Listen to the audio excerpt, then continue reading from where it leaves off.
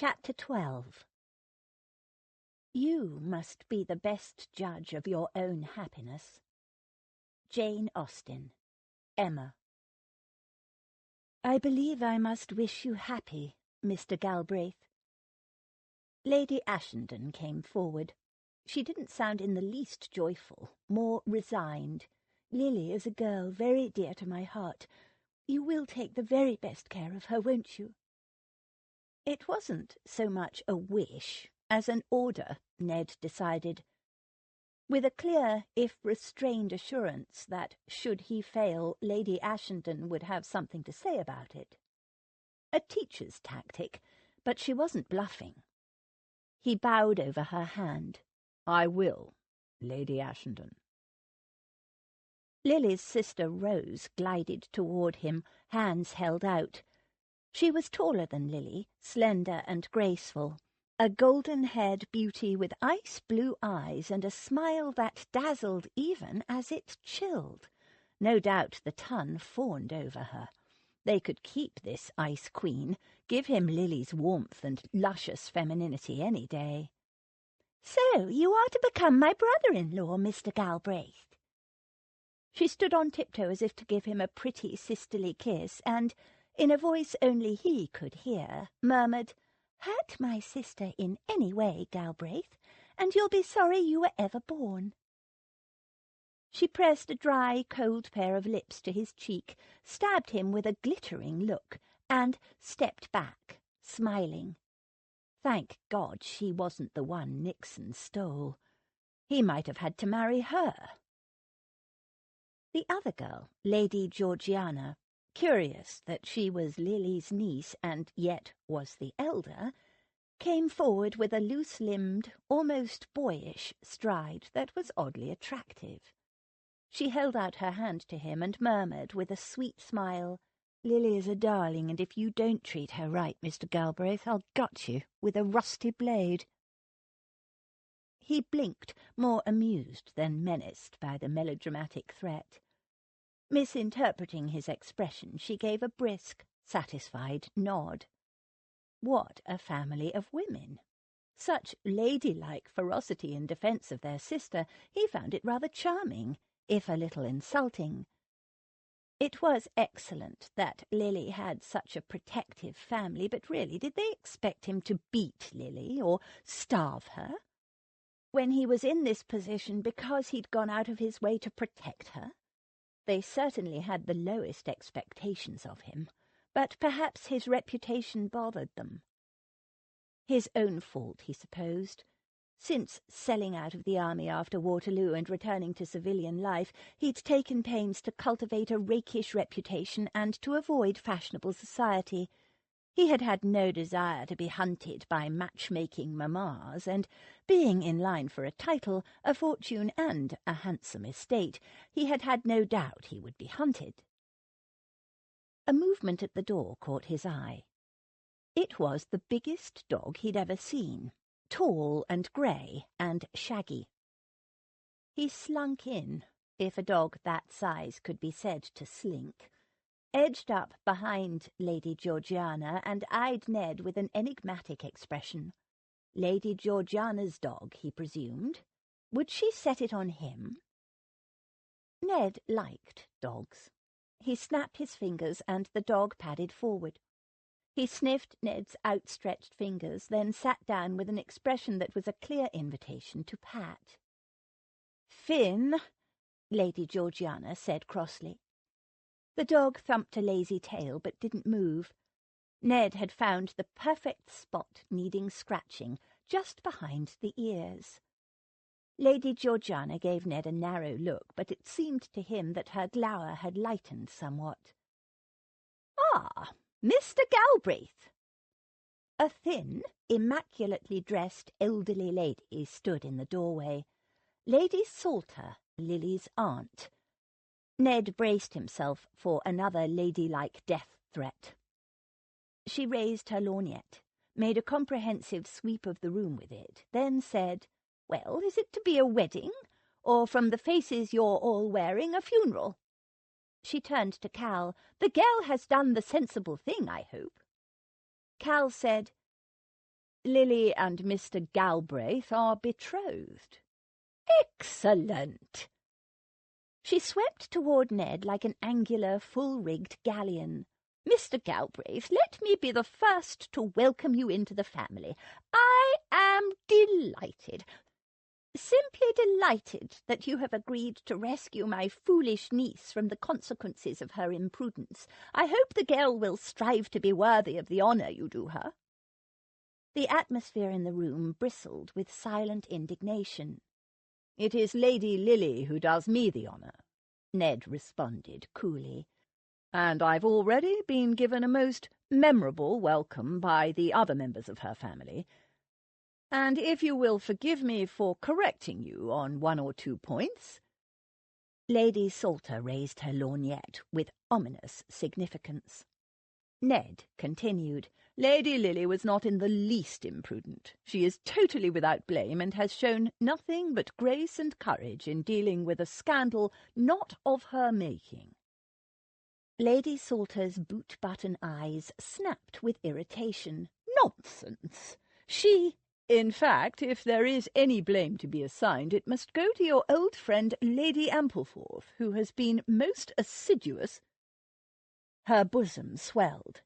"Henrietta Ampleforth is no friend of mine.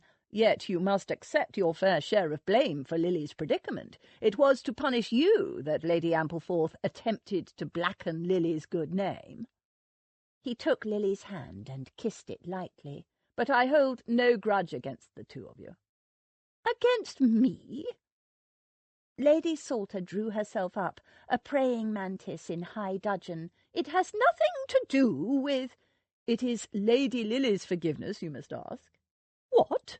Ask Lily's forgiveness?" She spat out the words like chips of glass. "She is a generous-hearted girl.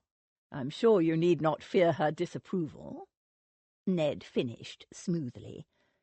Leaving Lady Salter sputtering with indignation, he turned to Lily. "Now, my dear, do you favour a long engagement or a short one?" "Long," said Lily's relatives in a chorus. "Short," Lily said with a smile. Her eyes were shining. "The shorter the better. How long does a special licence take?" "No special licence," Lady Salter rallied. "A quick marriage is what's required, but not a hasty one. Ashenden, you will arrange for the banns to be called at St. George's, Hanover Square, and send a notice of the betrothal to the Morning Post and the Chronicle. That should stop the gossip, or at least turn it into more acceptable channels.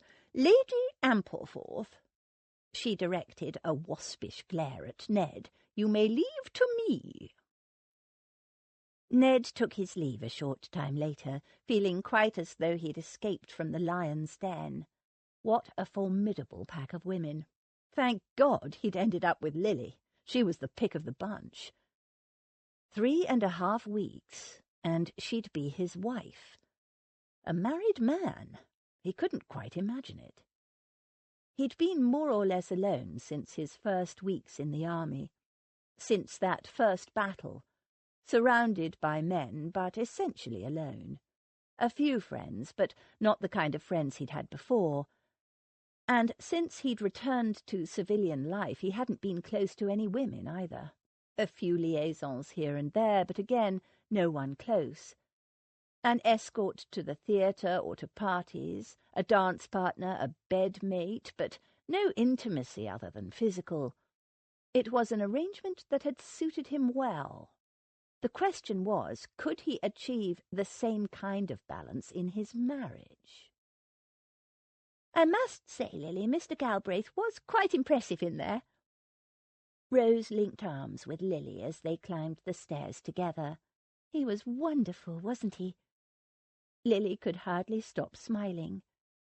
She was betrothed to Mr. Galbraith, to Edward.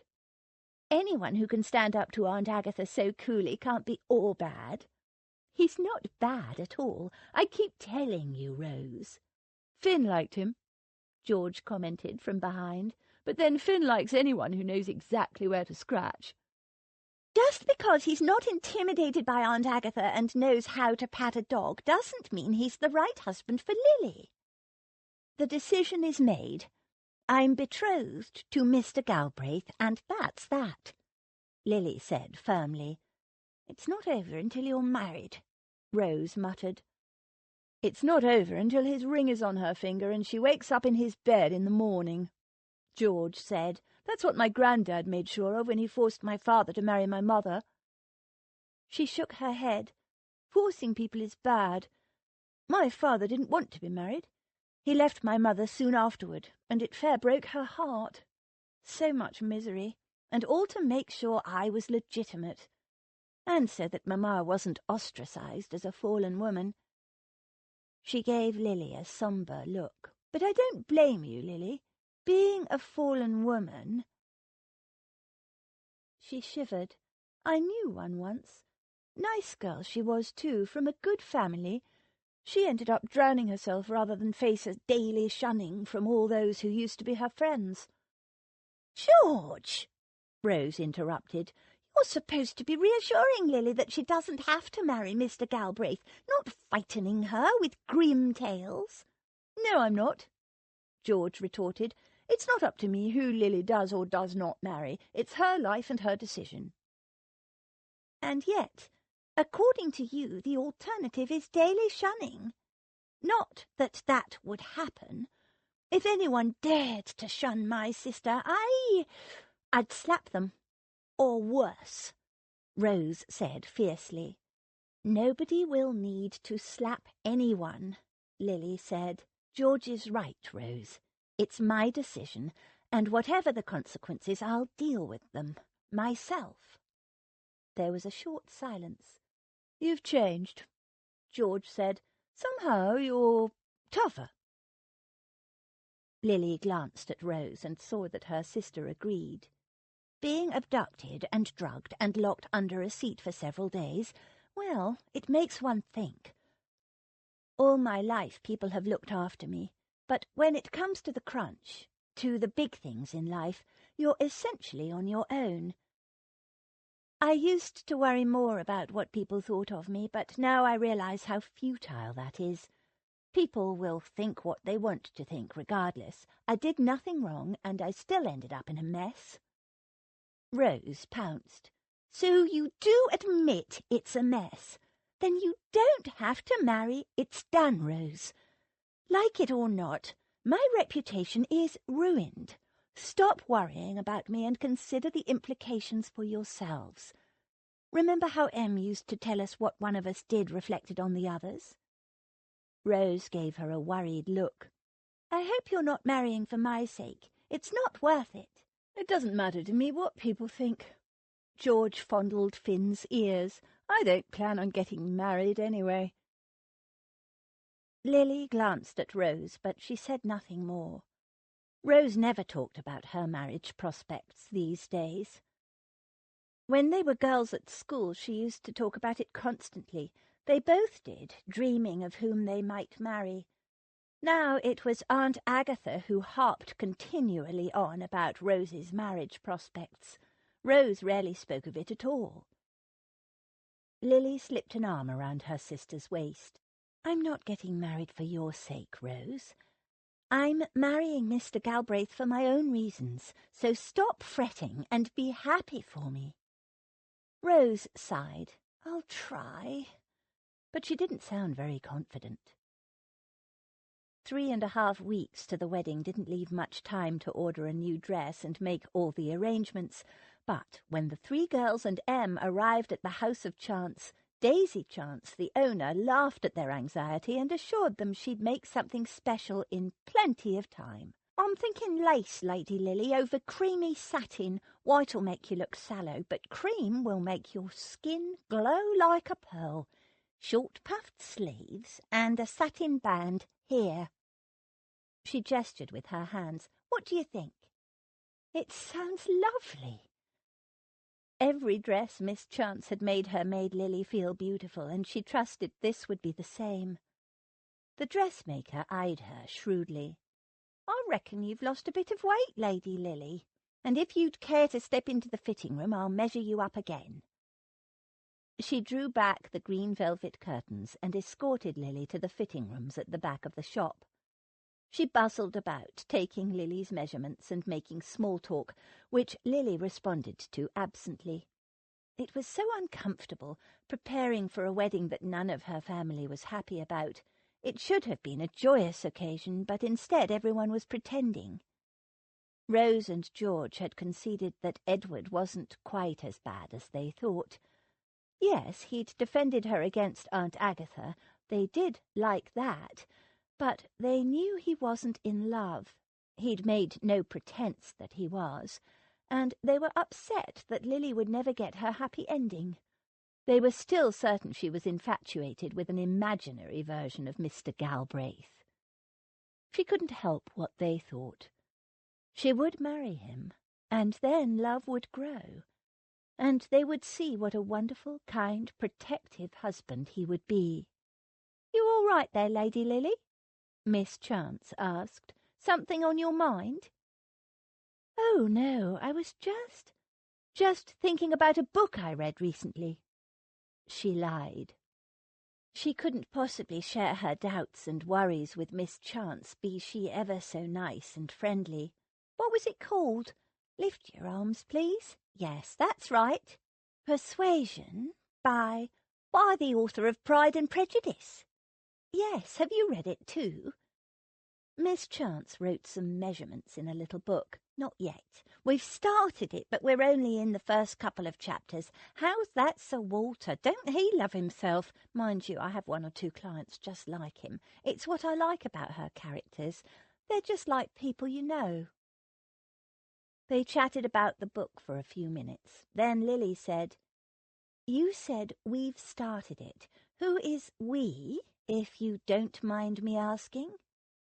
"It's a group, a literary society I go to, run by a lady I know.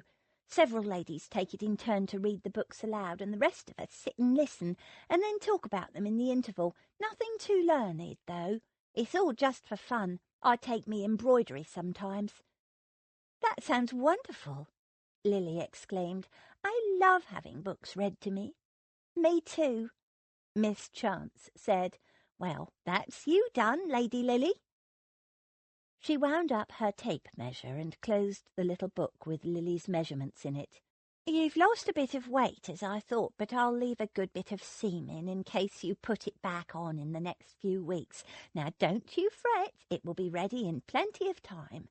Now, what about night clothes? Come through here and I'll show you me honeymoon specials." She ushered Lily and the others through to another little room, an Aladdin's cave of nightgowns and negligees in the softest, flimsiest silks and satins and gauzes, trimmed with lace and ribbons. They were the prettiest and the most improper garments Lily had ever seen. "Oh, my! These are so beautiful," she breathed. The thought of wearing one of these delicious nightgowns on her wedding night, and Edward's eyes when he saw her in it, was at once exciting and nerve-wracking. "I wore one of Miss Chance's beautiful nightgowns on my wedding night," Em said quietly. All three girls looked at her, and she blushed. "It was a wedding gift from one of my former pupils." She stroked one of the silky nightgowns reminiscently, and the three girls exchanged glances and tried not to giggle. "So how many will you want, Lady Lily?" "5," said Em. She caught Lily's surprised look and said, "My own convenient marriage started with one of these lovely nightgowns. Let us give yours the best chance we can." "And with a gorgeous chance nightgown, how can you lose?" Miss Chance finished with a grin. Ned paused in front of the Bow Street office. He'd been going to hire a runner to track down Nixon. More than a week since he'd returned Lily to her family, and Cal still had no news of the swine. Be damned to Cal's stance that Lily was his own concern. Cal hadn't seen the state of her when he'd found her on the road. Cal hadn't seen Nixon give her a vicious backhander across the face. Cal hadn't held her while she struggled against the filthy drug Nixon had forced down her throat. As Lily's betrothed, Ned now had the right to act on her behalf. But on the very steps of the Bow Street office he realized that a runner wasn't the answer. If Nixon was apprehended by an officer of the law, the matter would have to go to court. Lily's name would be splashed across the newspapers, and the gossip would be worse than ever. She'd endured enough of that. He would act privately on the matter. He turned away and headed to the Apocalypse Club, where former and current military officers gathered to relax. London was full of former soldiers with not enough to do. He'd surely be able to find some reliable men who would track down Nixon for a handsome fee. And after they'd caught him, he'd work out what to do later. As he passed through Covent Garden, he noticed a man and a young woman beside a flower stall. The sweet fragrance of the flowers drifted to him even over the general odour of London. As he watched, the man picked out a bunch of creamy little flowers and handed them to the girl. Blushing with pleasure, she raised the bouquet to her face and inhaled the fragrance. The man paid, and the couple walked off, arm in arm, their happiness visible to the world. A courting couple. Ned watched them go, then continued on to the Apocalypse Club. From the minute he walked in, the comments started, half-joking from friends and acquaintances alike, all variations on the theme of him being caught in Parsons' mousetrap. It was all meant in good humour, he was sure, but it irritated him all the same.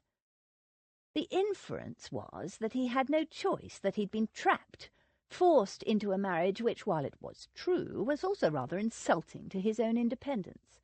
It was also, by implication, particularly unflattering to Lady Lily, though no one was foolish enough to mention her by name. He endured the jokes and banter with apparent equanimity, conducted his business briskly, found the names and addresses of several men who'd be glad of a little paid employment, and left the club in a bad mood. It wasn't the first time he'd been irritated by the jovial commiseration of his fellows. He was widely perceived as the victim in all this. Which made Lily the villain. She was the one blamed, the one seen to benefit most by the marriage, the one who was trapping him. The thought left a sour taste in his mouth. On impulse, he walked back to the Covent Garden flower cellar and bought a posy of the same sweetly fragranced little flowers that the courting couple had bought. He had them tied with a blue ribbon and made arrangements for them to be delivered to Lily's address with a brief note. He needed to make a more public show of courting her.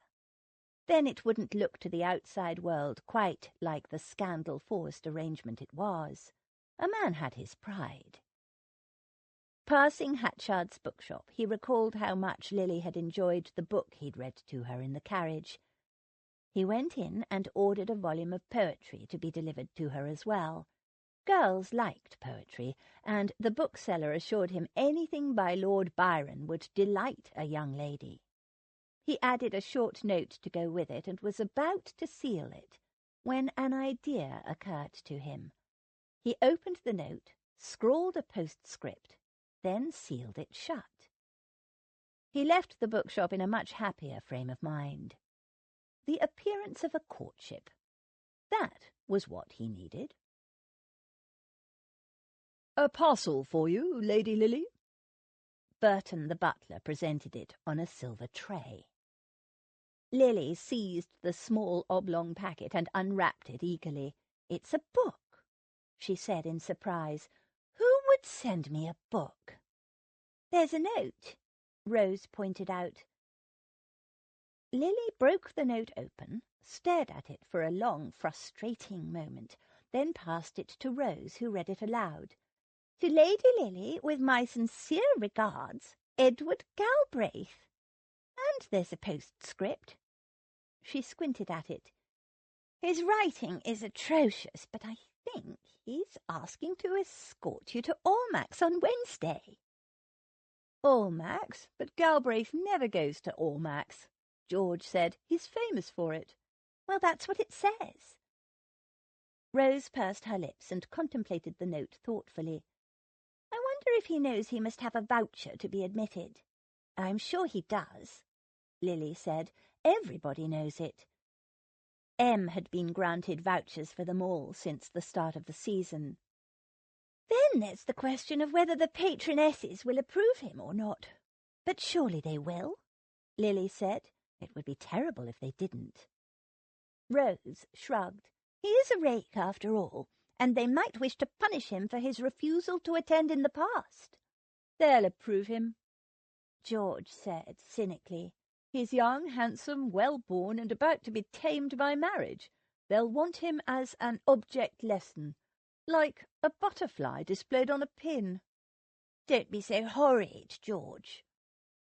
Lily retrieved the note, folded it carefully, and tucked it away. "Write a reply for me, will you, Rose?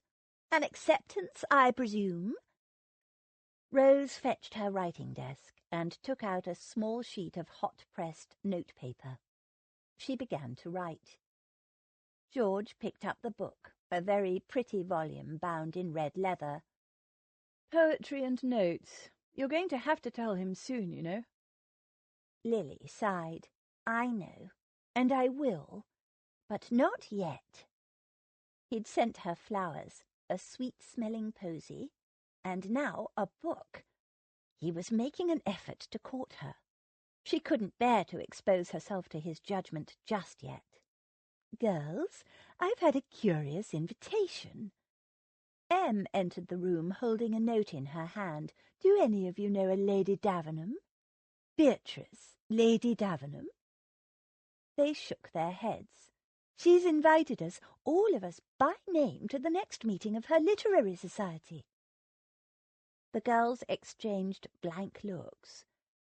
Lily thought of the book-reading group that Miss Chance had mentioned, but it was highly unlikely that a Cockney dressmaker, however wonderful her designs, would attend a literary society run by a titled lady of the Tarn. Em tapped the note against her fingers. "Well, shall we accept? The next meeting is tomorrow afternoon. None of you have any particular engagements, do you?" They didn't, so Em penned a swift acceptance and sent it off, along with Lily's note to Mr. Galbraith. Lily watched with a frown. How was she going to manage without Em or Rose on hand? Handling a few invitations and notes was nothing to running a household. Her stomach clenched. She was going to have to tell him soon. Lady Davenham's Literary Society meeting was held in her large home on Berkeley Square. Arriving shortly before the time indicated, the Rutherford ladies were escorted by a burly footman to a large room on the first floor. Chairs had been set out in semicircular rows around a small raised platform. A number of people had already arrived and were chatting in groups. Em and the girls were pleased to find a number of friends and acquaintances among them.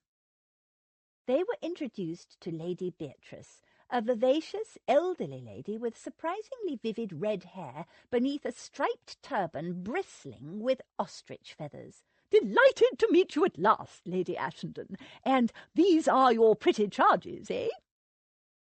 She smiled at the three girls as they were introduced. "Such lovely girls. I hope you'll come often to my literary society. I adore the company of young people." She glanced at Em's waist. "I see you're increasing, Lady Ashenden. Indelicate of me to mention it, I know, but I have no patience with such mealy-mouthedness.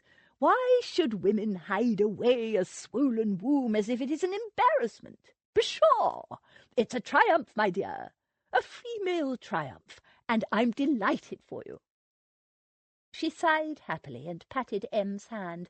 "I can vouch for the joy of having a baby in the house. I was never blessed with children, not until I got me some nieces, and now I have a little great-niece living here with me, and she's the delight of my autumn days." "Thank you, Lady Davenham." "Call me Lady Beatrice, my dear. Everyone does. So much better than being the Dowager Lady Davenham."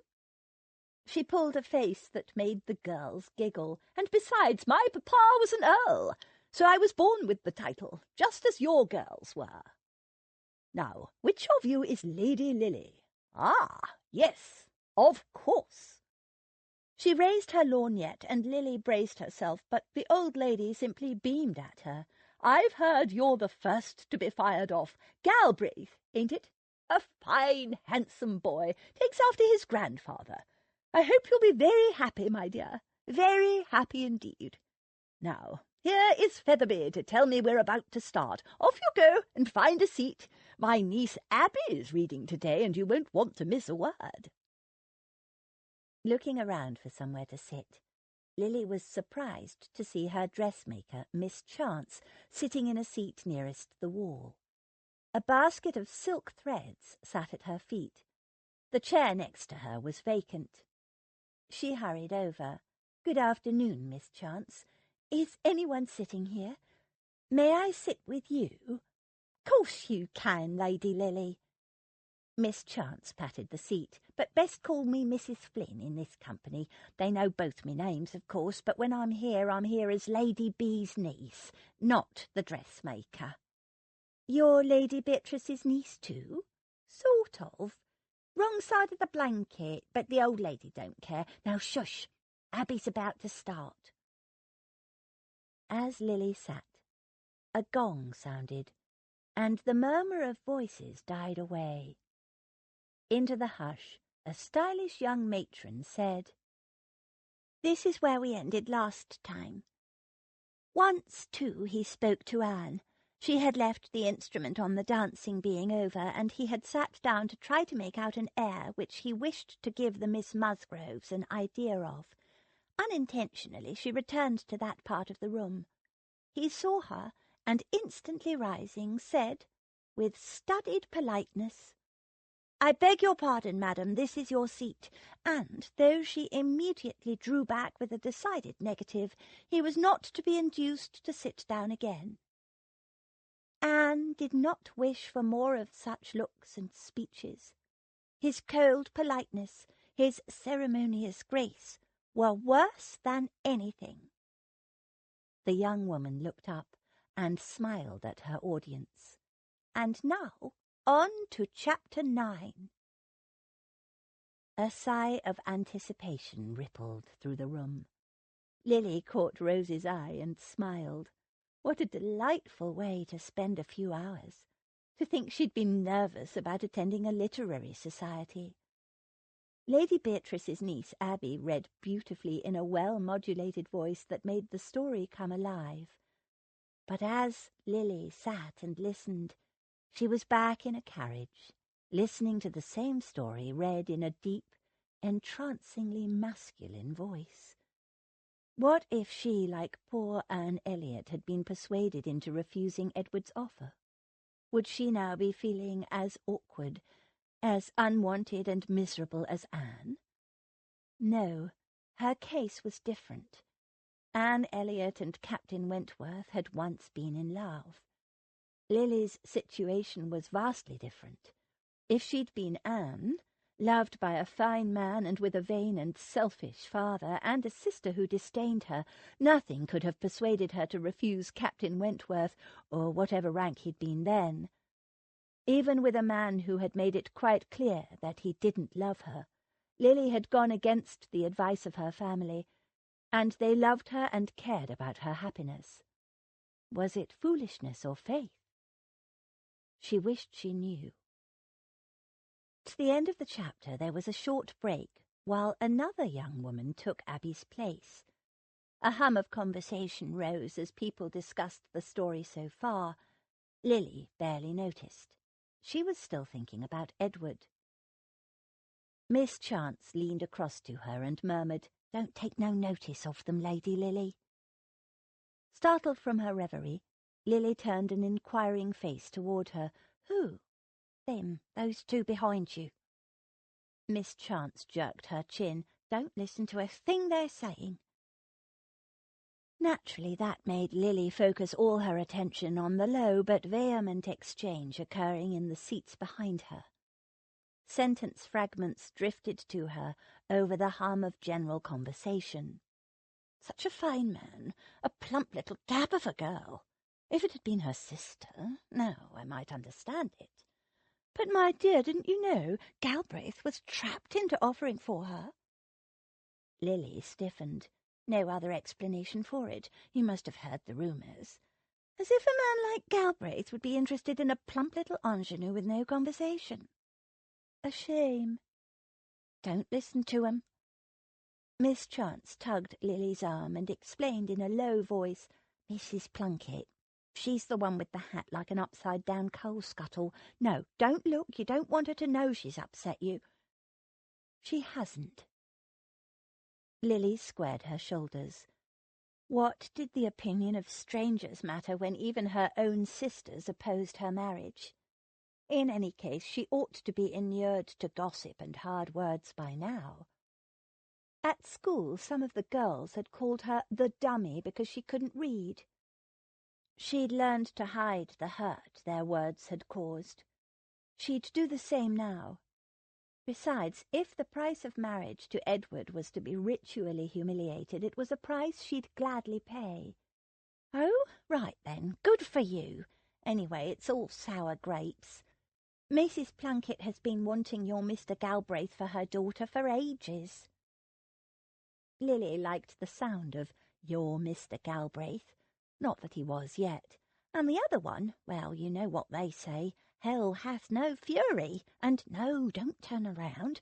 Look at them later when the tea comes around. It took all of Lily's willpower not to turn and stare at the woman who'd tried to seduce Galbraith and been rejected. The reading recommenced, but Lily barely heard a word. The incident, brief as it was, had brought one fact home to her. She was marrying a rake. How many other women would she come across in society who knew Edward better than she did?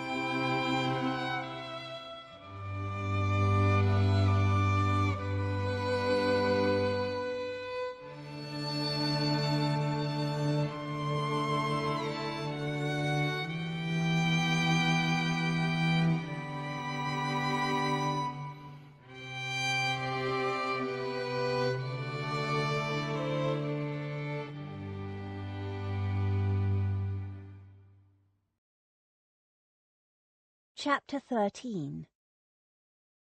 Told herself likewise not to hope, but it was too late. Hope had already entered. Jane Austen, Sense and Sensibility. Wednesday evening came, and Edward presented himself at Ashenden House, immaculately attired, in a black coat, black knee-breeches and white silk stockings, a chapeau bras tucked under his arm. He looked, Lily thought, magnificent. "Did you get a voucher?" she blurted. She'd worried about it all night. It would be mortifying if he was turned away. He smiled. "Of course. Did you doubt me?" She heaved a sigh of relief. "You look beautiful," he told her, and she flushed with pleasure. "So do you." He laughed. "Men, my dear, are never beautiful." Lily disagreed, but she wasn't going to argue. "Thank you for the flowers and the book of poetry." "Did you like it? I'm told that young ladies cannot get enough of Lord Byron." "Oh, yes, he's wonderful." Lily had learned a couple of verses by heart. She might not be able to read, but she had a good memory, in case she needed to have a conversation about the book. But just then Rose and George came downstairs, followed almost immediately afterward by Em and Cal. There were 2 carriages to transport them to King Street. Cow and Em and George rode in the first, and Edward, Lily and Rose in the second. "Playing gooseberry?" Rose murmured to her sister with a grin. But nothing could dim Lily's pleasure in the evening. They were admitted without hesitation, and the gasps, the small silence, and then the buzz of conversation that followed Lily's entrance on Edward's arm was everything any hurriedly betrothed girl could wish for. Edward had broken his own rule. More, he had brought her to Almack's of his own accord, and everyone knew it. "I won't be staying to the end," he told her. "They have this ridiculous rule that I can only dance with you twice, so I'll be leaving after that. You don't mind, do you?" Lily didn't. It would only underline the reason he had come. For her. He led her out for the first dance, a cotillion, which he performed with surprising confidence and grace. Somehow Lily hadn't ever imagined him as a dancer, but it was obvious he'd spent many hours on dance floors in the past. She tried not to wonder with whom. After the cotillion, he danced in turn with Em, then Rose, then George, and even with Aunt Agatha. Then for his second dance with Lily, he chose a waltz. She stepped onto the dance floor, initially aware of the envious eyes on her, but the music started, and soon she was aware only of Edward, his strength, his dark masculinity, and the masterful way he twirled her around. She was floating on air. Never had she imagined a dance could feel like this. She was flushed and breathless when the dance finally finished, and not just because of the dancing. Edward led her to a seat. "May I fetch you something to drink?" "That would be lovely. Ratafia, please." He returned shortly with a glass of ratafia, and as he handed it to her he pulled a face. "Abominable refreshments they serve here. Not a decent drop of wine to be had." She laughed. Almack's is famous for it, didn't you know? "I'd heard. Didn't believe it." They sat companionably side by side, watching the dancers as she sipped her drink. "Why did you decide to break your rule about Almack's?" she asked him. "Rule? It wasn't a rule. I just never wanted to set foot in the place." "What changed your mind?" "I decided we needed the appearance of a courtship." "The appearance of a courtship?" "Yes, to stop the nonsense being bruited about that you trapped me into marriage. Once people see me appearing to court you, they'll think otherwise." "Oh, I see." Lily sipped her ratafia. It tasted more bitter than usual. Not a real courtship, but the appearance of one. He wasn't doing it for her, but for them. The anonymous gossips who had nothing better to do than try to ruin other people's lives. "Was that why you sent me flowers? And the book of poems?" She felt foolish now, having treasured them. "Yes." He frowned and looked down at her. "And because I thought you'd like them, of course." "Oh, I do. Thank you for your consideration." "Are you all right?" She forced a quick half-smile. "Perfectly all right, thank you." "Good. You won't mind if I slip out now?" No, not at all. Thank you for coming." She just wanted him gone so she could be alone with her thoughts. And her disappointment. She'd thought he was changing the habit of a lifetime for her sake. Instead, it was all for appearance. As was their betrothal. And her forthcoming marriage. She had to remember that. His plan made sense, but she didn't want a facsimile of a courtship. She wanted a real one. He stood, then hesitated, frowning down at her. "Are you sure you're all right?" "Yes, of course." She gave him a bright smile. He took his leave then, and Lily joined Em, who was looking a bit tired. "I think I'll go home shortly," Em told her. Aunt Agatha has said she'll look after you and the others and bring you home afterward. I'll come with you, Lily told her. I'm getting a headache. The days flew past, filled with shopping, social engagements. The season didn't stop simply because Lily was getting married, and twice a week the literary society, which they all enjoyed as much for the new friends they were making there as for the stories. And there were dress fittings. Lily's dress was going to be the most beautiful dress she'd ever worn. She was even losing weight. Miss Chance had been forced to take some of the seams in. Lily was delighted. Everywhere she went, people offered their congratulations on her forthcoming marriage, and as Em had predicted, talk of her wedding began to eclipse the last remnants of rumour. All they needed now, George pointed out, was a nice juicy scandal involving someone else. Every day something arrived from Mr. Galbraith, mounting evidence of the appearance of courtship, she told herself.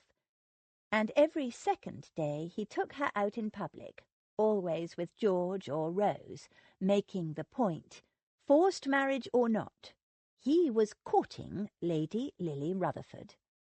He even took Aunt Dotty out driving with them one day. She'd arrived from Bath a week before the wedding. "Well done, my dear," she murmured to Lily after he handed them down from his phaeton.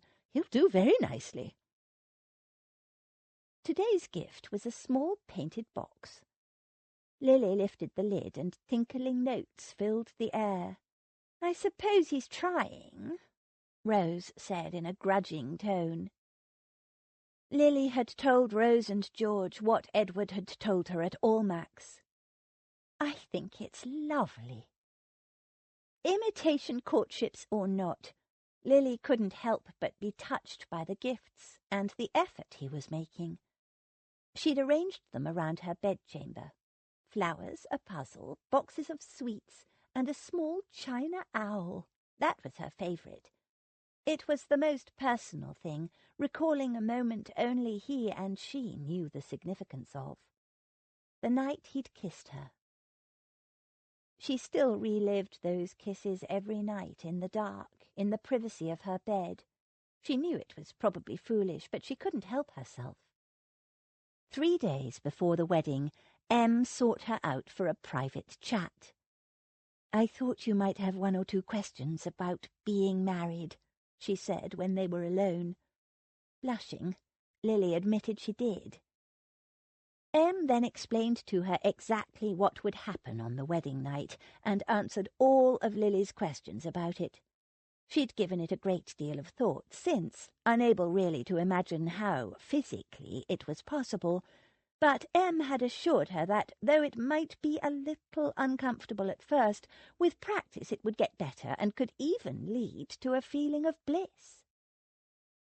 Lily thought of the way Edward had kissed her. That was bliss. "Is it better than kissing?" she asked. "Oh, yes." Em blushed rosily. It made Lily eager to find out for herself. Em also gave Lily some more general advice about being married, explaining that it had taken her and Cal a while, a lot of patience, and a good deal of compromise before they even began to be happy together. "We had quite a few quarrels at the beginning. Your brother is, as you know, terribly pig-headed, and well, I must admit I'm rather stubborn too." They both laughed. "And don't expect Mr. Galbraith to understand how you're feeling. Men usually need to have things explained to them." Lily soaked up all the advice, feeling rather proud that Em was talking to her woman to woman instead of to the baby of the family. Em had been her teacher once, but now they were like sisters. "You know I have reservations about this marriage of yours, Lily dearest, but there is a time to let doubts go. I wish you all the best with it. There will be difficulties and misunderstandings. I don't believe it's possible to have a marriage without them. But if you care for your husband, and I think you do, you must be prepared to work and to change some of your ideas and beliefs in order to achieve happiness." She laughed, Don't look so worried, my dear. I have every faith in you, and in your common sense and tenacity. A happy marriage is a creation of two individuals, not an arrangement brokered by two families. Make up your mind to be happy, and work to make it so." It was good, if daunting advice, and it was starting to come home to Lily that spending a few days with Edward in a carriage and a few hours here and there under the scrutiny of society was a long way from being married to him. What did she really know of him, after all? People had so many different sides to them.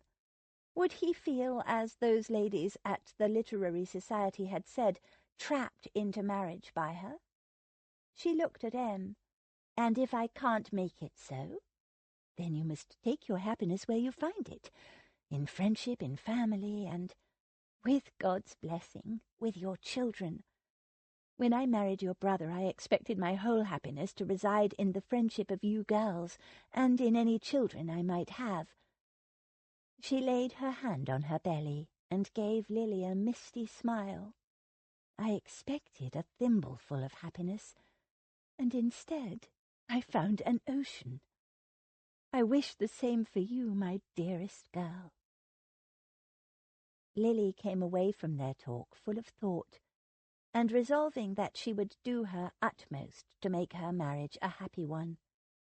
Thinking about Edward, recalling their kisses, and reflecting that the marriage bed was supposed to bring even greater bliss, she was determined to achieve, if not an ocean, at least a lake of happiness, even a pond. 2 days before the wedding, Aunt Agatha announced she was taking Lily for a drive in the park, alone. "Why me?" Lily muttered as she put on her smartest pelisse. "She just tries to peck me to pieces." "Not any more." Rose handed her her gloves and bonnet. "As far as she's concerned, you agreed to marry Galbraith in the teeth of opposition from the rest of us, which makes you her current pet. It won't last, so enjoy it while you can. She probably wants to horrify you with gory tales of the wedding night," George said with a grin. In a very creditable imitation of Aunt Agatha's precise tones, she said, "Men are animals, girls, so close your eyes, open your legs, and conceive a son. Then the nasty business and your duty as a wife is done. I highly recommend the state of widowhood." Lily was still laughing as she went downstairs. As Aunt Agatha's elegant barouche drew away from the house, the old lady said, "We shall talk once we get to the park." They sat side by side in silence as the carriage wended its way through the busy London traffic. The minute the carriage passed through the gates of Hyde Park, Aunt Agatha turned to her. "I'll come straight to the point.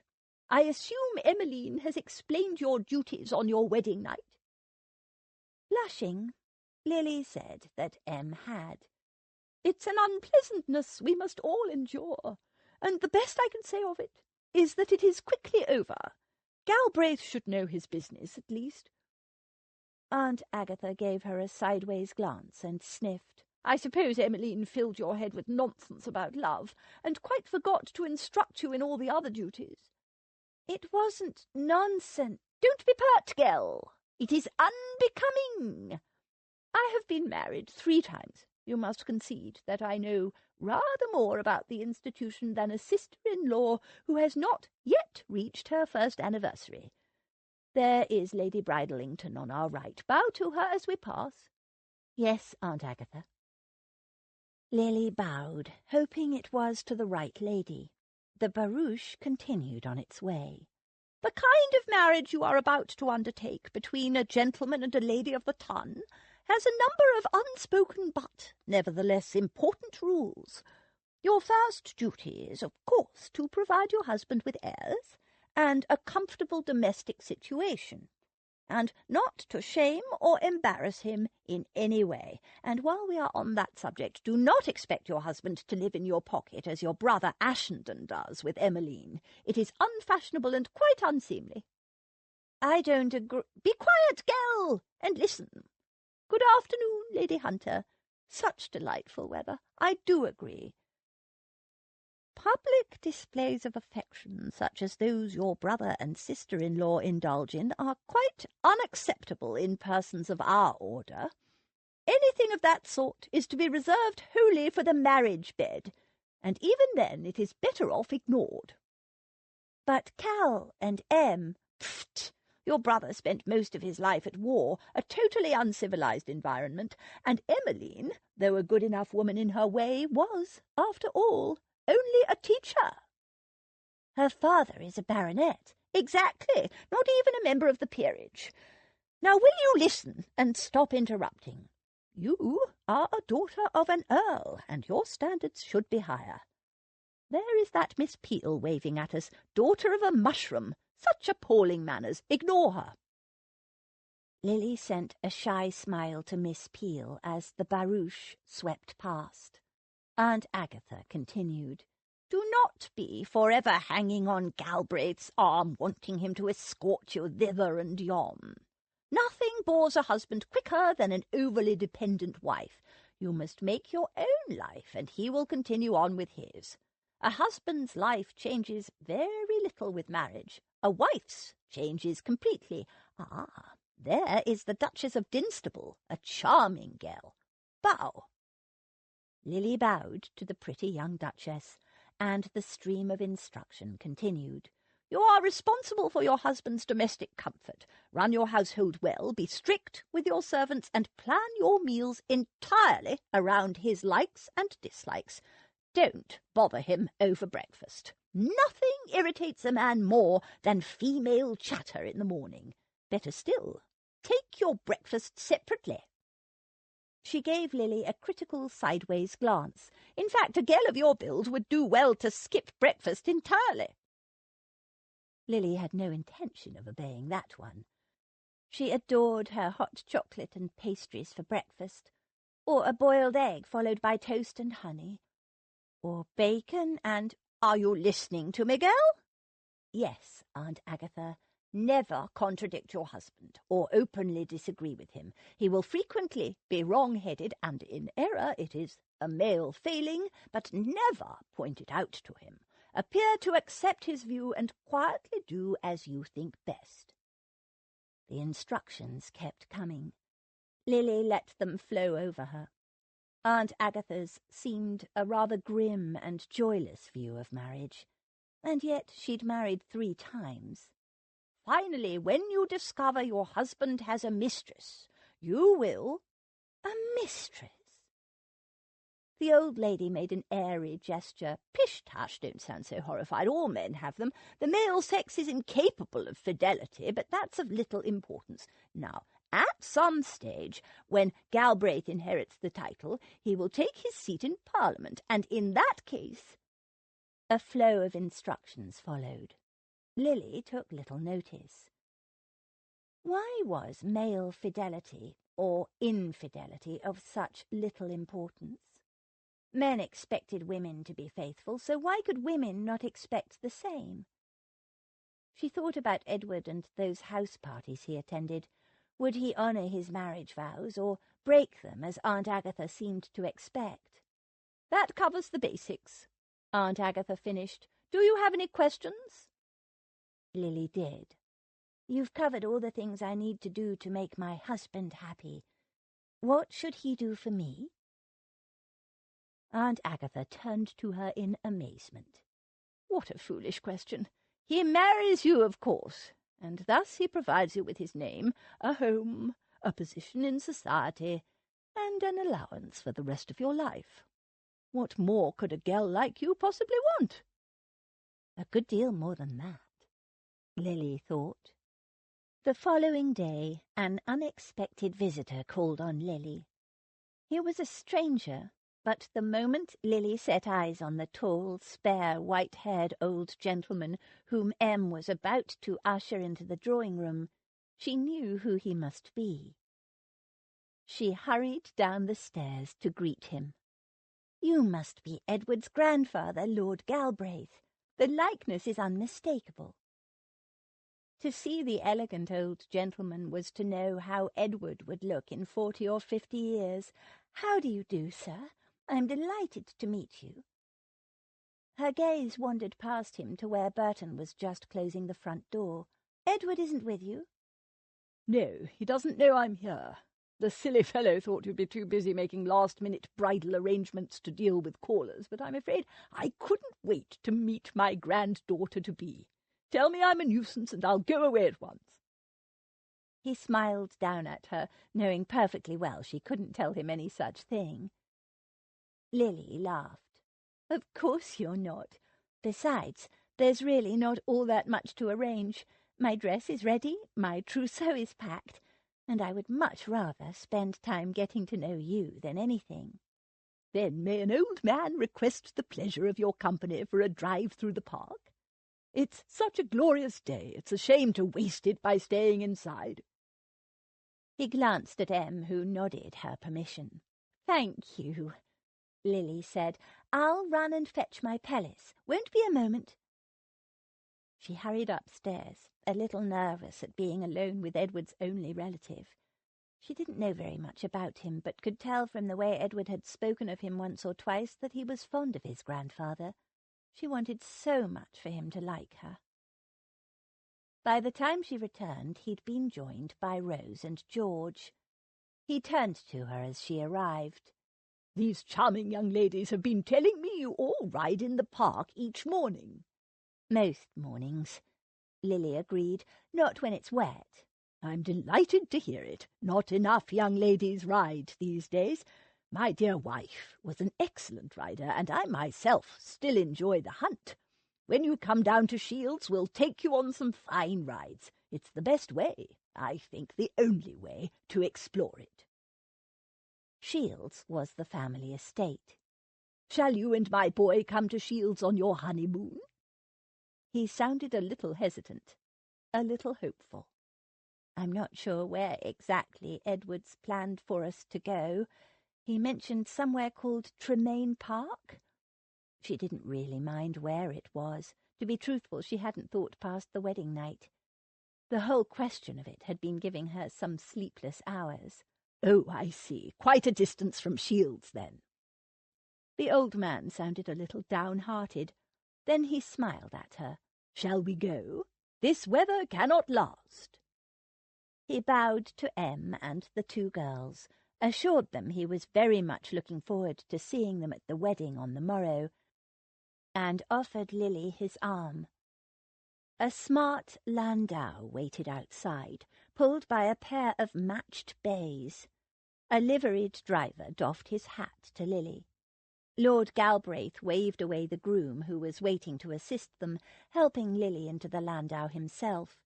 He climbed in after her, fairly spry for a man of his age. As soon as they were settled, he signalled the driver to move on. "Now then, Lily, you don't mind if I call you Lily, do you? Tell me how you and my grandson met." She told him how she'd met Edward first at her brother's wedding and liked the look of him then. Lord Galbraith smiled, nodded, and waited. Lily hesitated, not knowing whether she should tell him the story of her abduction.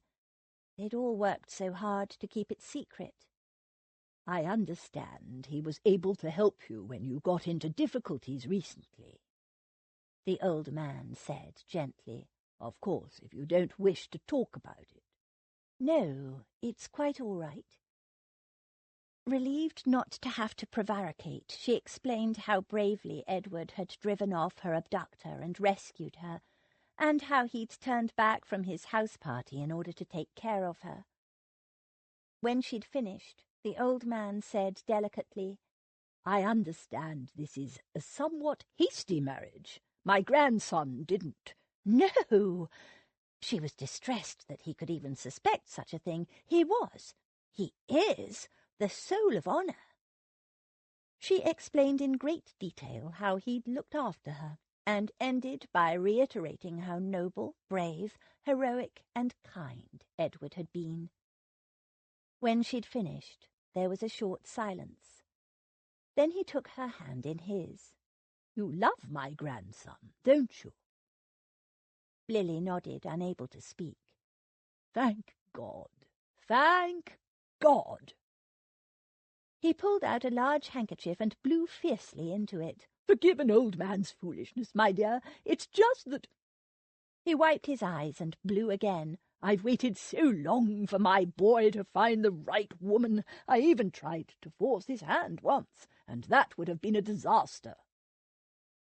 "Please don't say anything to him about what I just told you," Lily said anxiously. "It isn't that kind of marriage. He doesn't love me, and I would hate to embarrass him with unwanted declarations." "Every marriage is unique, my dear. Don't let anyone tell you what yours is, no matter what the original motivation." He squeezed her hand sympathetically. "But it's a rocky path you walk. My grandson is a hard nut to crack these days." "These days?" He nodded.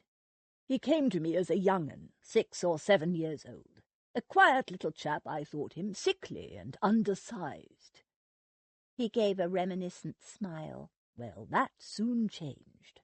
I let him run wild at Shields, and he thrived on it." He told me he used to play at being Robin Hood with his merry men in the forest behind the house." "Did he now? Did he indeed?" He eyed her thoughtfully. "I'll take that as a promising sign. From all I can make out, he never talks of the past." "That's really all he told me," she said apologetically. The old man sighed. "He left home when he was not quite 18. An open-hearted, mischievous boy, a little wild to be sure, but good-hearted." "He's still good-hearted." He patted her hand absently. "I don't know what happened to change him. Well, I do, of course. The war is full of horrors, and whatever he faced over there, fighting against Boney's forces, when he came home, well, came back to England, there was nothing left of that wild, merry boy of mine." "He didn't tell you what his war was like?" "Not a word. He never came home again." "I don't understand." Lord Galbraith turned to look her full in the face. "He hasn't set foot on Shields land since he left to follow the drum." "You mean he hasn't visited you? Not since he was 18? Lily was horrified. She'd been certain Edward loved his grandfather. "Don't look at me like that. There's been no split between us that I know of. He writes to me regularly. He always has since he went away to school. He's an excellent correspondent as long as you don't want to know anything personal. But if I want to see him, I have to come to London or meet him in Bath, as we did once. Never at Shields." Lily didn't know what to say. There was a world of hurt and bewilderment in the old man's eyes. "He fought very bravely in the war," she offered hesitantly. "Oh, yes, mentioned in dispatches a number of times. Not that he'll ever speak of it." He glanced at her.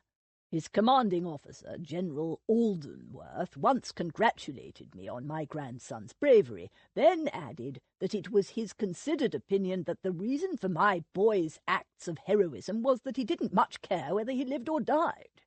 Cut deep, that did." Lord Galbraith gave a heavy sigh. "I think the fellow might have been right." They were passing a marketplace. Lily gazed out over the colourful stalls, seeing nothing. Could that be true? That Edward didn't care whether he lived or died?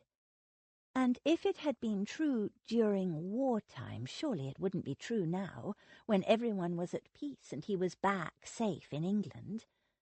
Then again there was that bleak look she'd noticed several times when he thought himself unobserved and his thoughts were miles away. But he'd never gone home again. Why? "Gracious me, what am I doing? Sharing such gloomy thoughts with my grandson's lovely bride-to-be on the eve of her wedding. Forgive an old man's maundering, my dear. Let us talk of merrier things. Is everything arranged for tomorrow? Oh, and I almost forgot. I have a little something for you." He fished in a pocket and came out with a rather worn box. "It's a pearl set that belonged to my dear wife. Necklace, bracelet, and the other thingamy. She wore them on our wedding day. Of course I had 'em all cleaned and restrung for you. Just a trifle, really. There are much grander jewels waiting for you at Shields, if you ever get there. Entailed, of course, but if you'd prefer—" "These are beautiful, Lord Galbraith. I couldn't wish for anything nicer," Lily assured him. "My wedding dress is cream satin and lace, and these pearls will be perfect, and they will mean so much more to me because they're family pearls, and they come—" She hesitated a little before saying it. "With love." "They do indeed. Thank you, my dear. You've made an old man very happy." His grey-green eyes, so like his grandson's, were bright with unshed tears. "Be patient with that young man of mine, won't you? And if he doesn't treat you right, then you just come to me. I'll soon sort him out." They both laughed, though it was a little forced. "Now then, it's a glorious day. How about we stop off at Gunter's for an ice? It's been a long time since I've had the opportunity to treat a pretty girl. I hope you're as fond of ices as I am." An ice, Lily agreed, would be perfect. On impulse, she slipped her arm through Lord Galbraith's. "I'm so glad we've been able to talk like this before the wedding, Lord Galbraith." "So am I, my dear, so am I. And perhaps one day you could call me grandpapa." After a delicious brown bread ice, followed by a cup of tea, Lord Galbraith took her home. The next time she saw him would be at her wedding. Lily found Aunt Dotty waiting for her when she got in. "Did you have a nice outing, my dear?" "Yes, lovely. Lord Galbraith was very kind. Did you want something, Aunt Dotty?" "Just a quick word with you about tomorrow." "Yes, of course, Aunt Dotty. Shall we go into the sitting-room?" Lily resigned herself to yet another long list of advice for a new bride. It was ironic, as Aunt Dotty had never been married. "Oh, heavens, no, it won't take that long. Weddings get so busy. I was worried I wouldn't have time to talk to you in private, and what I have to say is so important I wanted to have your full attention." Lily smiled. Aunt Dotty was such a sweetheart. You have it now. The plump little snowy-haired woman took Lily's hands in hers. "It's just this. I know everyone's been telling you what to think and what to do. All I want you to do is trust your own instincts, my love. Don't let anyone tell you what you feel. Listen only to your heart." She gazed earnestly up at Lily. "And remember this. Love is never wrong. Never. Will you promise to remember?" "I will, dearest Aunt Dotty." Lily hugged her aunt and kissed her on the cheek. "My very favourite aunt." Aunt Dotty had taken the place of a mother after Mamma had died, and Rose and Lily had been sent away to school. Aunt Dotty chuckled. "Not a great deal of competition, is there?" "Aggie's got bossier and more critical than ever. But I don't let her worry me, and you shouldn't either. She means well, I'm sure." Chapter 14. Know your own happiness. Want for nothing but patience. Or give it a more fascinating name. Call it hope. Jane Austen, Sense and Sensibility. The night before her wedding, Lily slept barely a wink. The echoes of all the advice she'd been given circled in her mind. It may be a little uncomfortable at first. Never contradict your husband. A feeling of bliss. Skip breakfast entirely. Take your happiness where you find it. With practice it would get better. Nothing bores a husband quicker than an overly dependent wife. Bliss. It seemed as though she'd only just fallen asleep when George was there, pulling back the curtains, saying, "Wake up, sleepyhead, time to be up." "Go away, George. It's my wedding day. I'm sleeping in." "No, you're not," George said briskly. "If you lie here thinking about what is to come, you'll just wait and worry. I know you. So get up. We're going to the park." "I don't want to ride out. Besides, it looks wet." The sky outside was leaden with the promise of rain. "A tiny hint of drizzle won't hurt you. Now come on. You need to get your blood moving so you'll be a fresh and glowing bride." George reached for the bedcovers and ruthlessly pulled them back.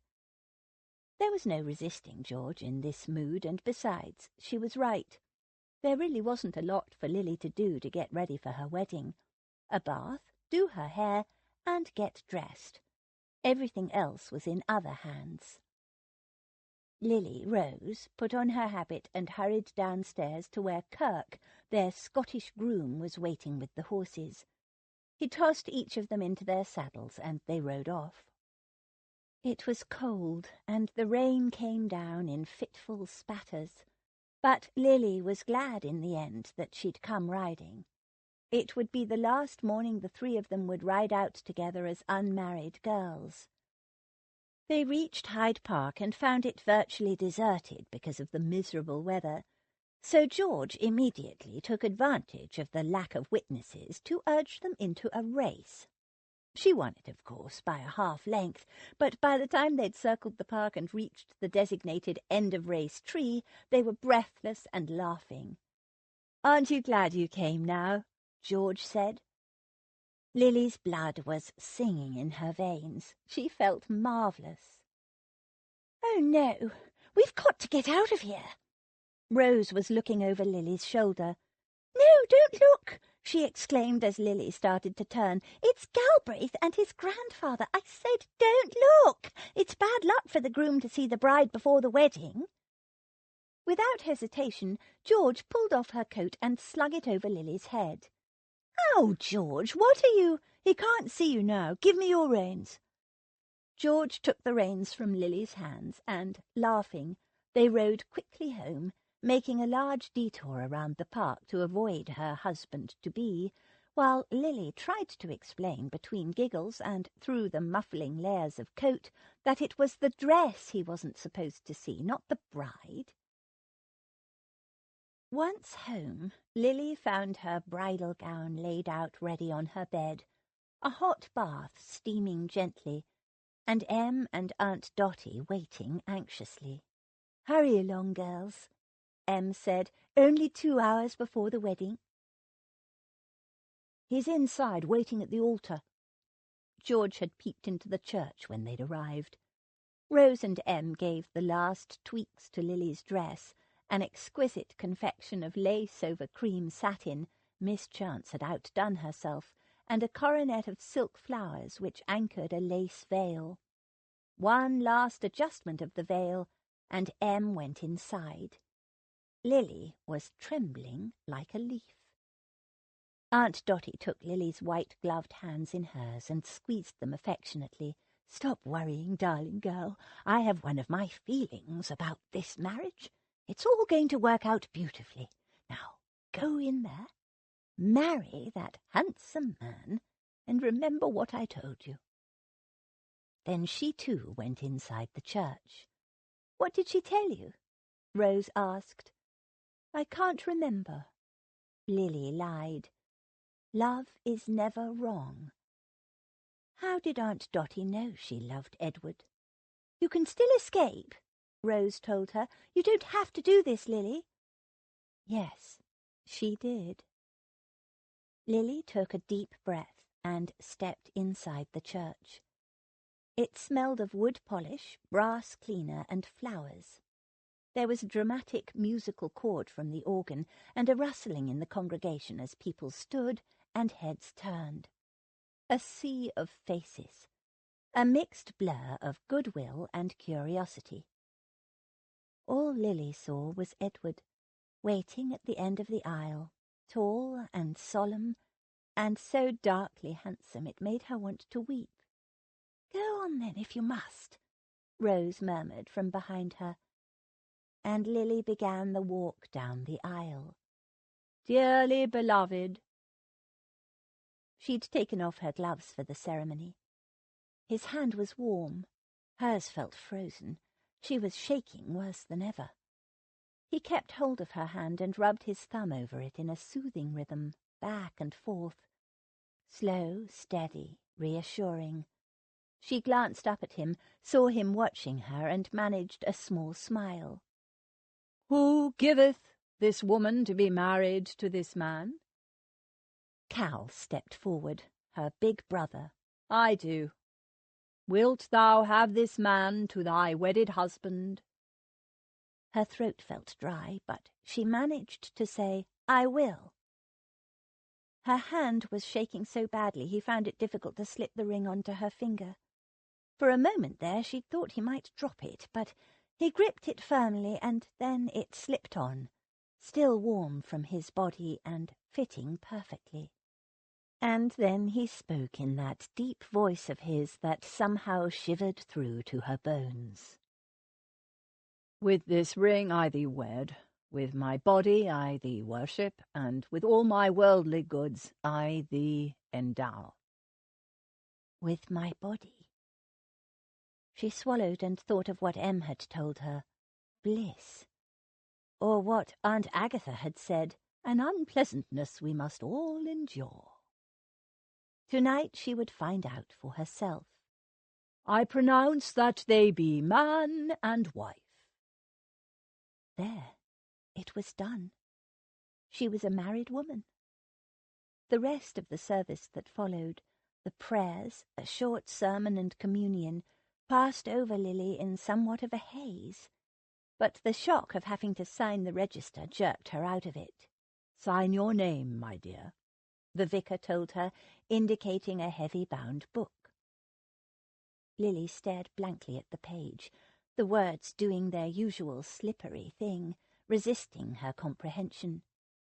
She stood staring down at it in silent panic. Where to write her name?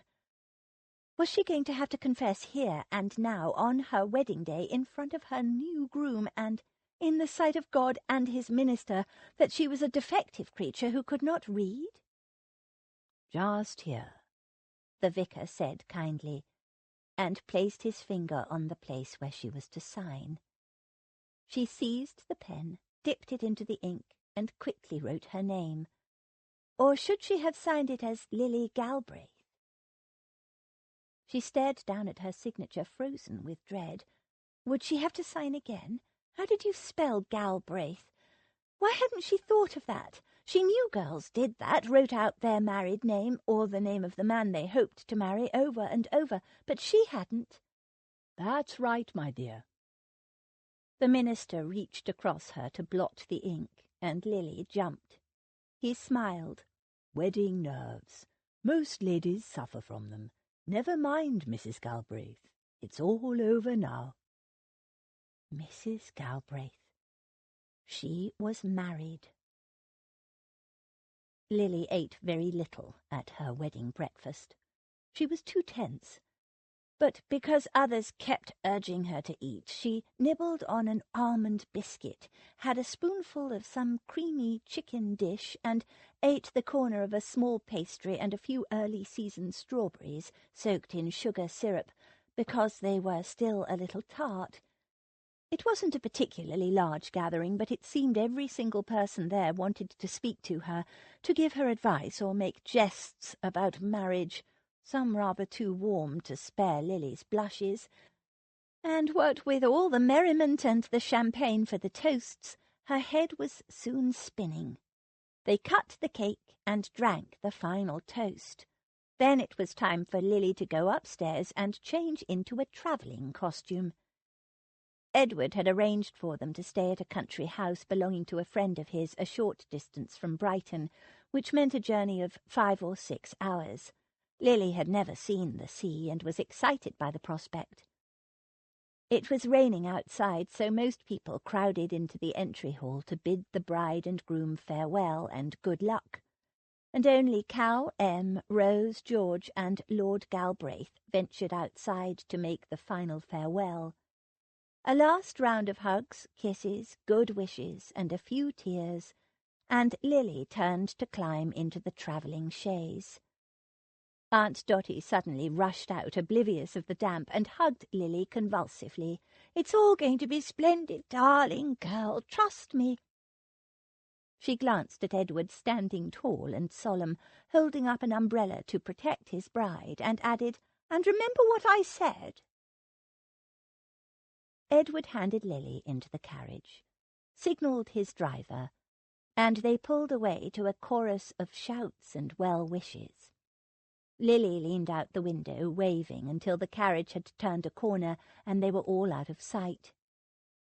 "Well, that's done," he said when she resumed her seat.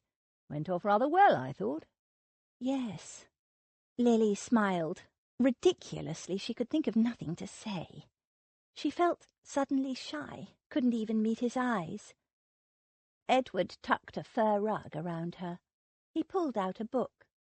"Shall I read to you?" "Not just now, thank you. I'm a little tired." "I'm not surprised. Being abducted and married all in one morning." "Abducted?" He put the book away and pulled out a different one. "Wasn't that you I saw in the park this morning with your sister and niece, being abducted with a bag over your head?" She laughed. "It was a coat, not a bag. But you're quite mistaken, sir. According to my sister, it's very bad luck for a groom to see his bride before a wedding. She's wrong, of course. But in case she's not, whoever they were abducting, it couldn't possibly have been me." "Of course not," he agreed instantly. "I didn't see a thing. Peculiar habits your relatives have. I think my grandfather might have seen something, but grandfathers don't count, do they?" "Not a bit. He's very nice, your grandfather. We had a lovely talk yesterday, and he took me for an ice at Gunter's." "Yes, he's a good old stick. He's very pleased about this wedding. He's been trying to marry me off for ages. Even tried to hoax me with a deathbed wish once, but fortunately it didn't come off." He glanced at her and added, "He seems very taken with you. Was singing your praises to me, even over and above his natural predisposition to like any respectable lady who could get me to the altar." Lily wasn't sure whether to feel flattered or not. She didn't much like being referred to as a respectable lady, even if she was. As for getting him to the altar, a little reminder was required there. "Yes, Aunt Agatha feels much the same about you. Delighted with anyone who'd be willing to marry me. Silly, really, when we've both been trapped into this." Edward frowned, seemed about to say something, then picked up his book, opened it to a page he'd marked with a bit of paper, and started to read. Lily would have liked to hear more about his grandfather's earlier attempt to get Edward married, but he'd signalled the end of that conversation by becoming absorbed in his book, and she didn't like to interrupt. The carriage threaded its way through the London traffic. Lily watched the passing scenery. She hadn't lived in London very long, and there was always something to see. But in no time at all they were out in the countryside. She kicked off her shoes, tucked her feet up under her, pulled the fur rug around her, and curled up in the corner and tried to sleep. Pretended to sleep, really. It should have been easier to make conversation with Edward now that they were husband and wife, but somehow it wasn't. All those lessons at school on the art of conversation, what use were they now? As he read, she watched him from beneath her lashes. His eyes scanned each line, each page, so swiftly, his long fingers turning the pages with calm deliberation. Such elegant, masculine fingers. His mouth was beautiful, too, firm, cleanly cut lips. She recalled the taste of those lips. She would taste them again tonight. She snuggled deeper into the furs. He glanced up at her, turned a page, and crossed his legs. For the journey he'd changed into buckskin breeches and boots. The soft chamois leather of his breeches clung to his thighs, horseman's thighs, long, lean, and hard. She shivered, but not from the cold. She wasn't sure which she preferred him in, breeches and boots, or the severe black and white formal attire he'd worn for their wedding. Any way you dressed him, he was magnificent. And he was her husband. A little thrill of excitement passed through her. Ned stared at the print and turned the pages blindly, taking in almost nothing of what he was reading, pretending to read. He'd tried very hard to concentrate on his book, but it just wasn't possible, not with Lily curled up on the seat opposite, swathed in that fur rug, watching him surreptitiously.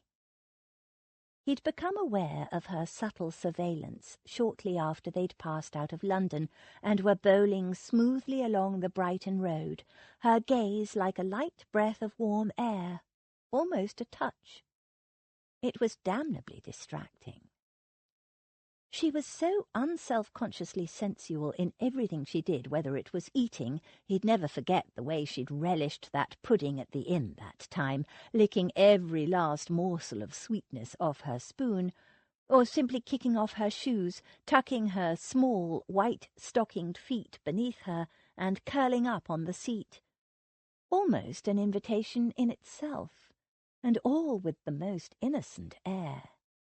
Genuine innocence, too, though not for long.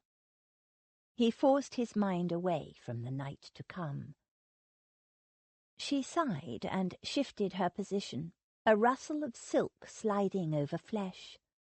The way she snuggled into that wretched fur rug, evoking memories of her almost naked beneath that same rug. How could any man concentrate on a dry old book? He should have given her a nice, thick woolen blanket.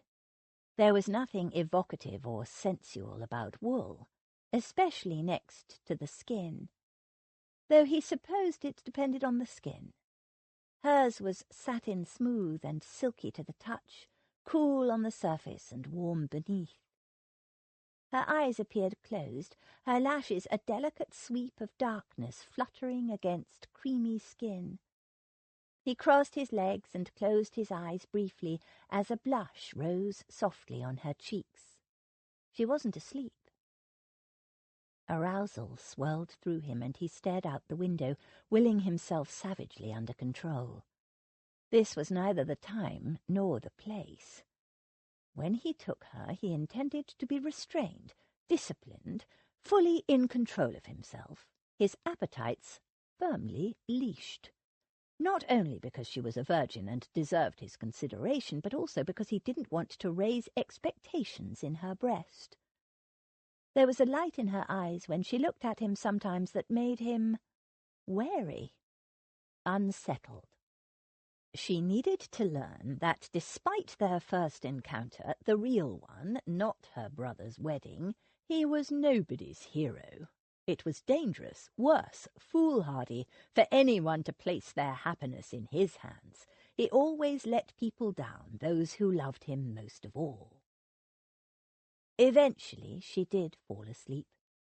He could tell by the way her body softened and her breathing became deep and even. In sleep she was as sensual as ever. She had hopes of him, he could tell. He would set her straight tonight. That was what a honeymoon was for, to get things settled, establish the rules, clarify the expectations, limit them. He watched her sleeping, her chest rising and falling. She was so young and vulnerable, but also strong, he reminded himself. The sun hung low in the sky, and as the carriage turned into a driveway between two tall stone pillars and rattled over a small bridge, Lily awoke, looking adorably mussed. "Are we here?" She yawned and stretched and looked out the window. "Oh, so this is Tremaine Park. What a pretty house! And the garden is charming." She tidied her hair, unsuccessfully, tawny curls sprang in all directions, crammed her hat over them and put her shoes back on. In the middle of pulling on her gloves, she started and turned a guilt-stricken face toward him. "Oh, I didn't even ask you about your friends. Quickly, Edward, tell me who we're staying with." He laughed. "It's all right. My friend Tremaine is not here. He's gone to Paris for a couple of months. We have the place entirely to ourselves." He didn't add that Tremaine had taken his mistress with him. It occurred to him that he probably shouldn't have brought her here. Tremaine was far from respectable. It was a sign of how Galbraith's life was going to change, now he had the responsibility of a wife.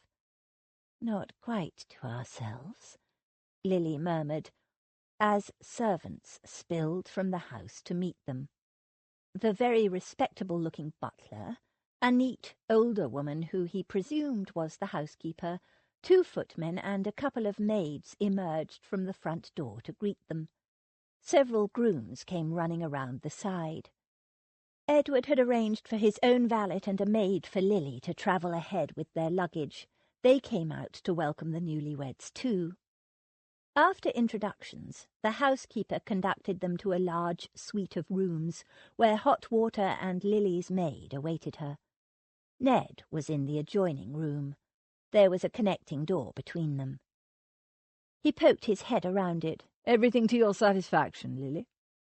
He jerked his head at the maid, who hastily made herself scarce. Lily stood stiffly in front of the bed, as if hiding something from him, and said in a subdued voice, "Yes, thank you." She swallowed, and, seeming to feel the need to say something else, added, "I can see the sea from my window, through the trees." She was very pale. Was she ill? He strolled into the room, wondering what she was concealing on the bed. "Yes, the beach is quite close. I've ordered dinner for an hour's time. The dining room is on the floor below this. Do you want me to collect you, or will I send someone?" "I'll find it." He came closer, and she stiffened. "Is something the matter?" he asked her. "No." Her voice squeaked. He sauntered toward the window and cast a quick glance at the bed. Ah! A very filmy nightgown lay draped on the bed, which had already been turned down. Damn the convention that kept brides ignorant until their wedding night. He glanced at her again. Her skin was chalky pale, and now that he was looking, he could see she was trembling. Did she expect him to pounce on her without warning? To rip her clothes off and have his wicked way with her? She might. Surely her sister-in-law had explained it all to her. Though women were strangely inhibited about such things, why, he had never understood. Men weren't. Yet from what he gathered, few women even knew what to expect from childbirth, even though the bearing of an heir was a woman's premier role in life. Lily had been to boarding school, he recollected. Some girls' school in Bath. Hordes of schoolgirls had attended her brother's wedding, he remembered. No doubt those school friends of hers had filled her ears with lurid tales of gory wedding nights. Girls' schools were hotbeds of misinformation, the more dramatic the better, and the spinsters who ran them were no doubt just as ignorant. Or worse, men-haters.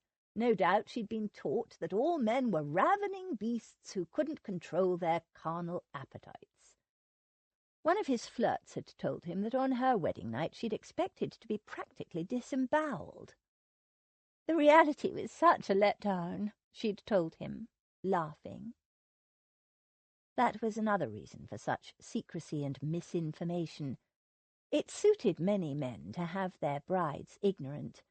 If a bride had no expectation of pleasure, the men's skills were not called into question. Ned had no patience with it. In his experience, women whose husbands didn't satisfy them wandered, and brides who were mishandled often became reluctant bedfellows. He wasn't having his own bride seek her pleasure elsewhere, nor did he want her reluctantly enduring his attentions for the sake of airs and duty. Damn it, He'd planned to go out for a good hard ride before dinner, exercise some of the tension out of his body so that he'd be in absolute control tonight. But he couldn't leave her here like this, trembling bravely before him, imagining God knew what, and letting her anxieties multiply. He indicated the flimsy peach and lace confection spread out suggestively on the bed. "You won't be needing that until much later this evening," he said casually. "Come and look at this view." She swallowed convulsively and came toward him. He slipped an arm around her waist and drew her closer. He pointed. "Over there is Brighton. We'll go there tomorrow or the next day. You will want to see the Royal Pavilion, of course. It has to be seen to be believed. It's still being added to. The Prince Regent has... well, you'll see. As well, there's shopping. Brighton may be small, but it has many elegant and fashionable shops. I think you'll enjoy the lanes, too."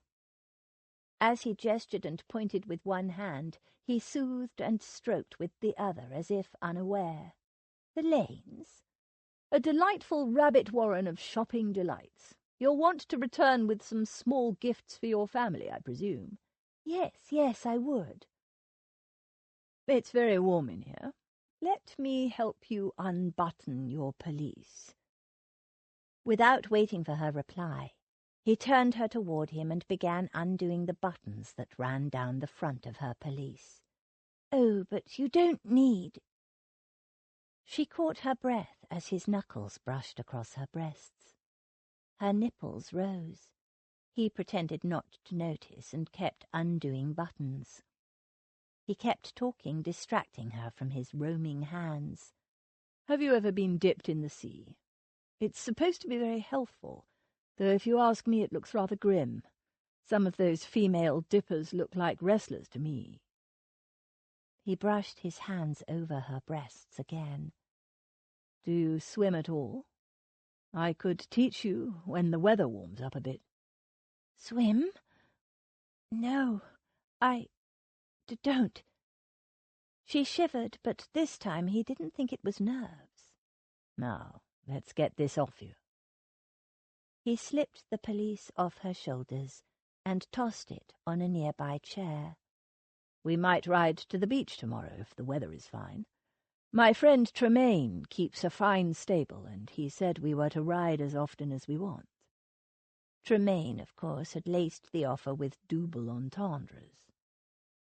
"Did you bring your riding habit with you?" I think so." She looked vaguely around, but he turned her around to look out the window. "Can you see that slight hill over there?" She craned her neck to see where he was indicating, and he began to unhook her gown. "What are you—" "Making you more comfortable." He planted a warm kiss on her velvet soft nape, and she sighed and arched against him. He slipped his hands around her and stroked her breasts through the fabric of her dress. There were innumerable layers between his hands and her softness, but he could feel the hard, aroused points of her nipples. He scratched them gently and felt her shiver. He nuzzled her neck, nibbling on her skin, and she murmured her pleasure and leaned back against him. His fingers flew, unhooking her dress rapidly. It fell apart, revealing the lovely line of her back and the nasty, tight bindings of her corset. How he hated corsets! Women didn't need them. How women could bear to be laced in, their lovely soft flesh tortured and pushed into some stupid, unnatural shape. He started on the hooks of her corset. "Oh, but I'll need that," she said. "What for?" "If we're going riding before dinner." "We are, but trust me, you'll be better off without it."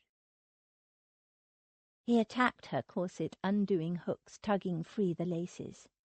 It, too, fell open, and he slipped it off her and tossed it, unheeding, across the room. Vile thing. Her smooth white skin was creased with red lines from where the blasted thing had bitten into her.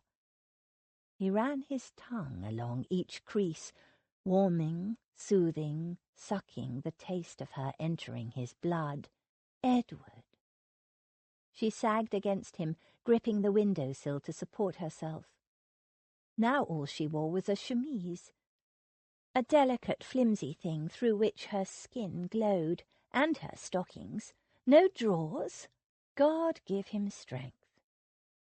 He gave silent thanks for her girls' school upbringing that taught that only fast girls wore drawers. He ran his hand down over her hips, caressing the lush curves of her backside through the soft fabric, and moaned. He was as hard as a rock. He breathed deeply, fighting for control. Slowly he turned her around to face him.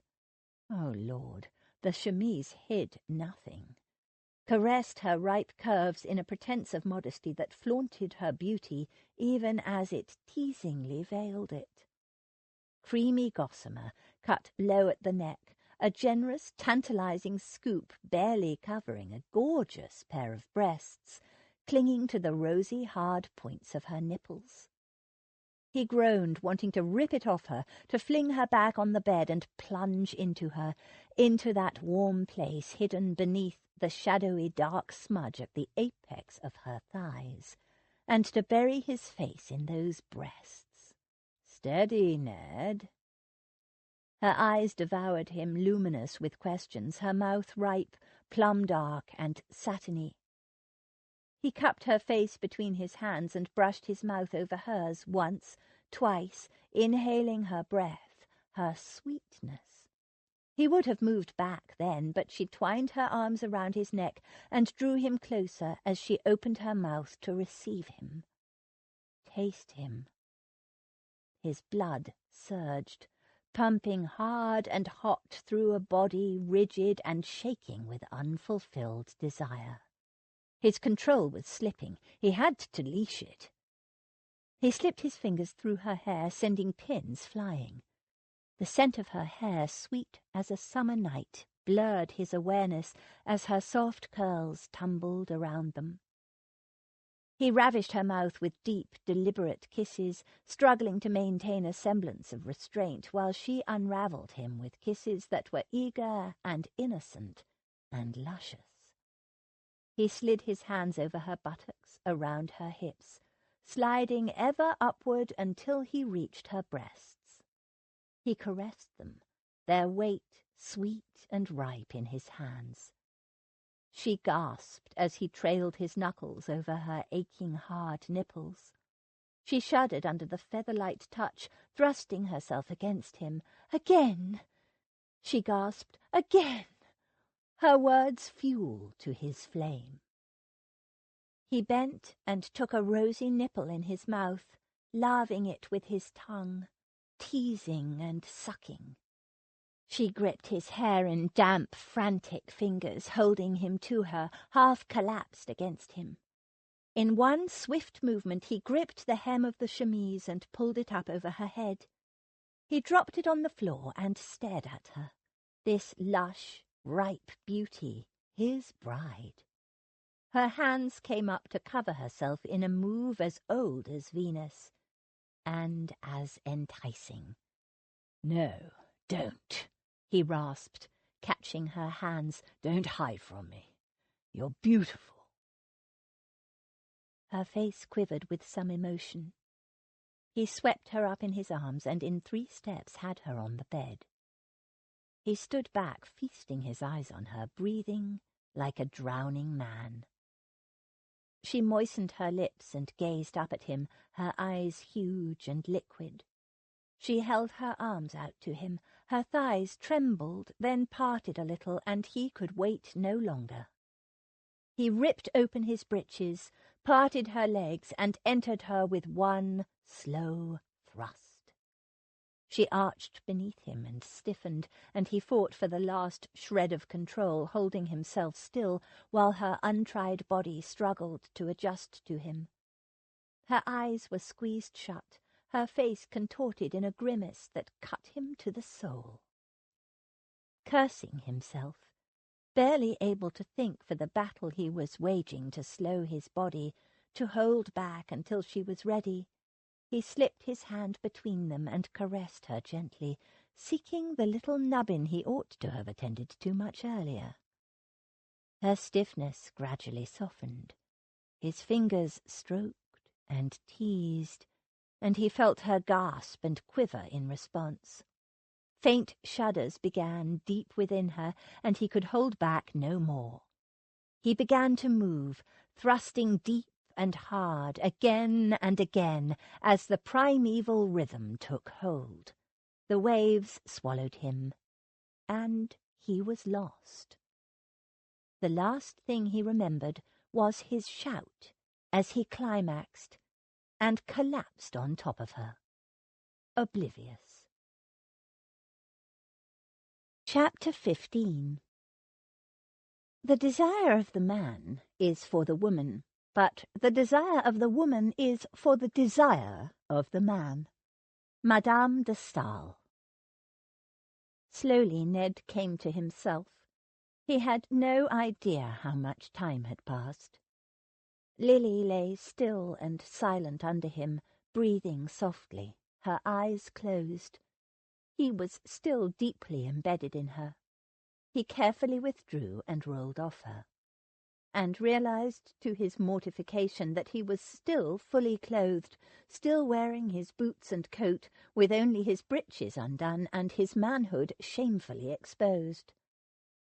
And that she lay naked, but for her white silk stockings, looking wholly enticing, and he should not be thinking such a thing, not when he'd just ravished her like a brute. But she was flushed and rosy, all curves and female lusciousness, and those white stockings that ended halfway up her plump thighs framed a sweet temptation. Her eyes fluttered open, and he averted his gaze. He sat up, turned away, and buttoned his breeches. "Are you all right?" His back was still turned. He wasn't ready to face her. "Hmm? Oh, yes, thank you." She sounded vague, abstracted. He rose and walked across to where the cord hung down for the servant's bell. He pulled it and, bracing himself, turned to face her. She was sitting up in bed, her knees bent and the covers pulled up around her. A froth of lace and peach silk peeped out. She must have pulled her nightgown on in the few seconds he'd had his back turned. Her arms were locked around her knees and her chin rested on them. She was watching him, her expression thoughtful. "What are you thinking?" She blinked as if he'd woken her. "Oh, nothing much. Just thinking." "About what?" As if he didn't know. But he needed to get it out in the open, find out just how much damage he'd done. He'd been so taken up with his own pleasure, he couldn't even recall what he'd done, if anything, to ensure hers. Unforgivable carelessness with any virgin, let alone his bride. About... A blush crept over her skin. "I didn't know. Well, I suppose you can't really, until—" She broke off and took a steadying breath. "It's nothing, really, just—" "I fear I was a bit hasty," he began stiffly. But she wasn't listening. It was extraordinary. Extraordinary good or extraordinary bad? Ned wanted to ask, but he'd never been the kind of coxcomb who elicited, let alone demanded, praise from his lovers.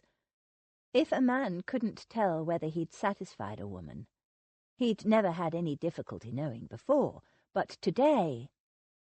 He swallowed. Time to be a man. "We're going to be doing this often, and if you are to enjoy it, you need to tell me how you feel about what we do. We'll get it right eventually."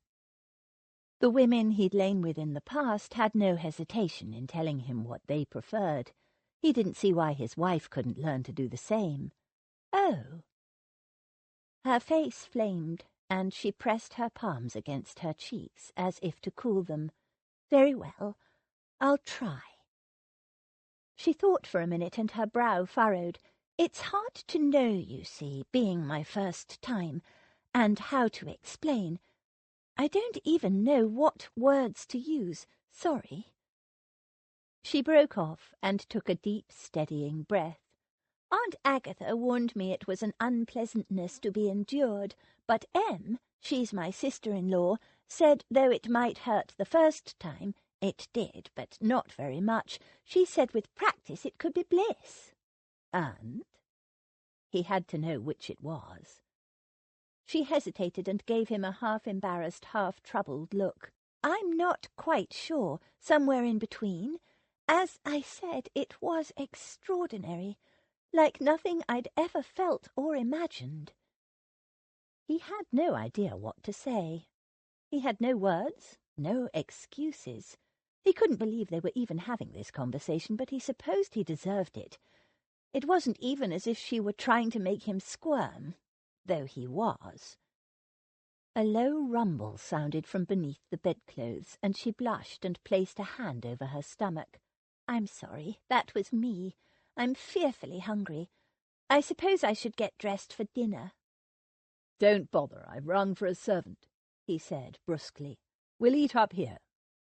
He wanted to finish the conversation, find out just how badly he'd messed up, and where on that wretched scale of hers he rated.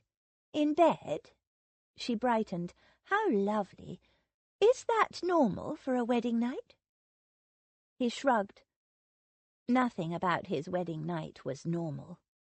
Luckily, at that moment, the butler arrived, offering a temporary reprieve. Ned ordered dinner to be brought up with champagne, and a glass of brandy to be brought to his room at once. He badly needed a drink. "The food will be here in about 15 minutes. I'll have a wash in my room and let you, take care of things here. First rule of soldiering: retreat, regroup, and try again." He stepped into his own room and shut the connecting door to give her privacy. He picked up the pitcher and poured some water into the basin. The water wasn't even lukewarm. He was about to ring for hot water and his valet, then hesitated. Her water would be cold too, but he was reluctant to interrupt her private female ablutions to ask her. If she wanted hot water, she could ring for her maid, though 15 minutes to dinner wasn't enough time for a bath. Blast it, he could do without a shave, and if she wanted a bath, she could order one after dinner. The everyday intimacies of married life. He supposed he would get used to it. Why was it so different from the day-to-day intimacies he'd shared with lovers in the past? He didn't know, but somehow with a bride, with this bride, with Lily, it was different. Old habits, old understandings no longer fit. Marriage, Lily, it was all new territory. He washed quickly, combed his hair, then paced about the room. The brandy arrived, a decanter as well as a glass, and he drank the whole glass down in 2 gulps and poured himself another. Lord, he'd needed that. She probably needed one as well. Though once again she'd seemed to take it all in her stride without a fuss. He was sure other bridegrooms, the ones who'd bungled things as he never lost control, had to deal with tears and recriminations or stiff, martyred silences. What had that aunt of hers told her? An unpleasantness to be endured. He'd probably ensured that, pouncing on her like an eager boy. But Lily seemed quite philosophical. He was certain she wasn't trying to disconcert or tease him. She wasn't that sophisticated. She was simply trying to be candid. But Lord, to be on a wretched sliding scale somewhere between bliss and endurance vile. He snorted at the inadvertent pun, but it wasn't the least bit funny. He prided himself on his skills in the bedroom. Never before, not since he was an awkward youth, had he left a woman less than thoroughly satisfied. And now, to fall short of his unusual standard on his wedding night with his innocent new bride, it was mortifying. He wanted to take her back to bed and show her how it was supposed to be. Only she was bound to be sore. He had a feeling he'd been unwontedly rough. He'd utterly lost control. He couldn't recall the last time that had happened. She hadn't complained, but that was Lily. She wasn't the type to whine. In any case, she'd been a virgin. He was the expert here, the one who was supposed to induct her into the pleasures of the bedchamber. Somewhere between endurance vile and bliss. A vast gulf between the two. Next time they lay together, he'd take it slowly and bring her to, forget bliss, he'd show her the meaning of ecstasy. And, in the meantime...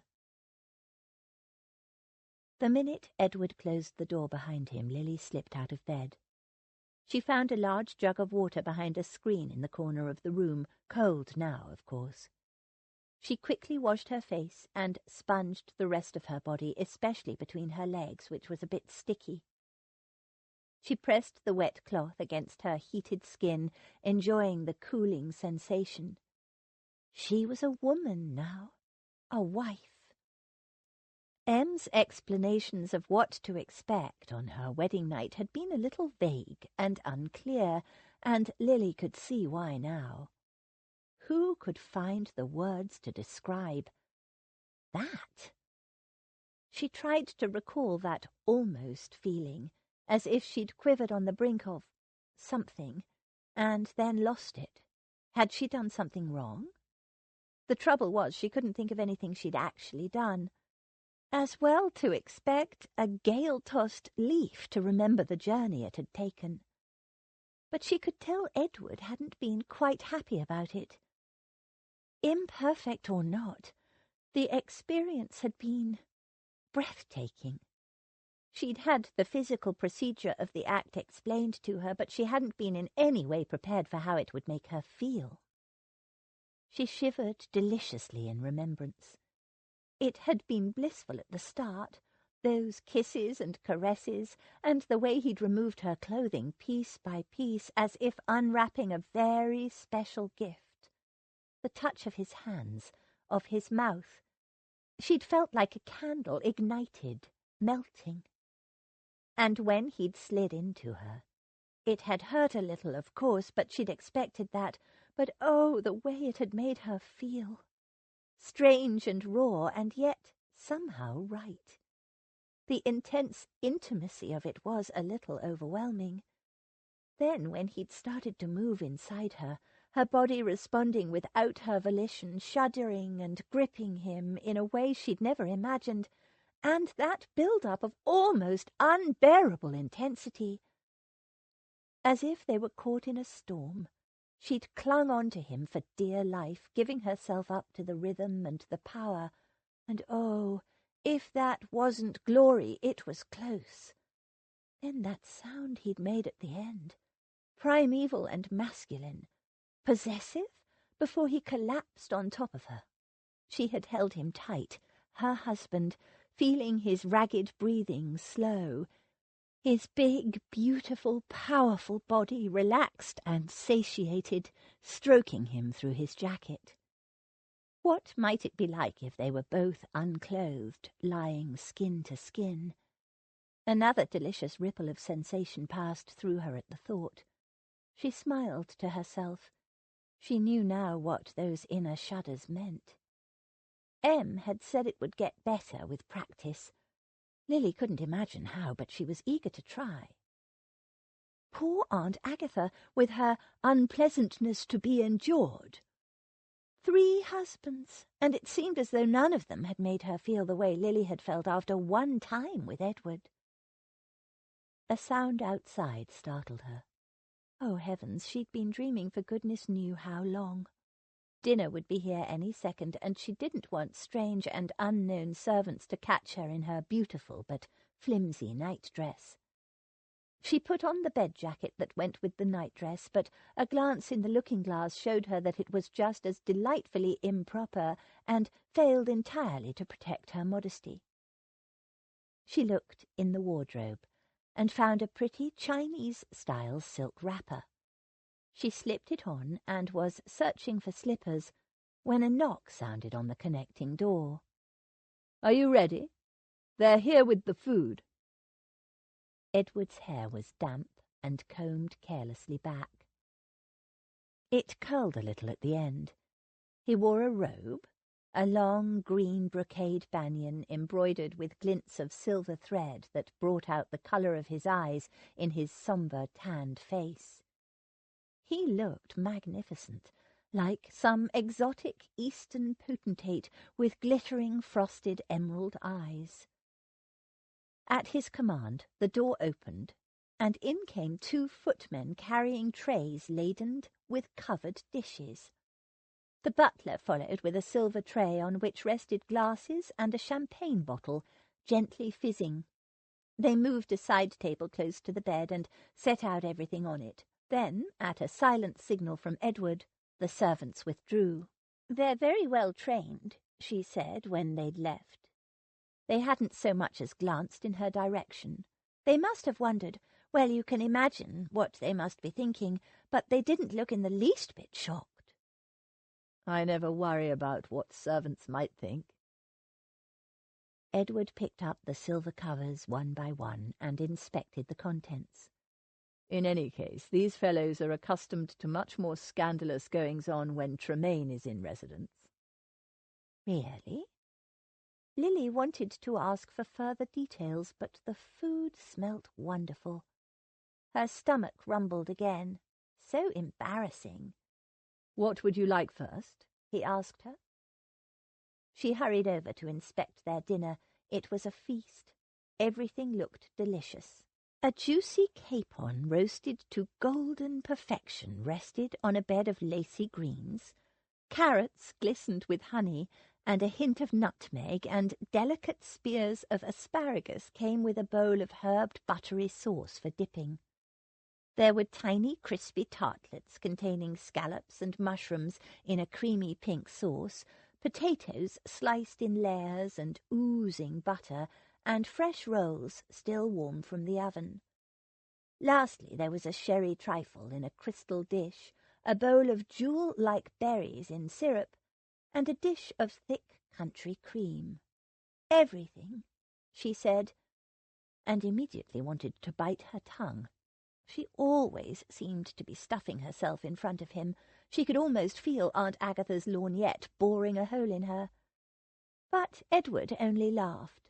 "A woman after my own heart. I'm starving too." He picked up one of the little tartlets and popped it into his mouth whole. "How ungallant!" Laughing, she reached over, grabbed one herself, and nibbled on it. That's delicious." "Hop into bed and I'll serve you." Lily slipped into bed. Dinner in bed.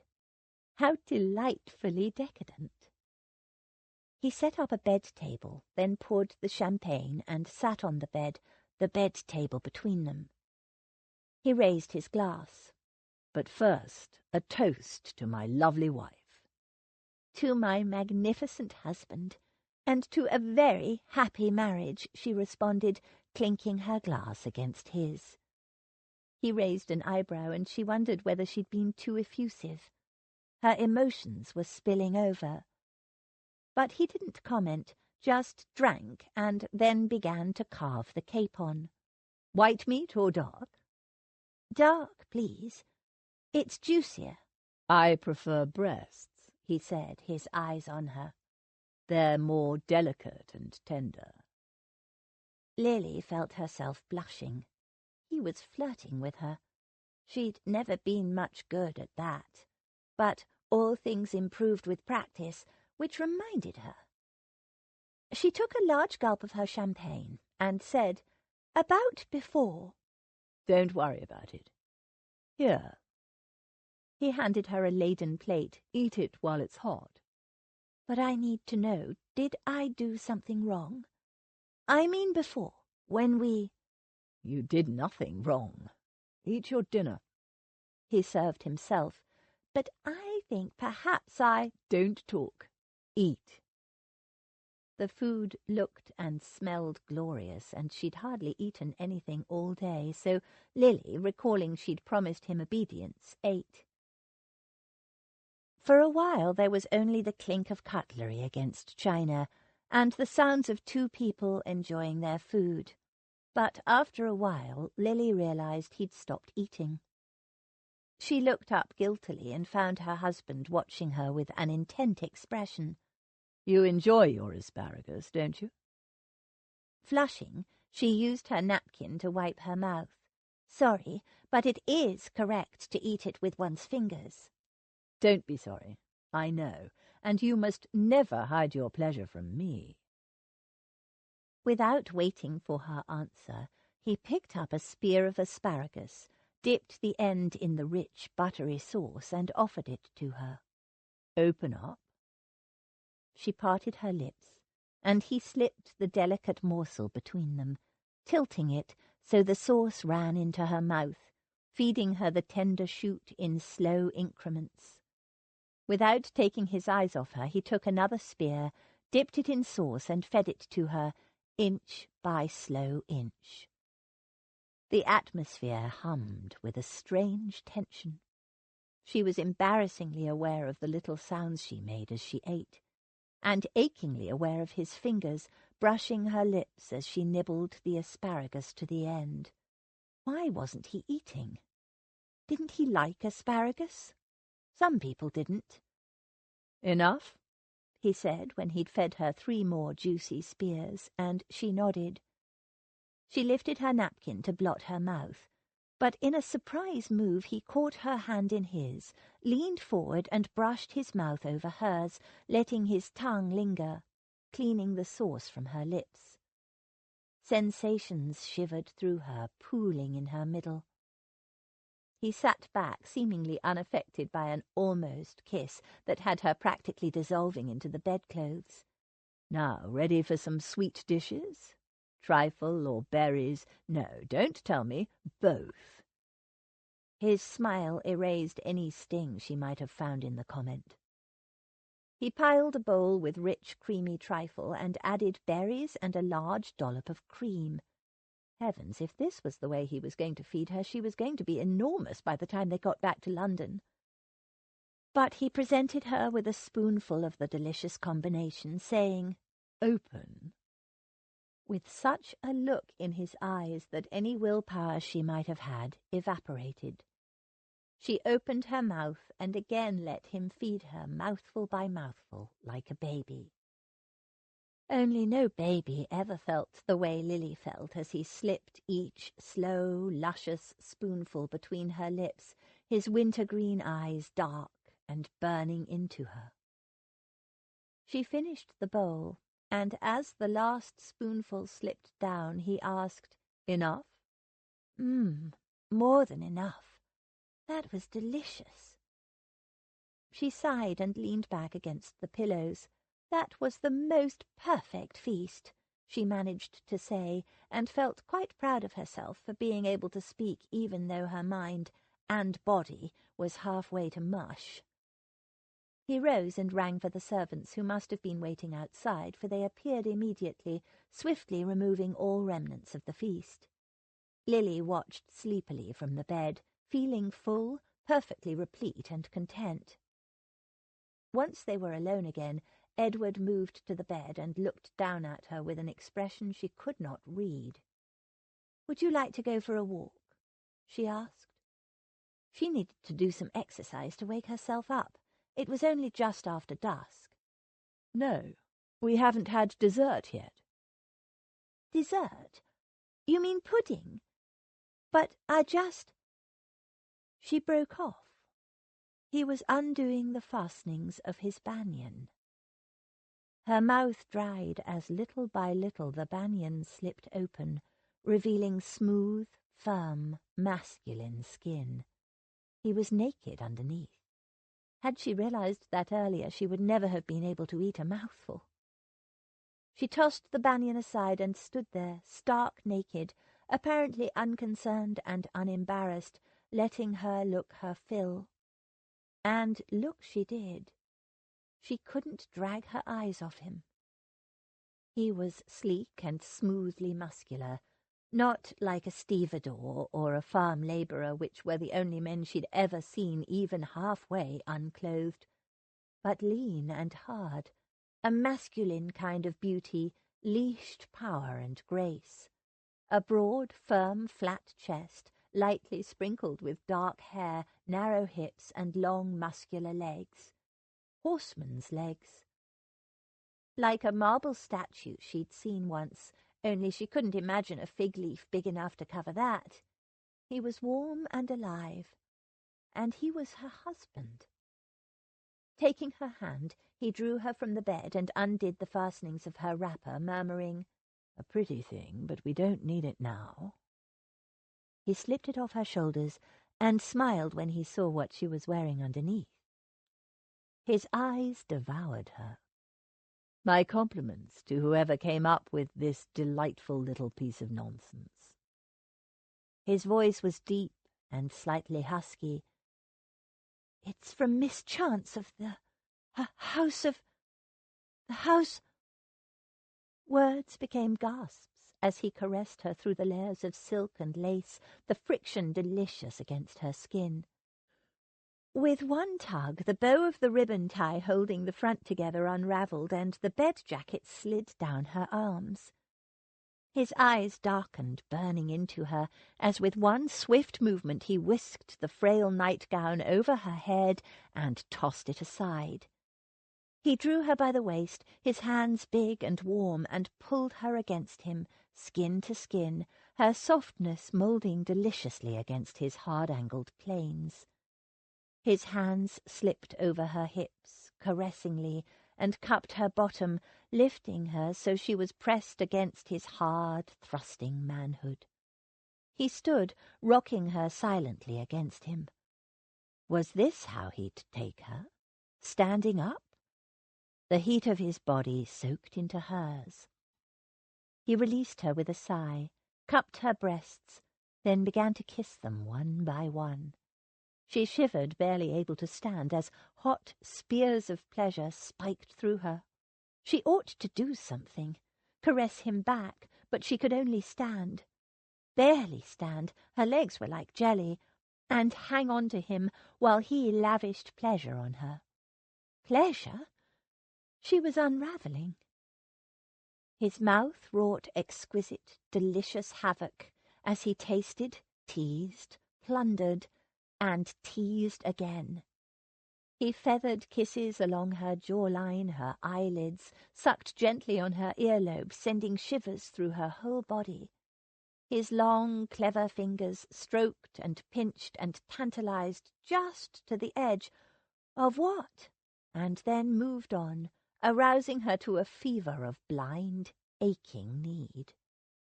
She clung to him dizzily, her blood pounding, her whole awareness narrowed to each place on her body he touched. Her breath came in ragged gasps. And then somehow they were on the bed, and he was nibbling at her breasts, her full and aching breasts, unbearably sensitive, laving them with his tongue, nibbling as she trembled and shivered beneath him in uncontrollable pleasure. He sucked hard, and a spear of pleasure-pain arced through her, and she shrieked as her body spasmed beneath him and almost came off the bed. By the time her wits returned, he was moving down her body, kissing her soft belly, nibbling at the tender skin. She was frenzied, burning, aching with need. She tugged at his shoulders, his hair, wanting him back at her breasts to do that thing again. But he was relentless, his mouth moving lower as he kissed her thighs and stroked the backs of her knees. Her legs quivered in expectation and fell apart. "Now," she muttered. She knew what she wanted now.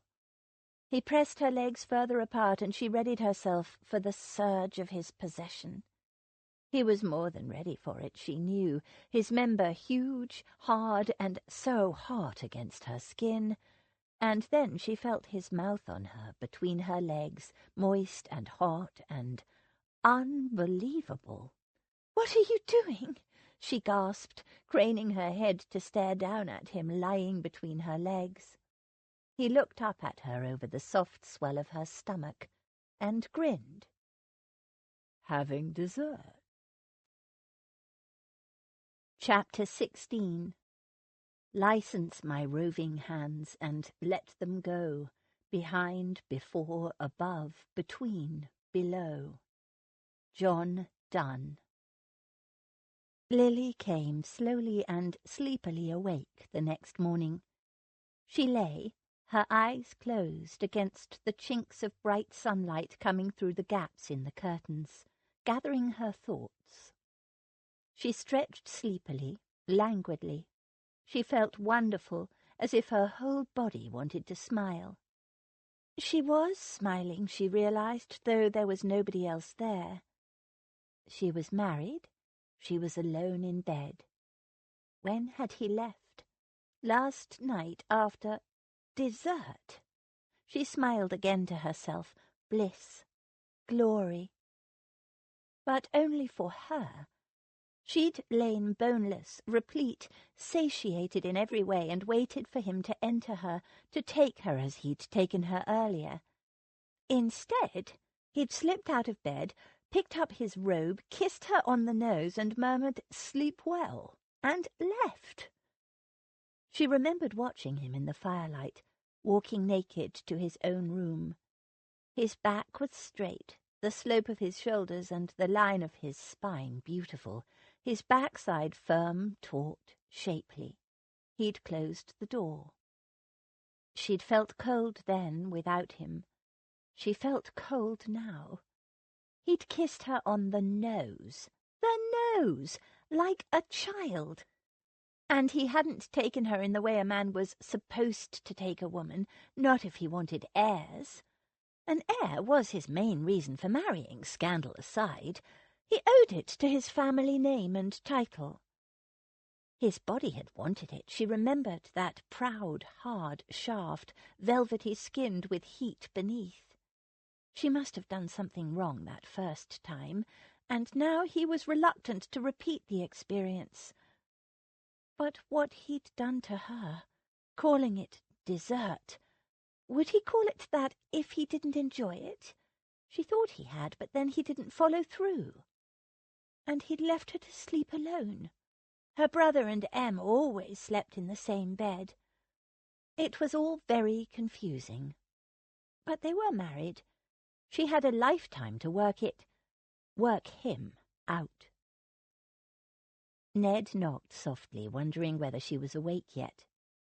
He opened the connecting door and found Lily sitting bolt upright in bed, hugging her knees, the covers huddled around her. "Yes?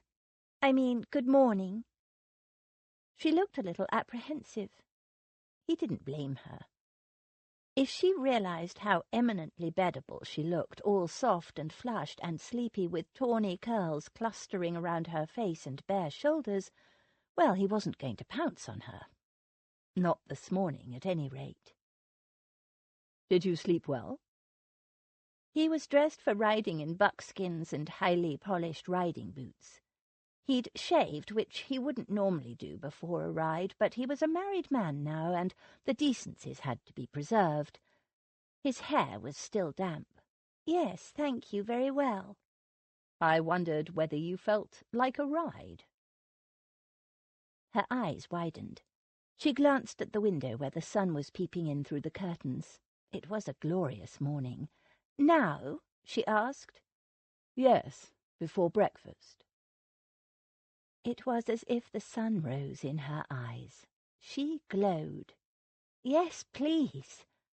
She flung back the bedclothes and sat there, rosy and naked, a creamy mermaid in a welter of sheets. She made no move to get up, no move to dress herself. She simply sat in her bed, wearing nothing but a smile and an expectant look. He moved to stand behind a chair.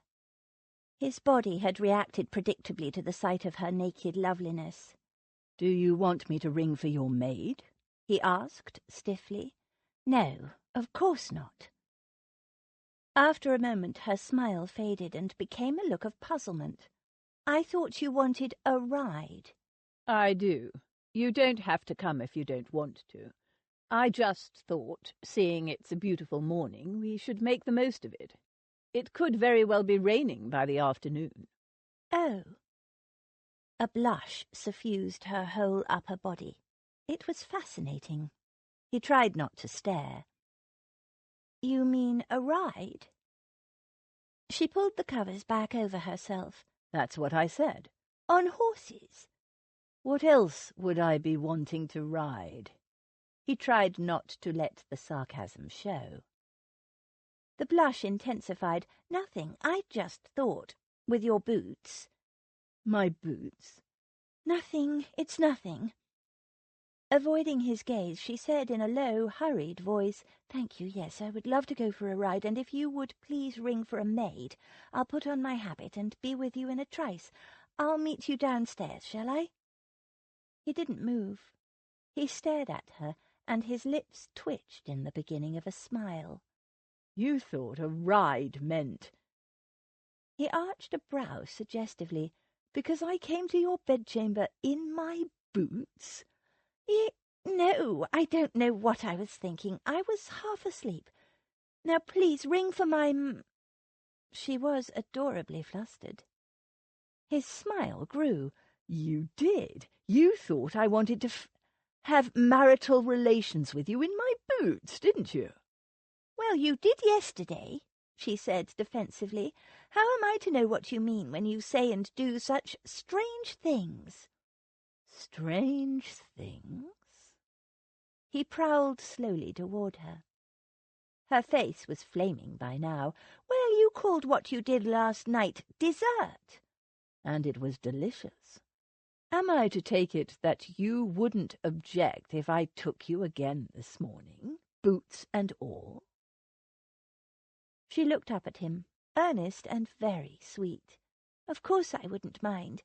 It was very nice yesterday, though I don't think the housekeeper would be very happy about you wearing boots in bed. She squeaked as he pounced on her. Nice, was it? He edged her knees apart. But very nice. Pah!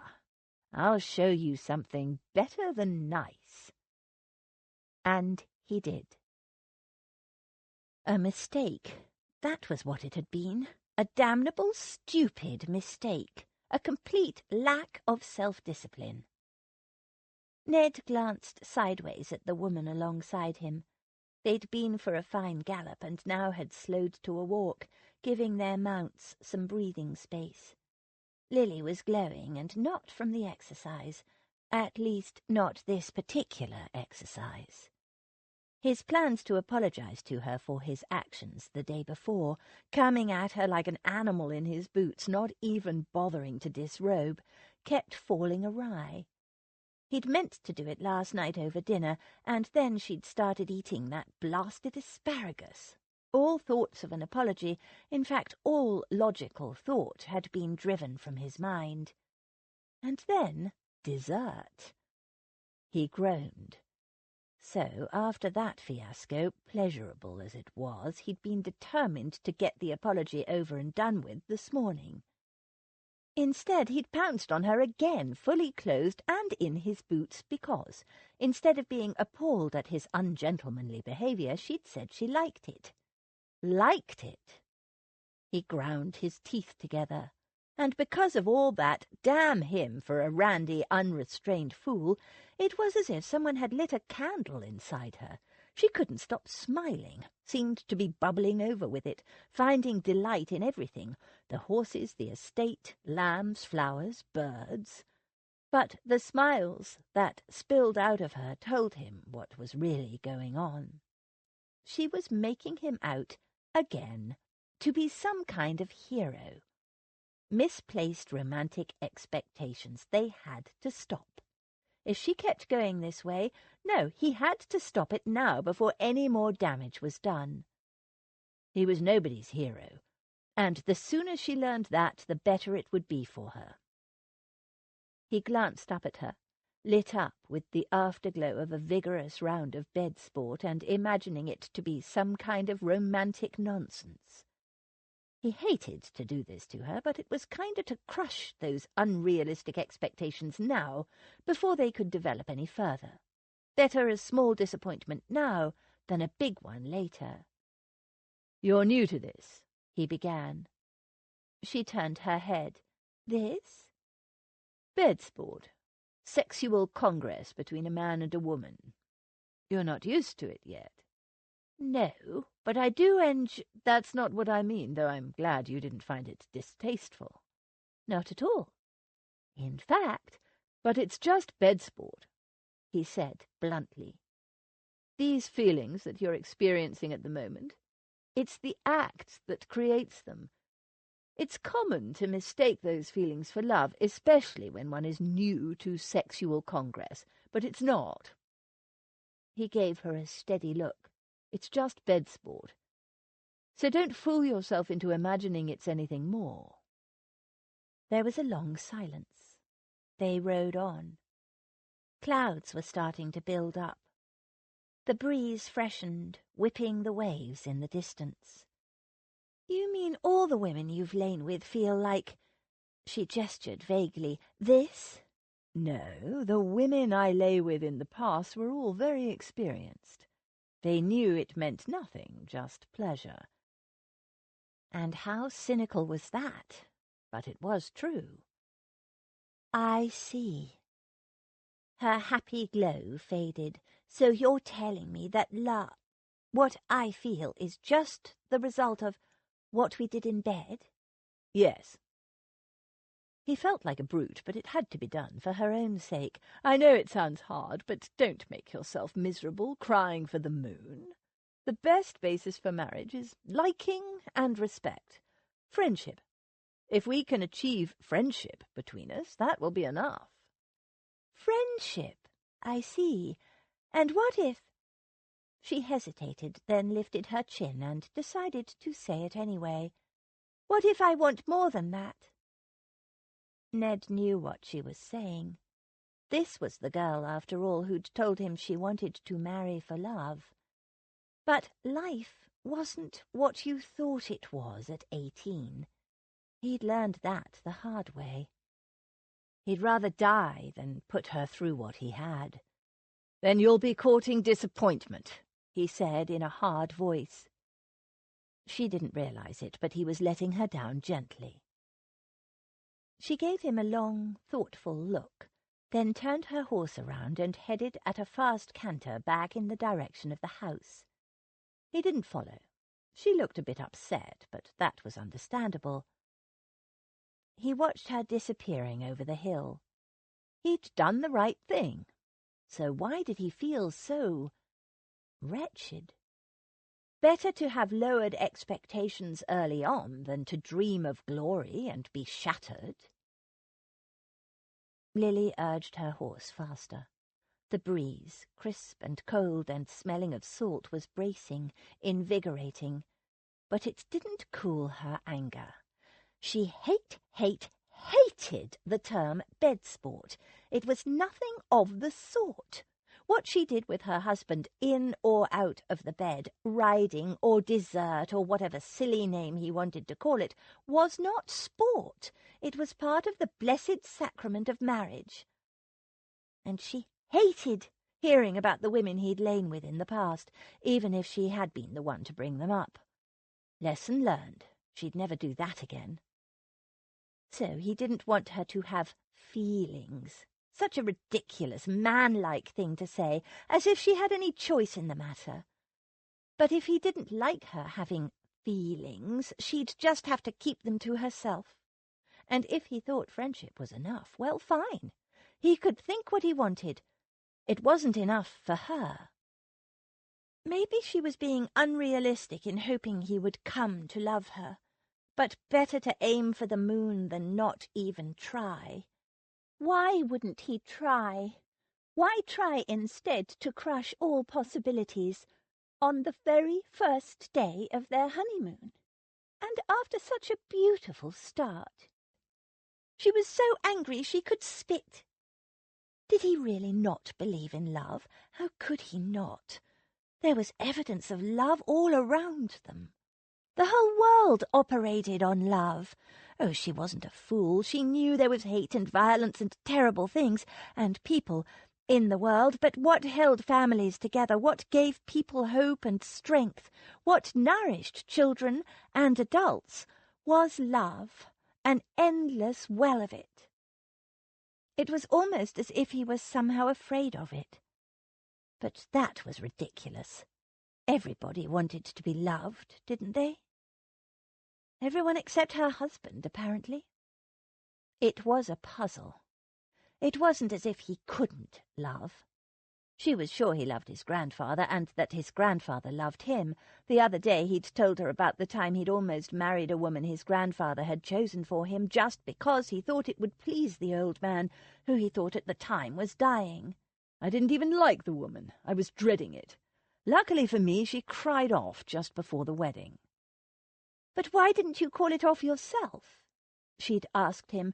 What if she hadn't changed her mind? You'd be stuck with a wife you disliked. I know, but a man, a gentleman, once betrothed, cannot in honour back out of it. If he did, it would be an utter disgrace. I know, but I've never understood why. A gentleman's word is what separates us from the rabble, he explained. That was why cheating at cards was regarded as such a heinous act, because it was a breach of honour. A man caught cheating at cards was ruined socially forever. The same rules didn't, apparently, hold true for women. Lily thought that was wrong. How peculiar the masculine world was, where a man could beat his wife or be unfaithful or neglect his children and still be regarded as a gentleman, but cheat at cards or break a betrothal, and he became a social pariah, persona non grata. More sobering was the thought that Edward had been prepared to marry a woman he didn't even like. What did that say about her own marriage? She didn't want to think about it. Arriving back at Tremaine Park, she handed her horse over to a stable lad and, as soon as she entered the house, ordered hot water for a bath. She undressed and took out the tiny sliver of soap that was left from the piece Edward had given her at the inn so long ago. It was almost finished. She would have to get some more. She loved using Edward's soap. Lily sank into the hot water and smoothed the rich lather over her body. The scent, so clean and fresh and distinctive, calmed her. It was early days yet in their marriage. It had taken Cal quite a while to realize he loved Em, and then it was only because Em had been shot. Lily had been there when it happened, had seen the horror on Cal's face when Em collapsed, bleeding. Lily had witnessed her brother's stunned realization that he cared for his wife more than he'd known. Over and over he'd told the unconscious Em he loved her, admitted to Lily that he'd never told her before, didn't even realize it himself, until Em was shot. She hoped it wouldn't come to that with her and Edward. Maybe, as a rake, Edward was simply uncomfortable with the idea of love. It was no wonder, really. All those cynical, experienced women of his who called it bed sport and to whom it meant nothing. It meant something to her. But if talk of love disturbed him, she would not talk of it. Her feelings were her own business. She would be patient. Give him time. You couldn't make someone love you no matter how desperately you wanted them to, and if you pushed too hard it could make people withdraw further. She'd seen that with girls at school, poor Sylvia for one, trying too hard to be popular and failing dismally. She'd gone into this marriage, this arranged marriage, blindly, with hope in her heart. She had no excuse. Nobody had deceived her, not Edward, not her family. If her heart yearned for love and was disappointed, she had only herself to blame. And if friendship was what her husband wanted from her, if it was all he wanted, there were worse things than friendship. Besides, friendship could turn into love. She would not give up on him yet. Edward wrote a lot of letters. Each day he sat down and dealt with a small pile of correspondence.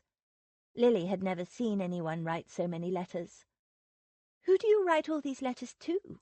she asked him one rainy afternoon. "A variety of people." He kept writing. Of course, she should have known better than to ask. He glanced up. "Don't you have letters to write?" She stiffened. "What do you mean?" "Most women I know are always scribbling off notes and letters to their friends." He frowned. "Come to think of it, you haven't received a single letter since we've been here." A chill ran down Lily's backbone. I didn't know where we were going, so how could I tell anyone where to write?" "You could write to them now and tell them." "I know, but there isn't anyone I want to write to." He looked at her in astonishment. "You don't want to write to your sisters or aunts or any friends?" She shook her head. "I'd rather wait. It's more entertaining to talk to them in person." "I'm amazed. I don't think I've ever met a woman who wasn't forever dashing off a note to this friend or that, or writing down secret thoughts in a diary." He glanced at the writing desk, all set up with a freshly trimmed pen, a stoppered bottle of the best ink, and a neat pile of perfectly trimmed writing paper. "You don't have wedding letters to write? Thank-you letters?" Her mind went blank. Everyone knew the bride always wrote the thank-yous. But then it came to her. "I do, of course, but I left my address book at home. I'll do them when we get back to London. Besides, I'm not in the mood," she added, thinking he'd suggest she write the dratted letters now and post them when they returned to London. "So you're not in the mood for writing letters? What about reading?" His voice was deep, almost accusative. She stiffened, thinking her secret had been discovered. No." He put his pen down, rose, and prowled toward her with a menacing expression. "Then I think, young lady, you need to be banished to your bed, where you will contemplate the sin of idleness." He tossed her over his shoulder and carried her, shrieking and laughing, up to her bed. It wasn't the sin of idleness she contemplated either. He kept her very busy until dinner-time, which they ate again in bed. Friends by day, lovers by night, or whenever the mood struck. It was more difficult than Lily expected, keeping her feelings in check. They wanted to spill from her, to bubble up like a fountain, but all he wanted from her was friendship. He made love to her almost every night, and if not at night, then he came to her in the morning. That was Lily's favourite, coming slowly awake to the feel of Edward's mouth and hands caressing her, feeling ripples of pleasure coil through her. And then his possession, sometimes slow and dreamy, as sweet a thing as Lily had ever experienced, sometimes swift and fast and glorious. Of course it engendered emotion, and she refused to deny it. If he wanted to, he could, but Lily knew what she felt. She learned not to speak of it, for any time she so much as hinted at an emotion he withdrew, like the sea anemone he'd shown her in a rock pool, closing up at the slightest touch. She was loving the seaside in all its variations. Most mornings they rode down to the beach before breakfast, long leisurely rides together, sometimes racing, he nearly always won, sometimes just walking the horses quietly, and occasionally talking. At least Lily talked. Getting information out of Edward was like talking to an oyster. He was a hard man to know. It was as if he'd built walls around certain aspects of his life and placed keep-out signs all over them. Even with the things he was prepared to talk about, any details or feelings were sparse. He stuck to a few bare facts and left her to fill in the gaps. "My father and I didn't get on," he'd told her one time. "Never did. I went to live with grandpapa when I was 6. The old man raised me." "And your father and mother?" Dead. That was it, his life in a nutshell, with no embellishments. It was quite frustrating. She knew better than to probe him about his wartime experiences. His grandfather had warned her about that. But even on the subject of his years with his grandfather and the things he'd done as a child, up came that wall with its big "keep out" signs. Questions she thought would be harmless, about boyhood mischief or playing Robin Hood that he'd once mentioned, made him clam right up as chatty as a doorpost. He'd change the subject or make some excuse, remembering something he needed to be doing. It was a mystery. She had her own secrets, and that kept her cautious, but she kept trying. "How old were you when you went away to school?" she asked him one morning as they walked their horses in the shallow waves. Up to now the conversation on his side had been a series of one-word answers. 12. "Did you like it or hate it?" He shrugged. Neither. "Didn't you resent being sent away?" She'd had an impression that he'd enjoyed living with his grandfather. Not really. I didn't want to go, but schooling is necessary for boys. I was lucky. Most boys are sent away much younger. With a little smile, she edged her horse closer, reached out and placed a hand on his forehead. He jerked his head back. "What are you doing?" "That was 4 sentences in a row. I thought you might be delirious." His mouth twitched. "You little—" "Catch me if you can." Laughing, she urged her horse into a gallop. The sand was firm, and they flew across it, her horse's hooves splashing in the shallows. She could hear his horse coming up fast behind her. "First one past that stump is the winner," she called back, and pointed to a tree stump lying high up on the sand past the tide line. It was low and smooth, about 2 feet high. She raced toward it and readied herself for the jump, but at the last instant her horse balked, and Lily found herself flying through the air. She landed with a thud and lay still, unmoving. "Lily!" Ned, just seconds behind her, flung himself off his horse and knelt down in the sand beside her. Her eyes were closed. She lay still and pale, not breathing. "Lily! Oh, God!" He grabbed her hand. Her eyes flew open, and she dragged in a long, ragged breath. "Winded!"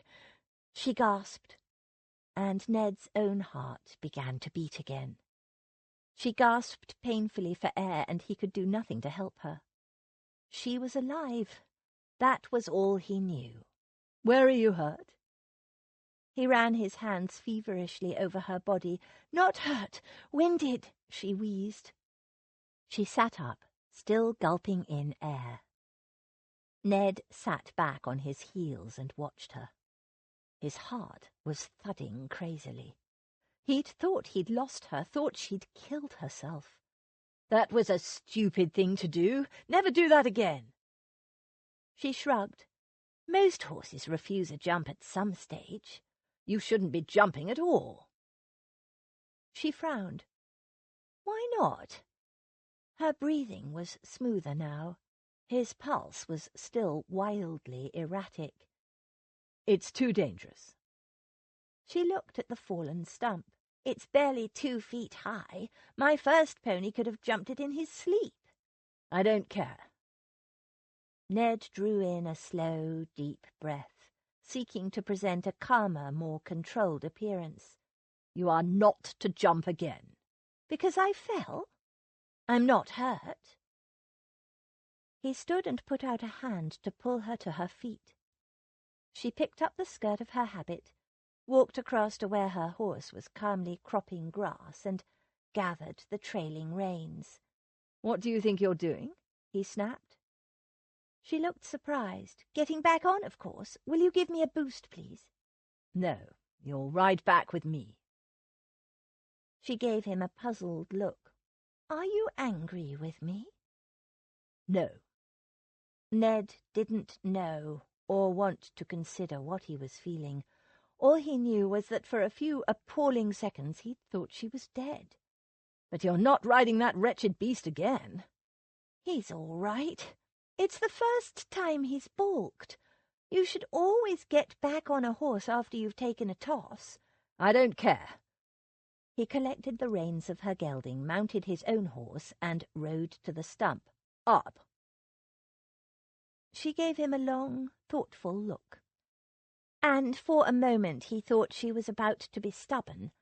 But then she gave a shrug and capitulated. She climbed onto the stump and gave him her hand. "On the count of 3. He swung her up in front of him so that she was sitting more or less across him in his lap. They rode in silence. She was sitting bolt upright.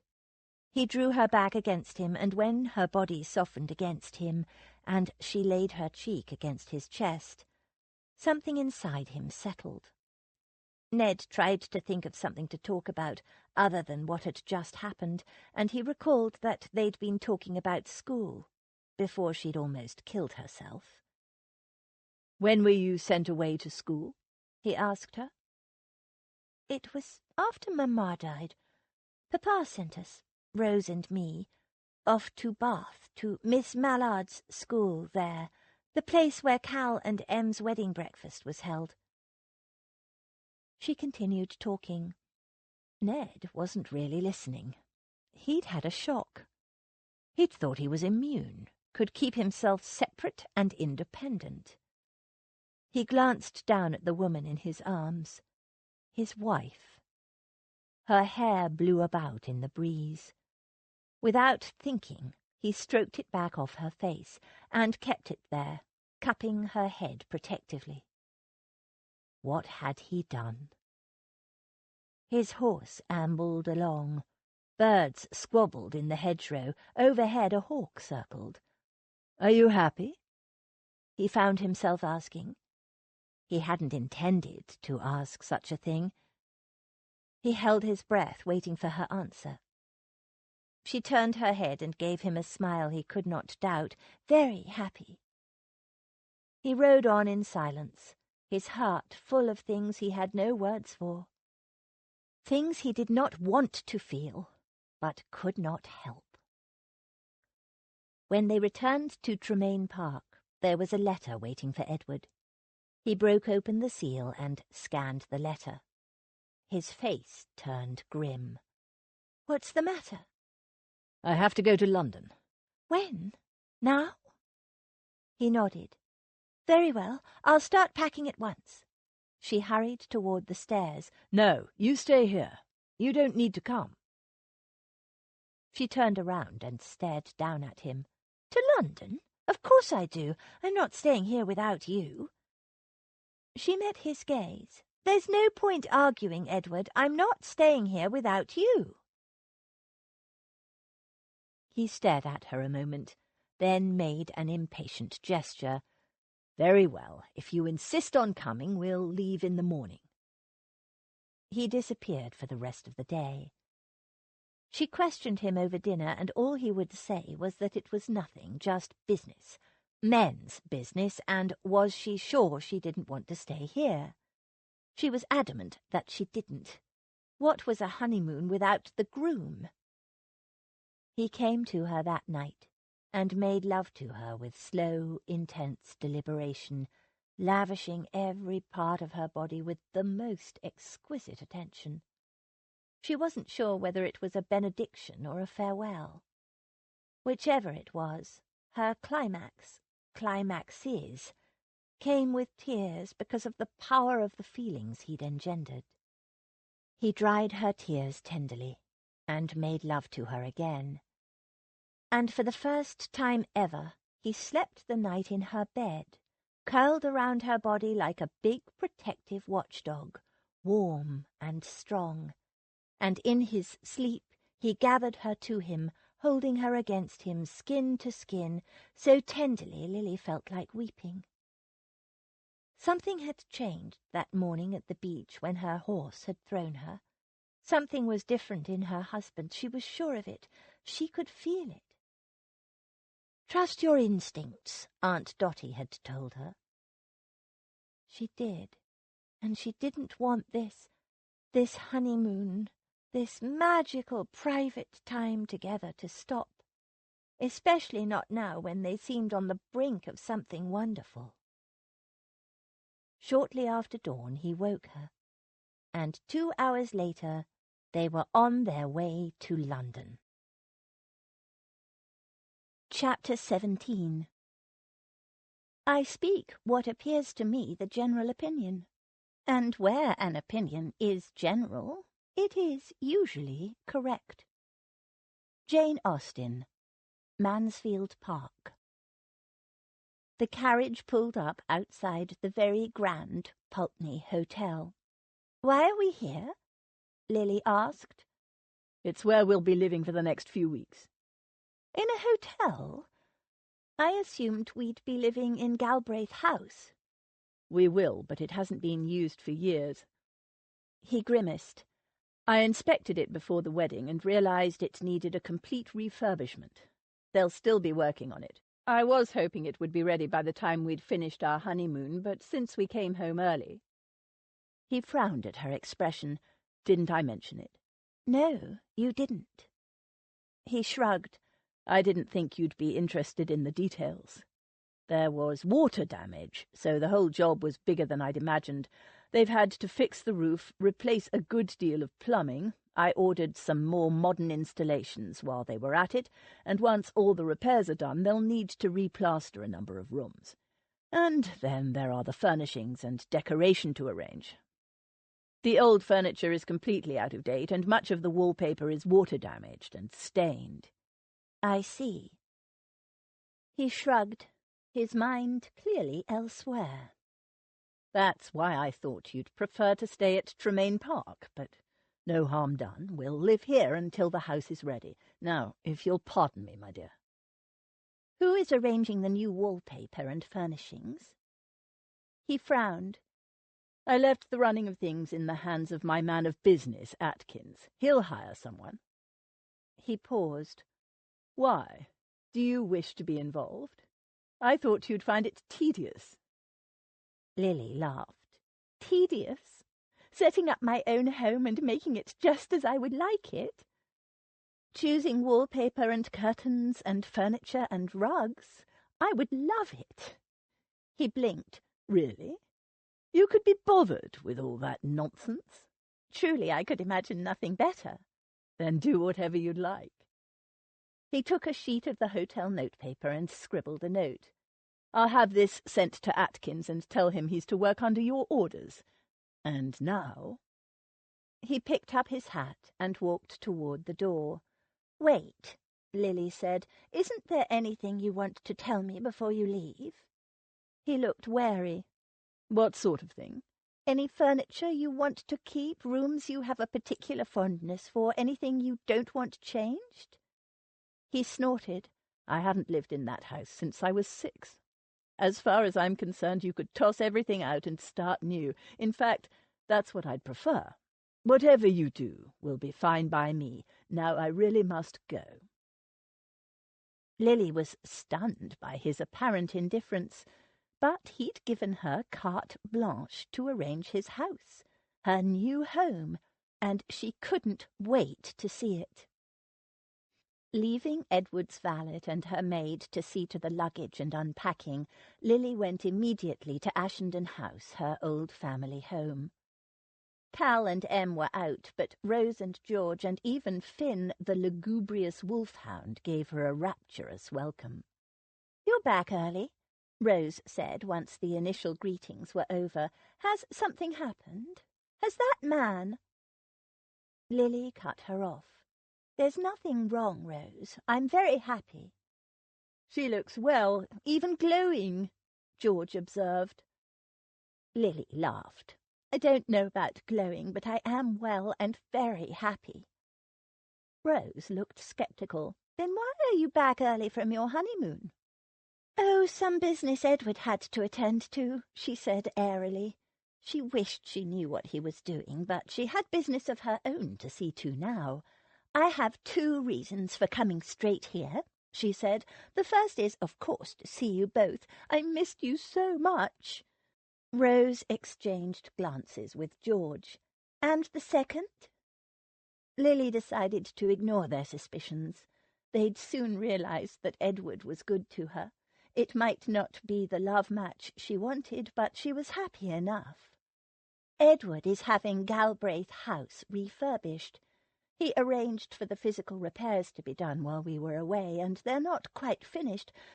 The thing is, he's given me permission to make all the decisions about the decoration and furnishings. I have a free hand with everything: wallpaper, lighting, floor coverings, curtains, furniture, everything." George frowned. "And you're happy about this? Sounds like a lot of work." "It'll be fun, George," Rose said. George gave her a doubtful look. "I'll take your word for it." Lily glanced out the window.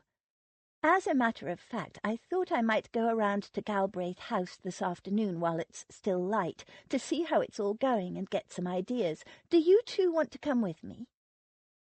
"All this is frightfully old-fashioned," Rose declared. "Thank goodness Galbraith is allowing you to order new furniture." "What is this stuff?" George wandered around, examining the furniture they'd found under dust sheets. "I've never seen anything like it. A sofa with crocodile legs, animal feet on everything, people who are half man, half beast." "It's the Egyptian style," Rose explained. "It was all the rage when we were children." She pointed. "That's a sphinx. Some of them are gods, I think." "And this table and those chairs are dogs," George observed, stroking the head. "Aren't they beautiful?" "Edward told me to throw everything out." "You can't throw those dogs out," George objected, her hands going around them protectively. "You can have them if you want," Lily said. "We're going to have to buy everything new." The prospect was delightful. But first we must decide how to dress the walls. The head builder said they'd be ready to paper them in a few days. They wandered through the various rooms, making suggestions and discussing possibilities. Rose wrote them all down in a little notebook. The light started to fade, and Lily suddenly remembered there was a place she wanted to see. "I need to see the nursery." Rose and George immediately stared at her middle. "Isn't it too soon to tell?" George asked. Lily laughed. "Not that silly. Edward lived here until he was 6. I want to see the part of the house he lived in as a little boy." She hurried upstairs in search of the nursery. The others followed. They found it eventually in the attic, a big, bare, dusty room with 2 small bedchambers off it, one for Edward and one for his nurse, Lily assumed. Not a very appealing place for a child, she thought. Gloomy grey paint and no pictures or any decoration on the walls. Gas hadn't been installed this high up, so the only light was coming from the slanted windows in the roof. No fireplace. That window. She glanced around. George and Rose were poking through a low row of cupboards. A few toys, a small wooden sword, just one, and a moth-eaten toy dog. Remnants of a lonely childhood. With some difficulty, Lily forced open one of the windows, stood on her tiptoes and gazed out, thinking of the small, dreamy boy who'd stood on a chair gazing out over the rooftops and chimneys as he explored mysterious imaginary lands half hidden in the swirling smog. It wasn't mysterious. It was depressing. And this was no place to bring up a child, Lily decided. "Come on, it's getting dark and there's nothing here," Rose said. George looked at Lily. "Still think this is going to be fun?" Lily smiled. "I can't wait."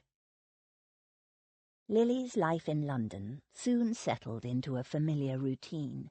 Riding in the morning with either Edward or her family, morning calls in the afternoon, walks in the park, and parties, routes, concerts and balls at night.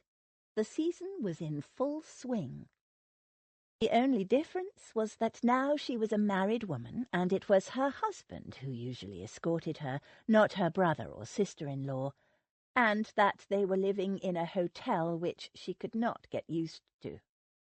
It was very comfortable and luxurious, and anything she wanted was instantly provided, but it didn't feel homey.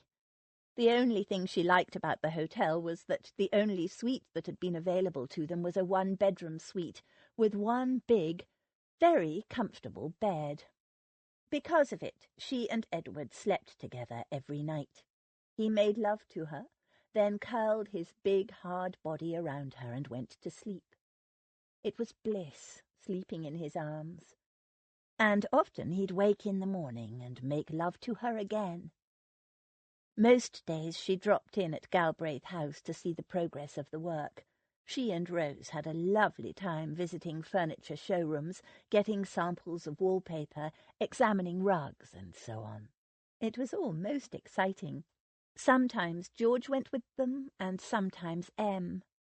She talked to Edward about it, but it was clear he wasn't really interested, that he listened only to please her, which was nice, but not very encouraging. The house was coming together, and she wanted to share her progress with him. Edward was increasingly preoccupied. He was away most days and even spent some nights at his club. Because of having to conduct his business, he said. Lily was coming to hate his business, whatever it was. Do not expect your husband to live in your pocket as your brother Ashenden does with Emmeline. It is unfashionable and quite unseemly. It seemed Aunt Agatha was right. Still, when he did come in at night, he made love to her so beautifully there was really nothing for her to feel upset about, she told herself. It was a fact of life. Men's business was outside the home, and women's arena was the domestic, and the sooner she got used to it, the better. In the park one day, walking with Rose and George in Hyde Park, Lily heard someone calling her. "Lily! I say, Lady Lily!" She turned and saw Sylvia Gorry hurrying toward her, waving. Her heart sank. She didn't really want to talk to Sylvia. "Oh, Lord, it's that dratted Sylvia Gorry," Rose muttered. "Can't stand the woman. Her tongue runs on wheels, and none of it is interesting. Want me to get rid of her, Lily?" Rose always could at school, but Lily always felt sorry for Sylvia. She tried so hard, yet never seemed to have any friends. No, I'll talk to her. She couldn't spend the rest of her life avoiding Sylvia just because Sylvia's cousin had abducted her. People weren't responsible for the actions of their relatives. Rose shook her head. "Too soft for your own good. Very well, when you're finished, George and I will be over there with the Peplows." Sylvia came rushing up. "Lady Lily, oh, I must call you Mrs. Galbraith now, must I not? A bit of a come-down, isn't it, losing your title?" "No, not at... Well, we're both Mrs. now." Sylvia linked her arm through Lily's and began to walk. "Congratulations on your wedding, by the way. I was there in the church watching. Very pretty dress." "Were you there? I'm sorry, I didn't notice." Sylvia pursed her lips. "Oh, I'm easily overlooked. You weren't sick at all, were you? Those silly rumours about you running off with my cousin were obviously a ruse. So it was Galbraith all the time?" "No, it wasn't. I don't envy you, you know. He's handsome enough, but I wouldn't want a rake for a husband." "He's not Sylvia, oblivious as always, rattled on. "Oh, my husband isn't much, but at least I don't have to share him with a mistress. You're holding up quite well, though, I must say." "A mistress? What do you mean?" Sylvia gasped, then turned a distressed face to Lily. "You mean you didn't know? I'm sorry. Just forget I said anything. It was a mistake, a misunderstanding. Take no notice. But what did you... Look, isn't that the former Sally Destry over there, the Countess of something now, I forget what? Such a spotty, insignificant little thing she was at school." Lily wasn't to be distracted. Are you saying that my husband has a mistress?" Sylvia waved to Sally, who didn't notice. "Quite the fashionable lady is La Destry now, too grand for her old friends." "Sylvia!"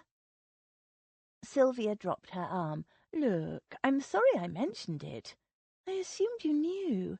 Put it out of your mind. There's nothing you can do about it, anyway. Men will be men, the horrid beasts." "But why do you think so?" Sylvia made an airy gesture. "How does one learn anything? On dise. But rumour is often wrong, as you and I have good cause to know, and I'm sure this one must be too. After all, you're so recently married. He can't be bored with you yet, can he?" She linked her arm through Lily's again. "Now let's just walk and chat and forget about it.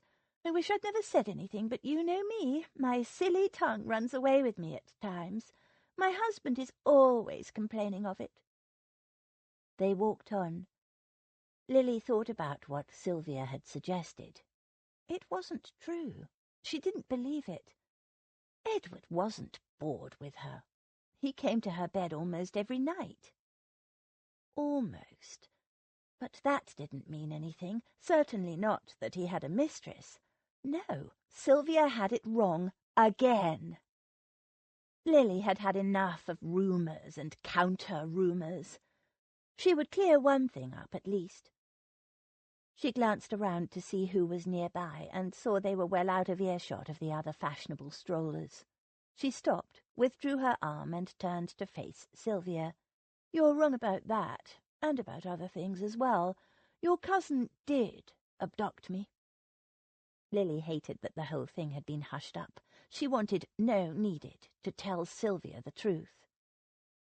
Sylvia blinked. "I beg your pardon? What did you just say?" "On the night of the Mainwaring route, your cousin abducted me." Lily waited a moment for it to sink in. "He tricked me. That note wasn't from Rose at all. He drugged me, and he tied me up and imprisoned me under a seat in his coach." Sylvia stared, her expression horrified, her mouth opening and shutting silently. "Your cousin's plan was to take me to Gretna Green and force a marriage on me. I presume for the sake of my inheritance. He must have learned about that from you." Something flickered in Sylvia's eyes, and Lily froze. She said slowly, "You knew he did, didn't you? You helped him." Sylvia shook her head frantically. "I didn't know, I promise you." She gave a guilty grimace. "I might have told him about your inheritance. I don't remember. But he could have learned it from anyone. After all, it was no secret when we were at school. But I did not help him. I had no idea what he was planning. He tricked me, just as he tricked you." Lily wasn't convinced. "He knew about my reading difficulties?" Sylvia hung her head. "Yes, that was me. But how was I to know what he would do with a tiny piece of information I innocently let drop? I told him all sorts of things, about all sorts of people. He was interested in all my friends and kept asking me questions, and I was flattered. Yes, what of it? He's a handsome man, and I'm a married woman, but not many people like to listen to my chatter. My husband certainly doesn't. He calls me a silly gabble-tongue. But I'm sure Victor meant no harm. He drugged me, Sylvia. He tied me up and gagged me. I almost suffocated, and he shoved me in a compartment under his carriage seat and kept me there for hours and hours. I thought I was going to die." There was a long silence. Sylvia's eyes narrowed as she considered what Lily had told her. Then she tossed her head. "I don't believe you. Victor is a gentleman. He would never treat a lady so." "But he did." "No. I might believe that he kidnapped you. He must have been utterly desperate, poor boy. But he wouldn't do anything so brutal." She made a distasteful gesture. "Or so sordid." "Well, he did. I'll spare you some of the truly sordid aspects, but I'll tell you this. He hit me across the face, hard." Sylvia snorted. "Rubbish. He did, hard enough that the bruise was visible for days. My family kept me indoors for nearly a week after I got home because of that bruise. Sylvia stamped her foot. I don't believe you. Why would you say such vile things? Oh, of course. Her mouth twisted spitefully. You're angry because I told you about your husband's mistress. Lily struggled to control her temper. I don't believe my husband has a mistress. I think you're mistaken, or else you made it up. I don't care which. But your cousin did drug me. He did abduct me and lock me away in a horrid box, and when I tried to escape, he did hit me hard. You're a horrid liar, Lily Rutherford, and I refuse to listen to any more of your lies. Sylvia stormed off. Lily was shaking a little when she rejoined the others. She hated arguments, but she was glad she'd confronted Sylvia at last. She felt lighter for having spoken the truth, and strangely for having unleashed a little bit of temper.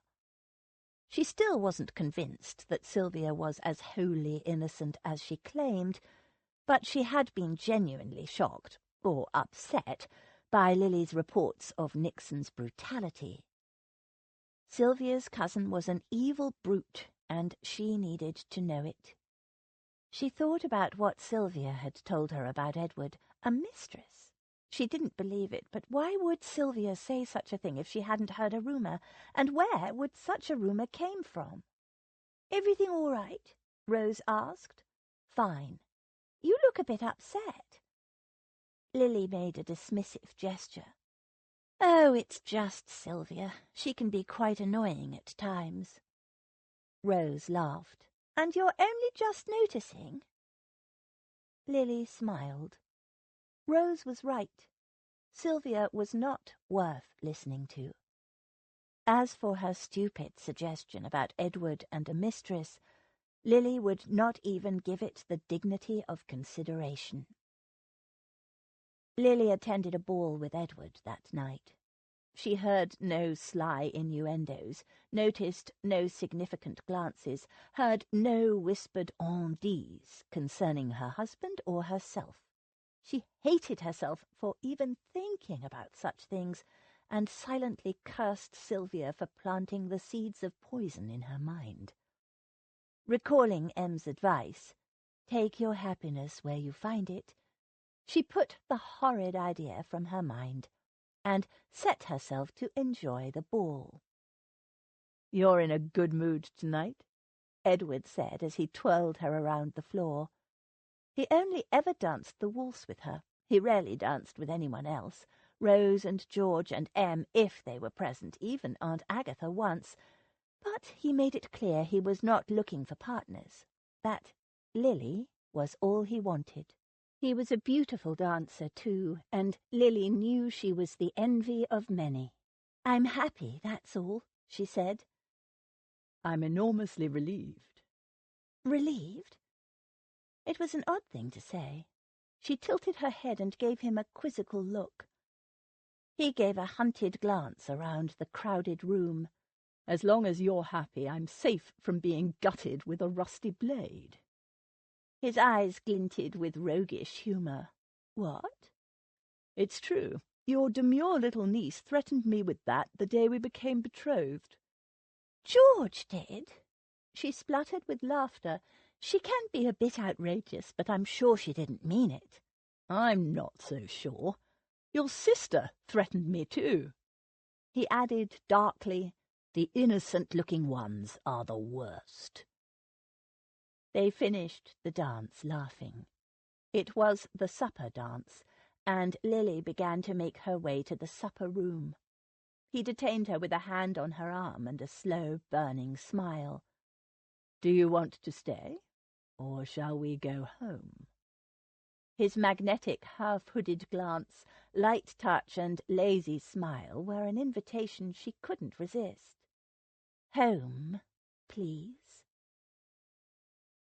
Sylvia called on Lily at the hotel the very next day, and was directed upstairs by a helpful, if misguided, staff member.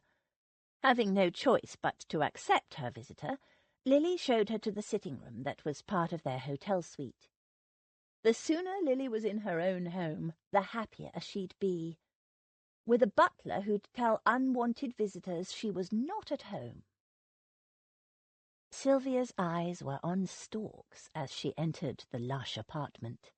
"I must say you've done very well for yourself, Lily.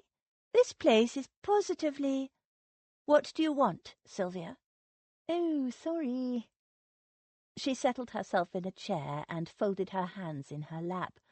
"I've been thinking over what you told me yesterday, and, though I find it impossible to believe my cousin could do such a thing, treat you with such cruel incivility— Sylvia, I don't want to talk about it any—" She held up a hand. "No, let me finish, please. It is impossible for me to believe, but I know you wouldn't lie to me, Lily, not about such an important thing, so I must believe it.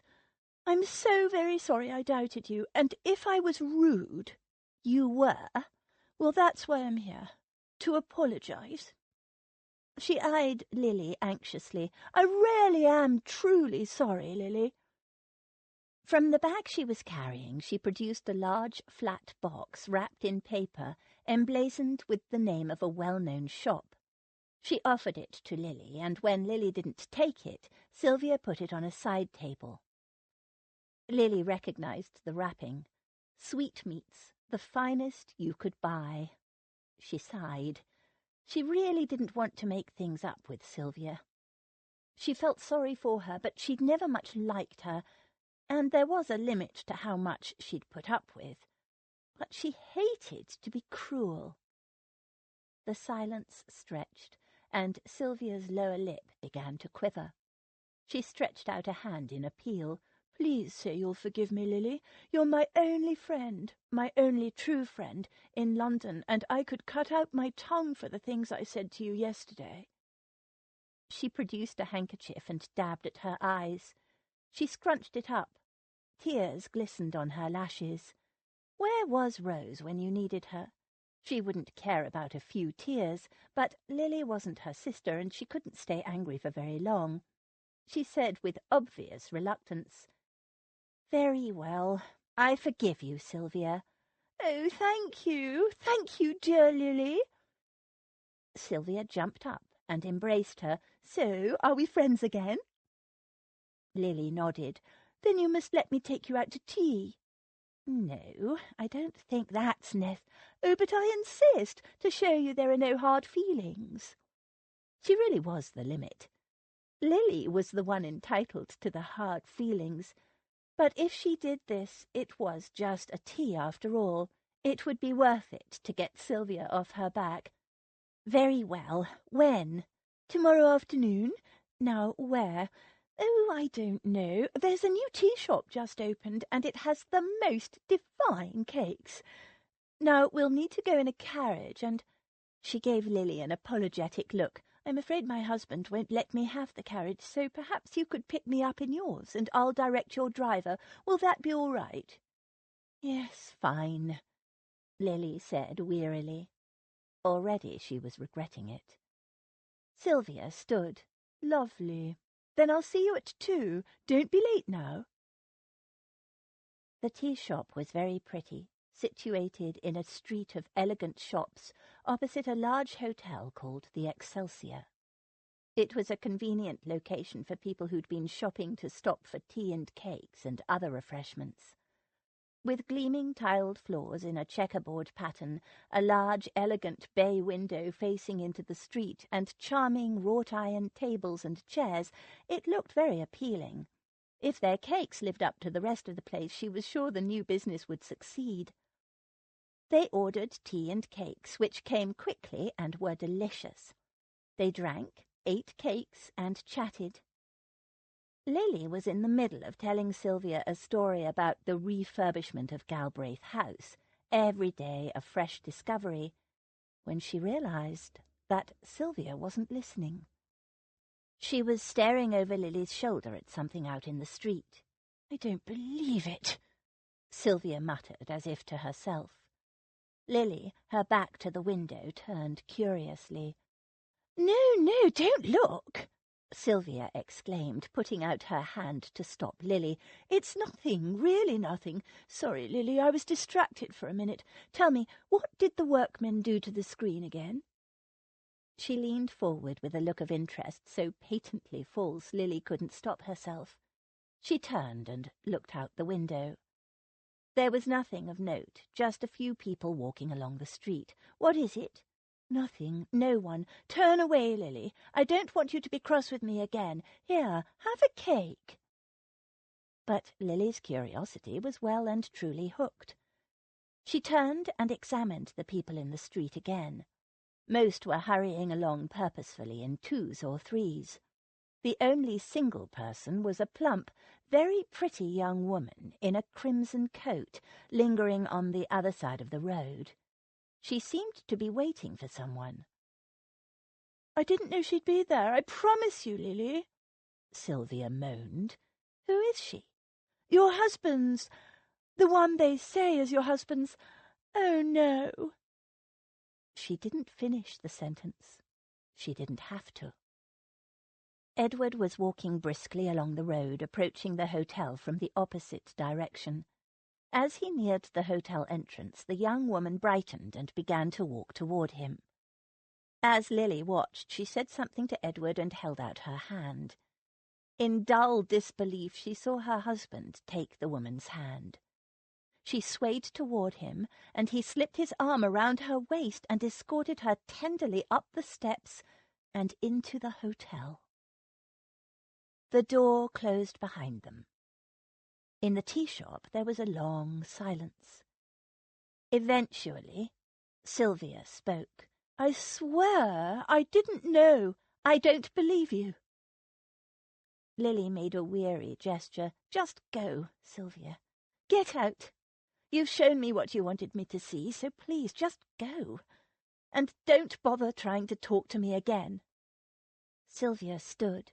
"You're angry with me when you should be angry with him. I had to show you. He meets her here every week. So that's what your precious husband is worth." The vitriol and smug satisfaction in her voice were horribly blatant. Lily said with quiet, hard-won dignity, "I don't know why you hate me, Sylvia, but I can see now that you do. Rose was right about you. You don't care about me or my marriage. You brought me here to see me hurt and humiliated. Leave, please. I don't ever want to see or speak to you again." Sylvia flounced out.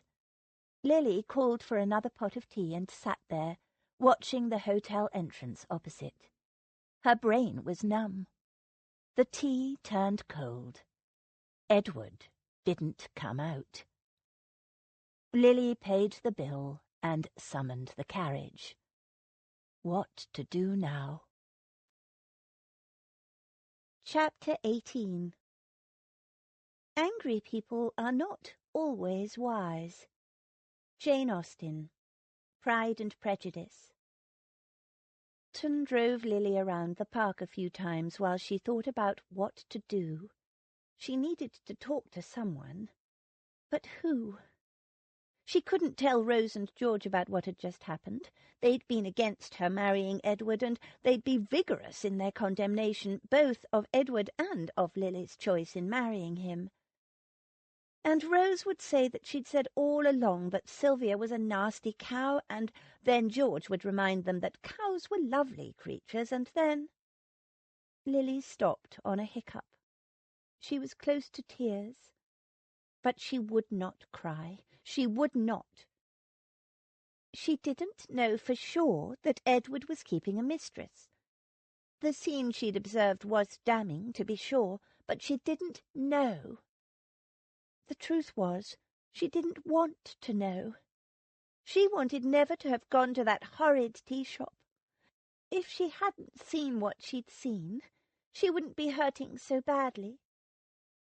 She wanted to go to her sister, to have Rose put her arms around her as she had when Lily was a little girl, and tell her everything would be all right. But she couldn't. She wasn't a little girl any more. She was a married woman.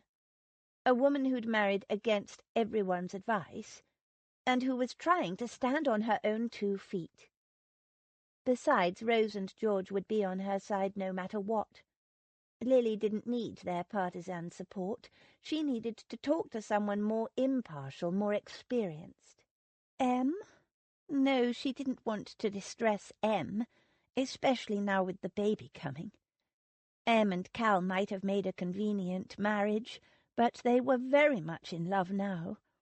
It was what Lily had hoped would happen to her and Edward. She shivered. She'd tumbled so easily in love with him. She'd hoped he would do the same. But he'd been forced into marriage with her, punished for rescuing her, and his pleasure in their marriage was all about bed sport. If she was hurting now, it was her own fault. It wasn't as if she hadn't been warned.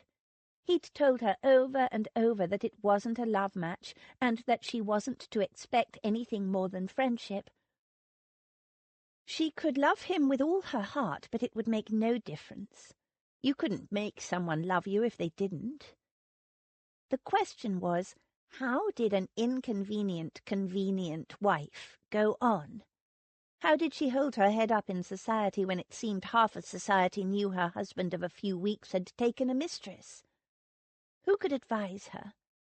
She needed someone who'd be honest with her, someone who had experience with this kind of thing. The answer jumped out at her.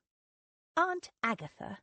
She'd had 3 husbands and married none of them for love. She'd know what Lily should do. So that's the situation, Aunt Agatha. What I should do? Lily was seated in Aunt Agatha's private sitting-room, a glass of sherry in her hand. She'd just finished explaining. There was a long silence. Aunt Agatha gave her a thoughtful look, sipped her sherry, then pursed her lips. "I'm disappointed, but I can't say I'm surprised. If you had, please don't tell me it's my fault for being too plump or too stupid or too young. Criticizing me for things I can't change is not going to help." Aunt Agatha raised her brows. Lily eyed her defiantly and gulped her sherry. It was nasty stuff. "Besides, my being plump isn't the problem. I've seen his mistress, and she's as plump as me." "As plump as I." "Does your husband know about your little problem?" She tapped the book she'd been reading and set aside when Lily arrived. "No, I've kept that a secret from him." And she still felt torn in two about that. "Good. So it's not that, then?" "No. And there's no point in offering me advice about winning him back," Lily said. "You couldn't win back what you'd never had. I just want to know how to bear it. You've had 3 husbands. Did any of them have mistresses?" "Yes, of course, all 3 of them." She twirled her lorgnette thoughtfully. In some ways it was a relief. A relief? Lily couldn't imagine that, but then she recalled that Aunt Agatha hadn't enjoyed the marriage bed. That was the hardest thing of all to think about. Up to now, the best part of her marriage had been what passed between them in bed, but if Edward had sought the services of a mistress, it meant Lily had failed in that area as well. It was very disheartening. She took another sip of sherry. But wasn't it humiliating? It was strange to be sitting here with her formidable aunt, talking like this, woman to woman, but also comforting. She felt closer to Aunt Agatha than she ever had in her life. The old lady shrugged. "One learns to deal with such things." Lily set down her glass and leaned forward. "How, Aunt Agatha? Tell me what I must do." "Accept it. Ignore it. Act as if it isn't true." "I'm not even sure it is true," Lily admitted. "It's just a rumor from an unreliable source." Aunt Agatha snorted. "And the evidence of your own eyes. Face facts, girl. Men are feckless creatures. It's their nature to stray. Now, do you want my advice or not?" "Yes, Aunt Agatha," she said humbly. To begin with, a lady simply does not acknowledge the existence of such persons as mistresses. Banish the creature from your mind and go on with your life. Behave exactly as normal, and don't breathe a word of your suspicions to anyone, not to your sister-in-law, not to that whisky-frisky, argumentative sister of yours, nor to Georgiana. All they will offer you is sympathy and a barrage of useless suggestions. Sympathy in these cases is poisonous. It will only encourage you toward self-pity and lachrymosity, which is revolting to behold. There was a well of deeply buried pain beneath the brisk advice. Who had offered Aunt Agatha sympathy? And would anyone ever know the cause? Your only possible choice is to stiffen your spine and get on with your life. Say not a word to your husband. On no account must you let him know that you are aware of the situation, not by word, deed, or implication. It will do no good. A leopard doesn't change his spots, and it will only cause him to feel defensive and uncomfortable, and make him feel further justified in his infidelity. So, not a word to your husband. Do you understand? Yes, Aunt Agatha. Edward sent a message to say he would sleep at his club again that night. Lily dined as arranged with Em and Cal and Rose and George, and afterward attended the theatre with them. Edward had been invited, of course, but she had to make his excuses, the ones that he'd given her the day before, that he was busy attending to his affairs, that important men's business excuse he'd used so often. She hadn't put it like that, of course. She simply smiled and said Edward was caught up in something, and sent his apologies. But she had a very good idea now what he meant by men's business. She slept badly. She'd become so used to having him sleeping in the bed that when he wasn't there she missed him. She supposed when they finally moved into Galbraith House he would revert to having his own bedchamber. It was a bleak prospect. She rode out with Cal and Rose and George in the morning, and when she returned, she found Edward home changing his shirt. She glanced at his valet, and copying Edward's tactics with her maid, jerked her head at him. He glanced at his master and made a discreet exit, leaving them alone. Edward picked up a neckcloth. "Something you wanted, Lily?" He sounded quite unworried. "Where did you sleep last night?" she found herself asking. He gave her a quizzical look via reflection in his looking-glass. "At my club, I told you." Aunt Agatha's advice was all very well, but Lily was fed up with pretending all was well when it wasn't. And she wasn't going to be plagued by questions any longer.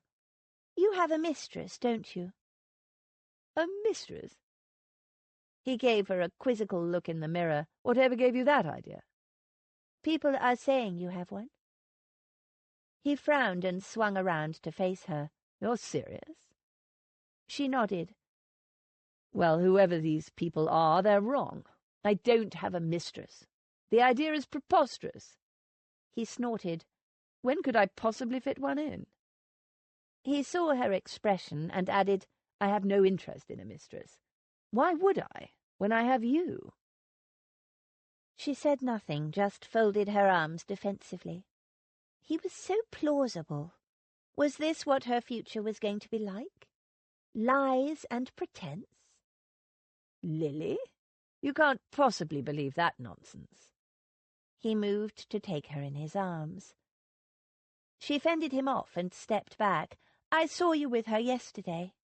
"What? Who? What are you talking about?" "You went into a hotel with her. The Excelsior Hotel.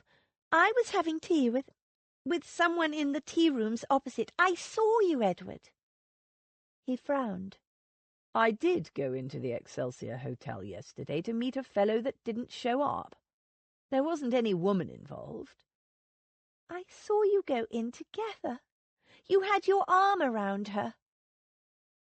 She recalled the solicitous, almost protective way he'd placed his hand in the small of the woman's back, and the way she'd leaned against him. A spurt of anger went through her.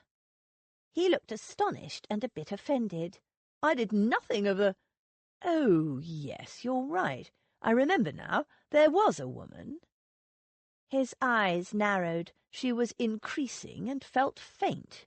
She asked for my arm to help her mount the stairs, told me her husband was inside. Naturally, I assisted her, as any gentleman would." He added stiffly, clearly resentful of her accusation, "But I'd never seen her before in my life." Lily bit her lip. It was credible. It could also be a clever lie. The longer she remained silent, the darker his expression grew. "You don't believe me?"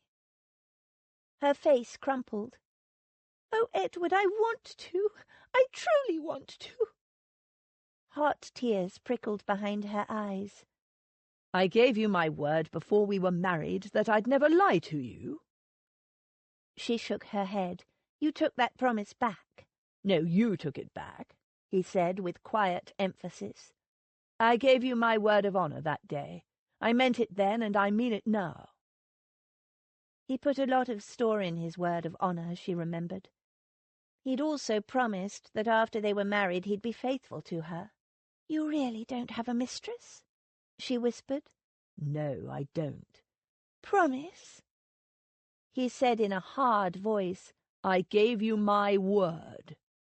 He was so obviously offended by the suggestion that she believed him. The relief was enormous. Tears rolled down her cheek. She dashed them away. "I'm so sorry, Edward. I didn't want to believe it, but I was told, you see.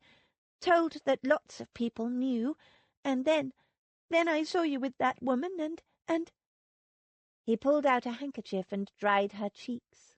"Hush now. Even if I hadn't given you my word, I have neither the time nor the energy to keep a mistress, and certainly not the inclination.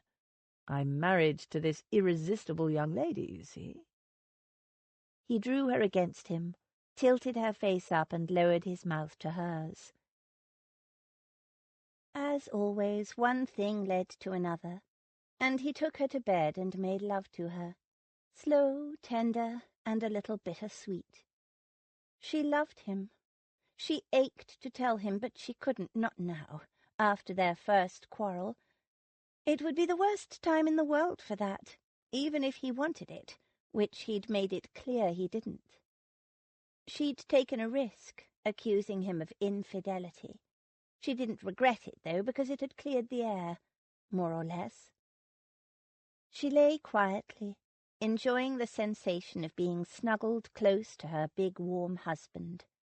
"Go to sleep if you like," he said, sitting up. "I have to go out." He slipped out of bed and started to dress. "Where are you going?" "Out." She made an irritated sound, and he turned. "What?" "You're always so secretive." "What do you mean?" This business of yours that I'm not allowed to know about, and why do you have to sleep the night in your club so often?" She gave him a half-embarrassed look. It gave credence to the rumours about you having a mistress. He didn't answer. He was tying his neckcloth. But when he finished, he said, "I stay away from you for several nights a week in order to spare you." "Spare me from what? I don't mind if you come in late, or drunk, or smelling of cigars." "From my attentions." She gave him a puzzled look, so he went on. "In the hotel we have only one bed. Since we've been living here, I've made love to you every single night I've slept here, and then, because I awake and find you in my bed, I make love to you again in the morning." "Yes, what of it?" He said it as if it were a problem. She didn't find it so. Quite the contrary. "It occurred to me that it might be too much for you. My intemperate desire. Morning and night, and then morning again." He made a rueful gesture. "And at other times, like now." She couldn't believe it. Hadn't she made it clear how she felt? Edward, I am thrilled whenever we make love, however often, whatever time. Surely you know that. The nights you've stayed at your club, only a few minutes' walk away, I thought you didn't want me." She took a deep breath and added, "And when I thought you'd taken a mistress, I thought it was because I hadn't pleased you in bed." He stared down at her with a look of amazement. "How could you possibly think that?" He gave a harsh laugh. "A fine pair we make. Me thinking I was pestering you too much, and you imagining you didn't please me enough. For the record, madam, let it be known that you drive me wild with desire, and everything you do pleases me enormously." "Truly?" "Are you doubting my word again?" "No, of course not. Then what is this secret business you're always going away on?" "Exactly what I said. Business. I suppose I should have explained earlier, since it affects you." He sat on the bed again. "You know I am my grandfather's heir." She nodded. "You have probably assumed that my income comes from the family estate, but it doesn't. I decided years ago that I would earn a living for myself separately, nothing to do with the estate. I personally own, several manufactories. I have interests in 2 mines, a canal company, and I have recently become part owner of a ship. All that takes time. I won't take a penny from my grandfather." "But why? I thought you loved your grandfather." "I do, but I cannot justify taking money from an estate that I never visit. And when my grandfather dies, I won't be running it. I intend to put in a manager." "But why? I don't understand. If you care for your grandfather, why wouldn't you—" "Just leave it, will you?" he said brusquely, and stood up. "Just accept that's how it is." "Very well." It was very strange, though, and she wanted to know more. But it would keep. She'd pushed him far enough today. She watched him dressing and thought again about Sylvia and the whole incident. She thought about the choice of tea shop and where they'd each been seated, and the coincidence of Edward and that woman meeting like that. It couldn't possibly have been accidental. She sat up abruptly. "Edward! She planned the whole thing." He picked up his coat. "Who did? What?" "Sylvia, Nixon's cousin. She's been so innocent and misunderstood about the whole thing, but she's shown her hand too clearly now with this mistress nonsense." She gave him an excited look. "Sylvia cajoled me into meeting her for tea. She chose the place and the time. As for that woman, I'm certain she arranged for her to come and accost you in front of that hotel." She broke off, frowning. "Oh, but how did she know you'd be there?" "That fellow I went to meet never showed. I'd received a note that if I wanted to know Nixon's whereabouts, I should come to the Excelsior at 2:15 precisely and bring £20. "Nixon?" He gave her a rueful smile. "Another thing I've kept secret from you. I've been trying to track down Nixon. By all accounts, the villain is still in England. I have several men on the job, but most of the investigating I'm doing myself." "But why on earth keep that a secret from me?" He gave her a curious look and said slowly, "I thought it might upset you, having it all stirred up again. I thought you'd probably want to forget all about it, block it from your mind." "Not at all. I would love Nixon to be caught and punished." She beamed up at him. "I think it's wonderful that you're trying to hunt him down. I think it's utterly heroic." He stiffened and glanced away. "Don't call me that." He stood up. "I have to go. I'll see you tonight." Puzzled and a little disturbed, she watched him leave. What had just happened?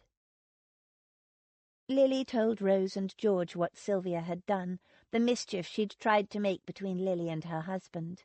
"More than mischief," George commented. "It's a vicious little plot. What did you ever do to her to make her hate you like that, Lily? Nothing, Lily and Rose said in chorus. Lily has been a perfect saint toward her, Rose declared. I'd understand if she was trying to get back at me.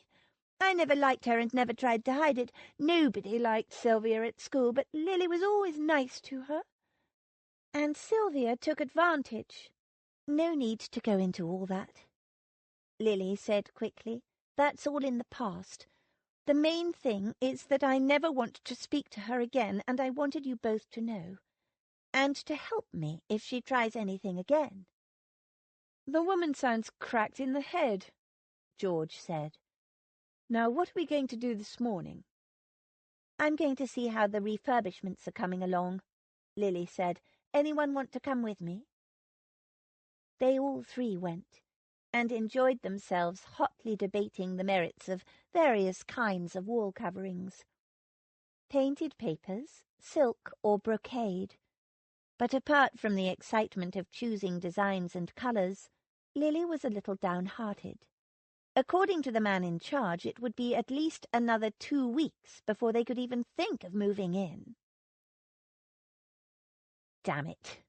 Ned had revealed more than he meant to. It was harder than he'd expected, being married and keeping himself to himself. The trouble was his wife had this way about her, a way of causing him to lower his barriers without realizing it, until it was too late.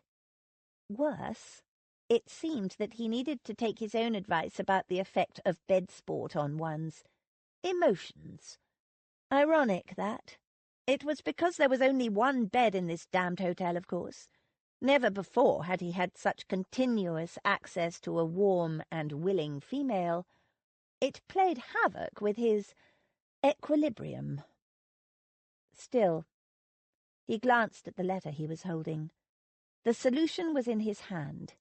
Nixon had been spotted, reliably spotted by one of his own men, not another wild goose chase, in Southampton.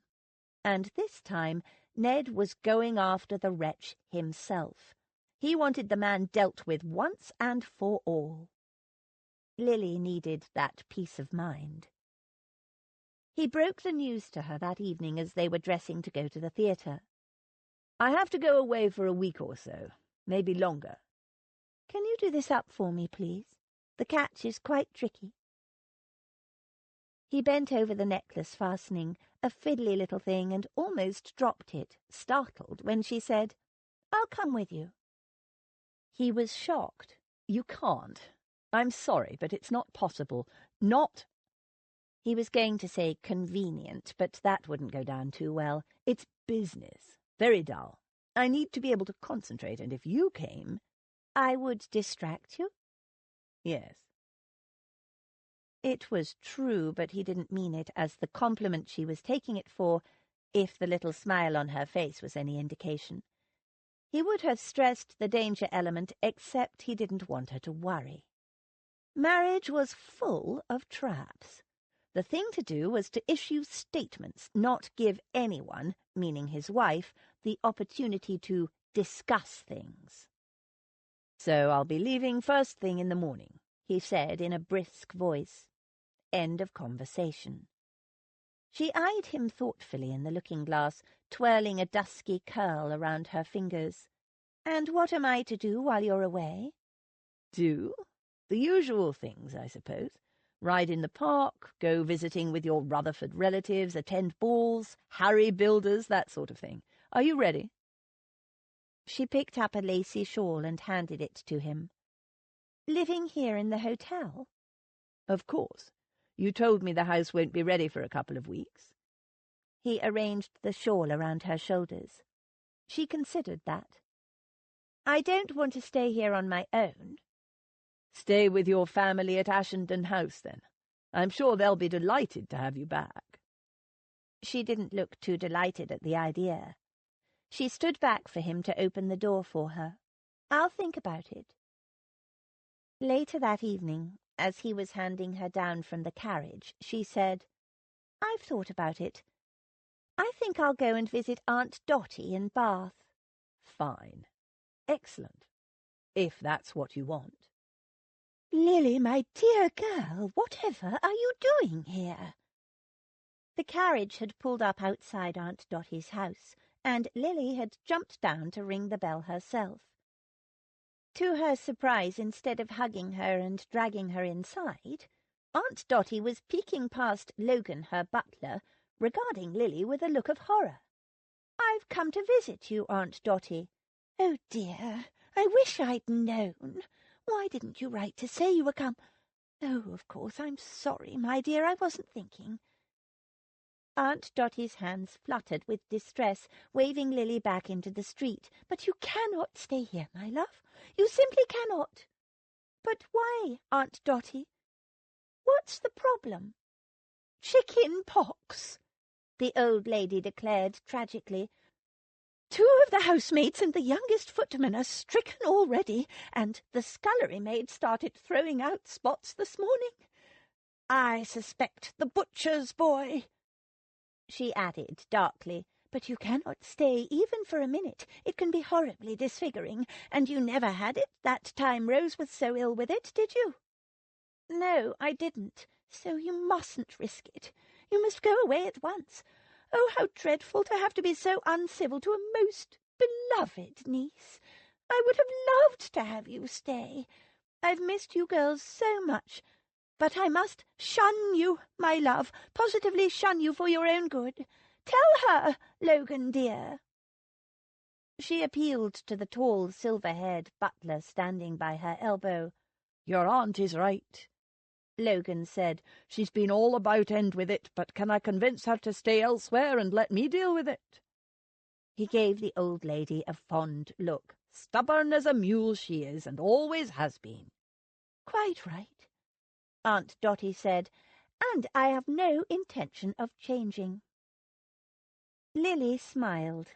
Her brother Cal strongly disapproved of Logan's informal manner toward their aunt, but Aunt Dottie insisted that she and Logan had known each other since she was 15, and to pretend otherwise was ridiculous.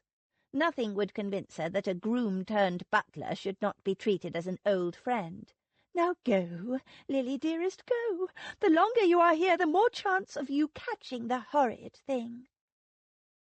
Her aunt made shooing motions at her, then clapped her hands to her cheeks in sudden realization. "Oh, but where will you go? And why isn't your husband with you? You haven't lost him, have you?" Lily laughed. "No, Aunt Dottie, Edward's away on business, and don't worry, I'll spend the night at York House." It was the finest of Bath's hotels. I'm a married woman now, you know, and have a great deal more freedom. "That's all right then, dear. I suppose you'll have to go back to London tomorrow. Such an inconvenience.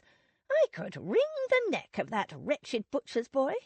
Give my love to everyone when you see them again. Now go, go, flee and be healthy." Lily climbed back into the travelling chaise. Walton, the coachman, opened the little communication hatch in the roof of the carriage. "Where to now, Mum?" Lily thought for a moment. She didn't want to go back to London. She didn't want to live at the Pulteney without Edward, and staying with her family was out of the question while they still disapproved of Edward. Then an idea came to her. "You know where Shields, Lord Galbraith's estate is, don't you, Walton?" "Aye, in Hereford," he said cautiously. "Good. We'll go there tomorrow, then." Edward's grandfather had issued her an open invitation, after all. Besides, how could she resist an opportunity to learn more about her husband's childhood home, the estate he had not visited in more than 10 years, and for which he refused to take responsibility? Chapter 19. Teach me to feel another's woe, to hide the fault I see, that mercy I to others show, that mercy show to me.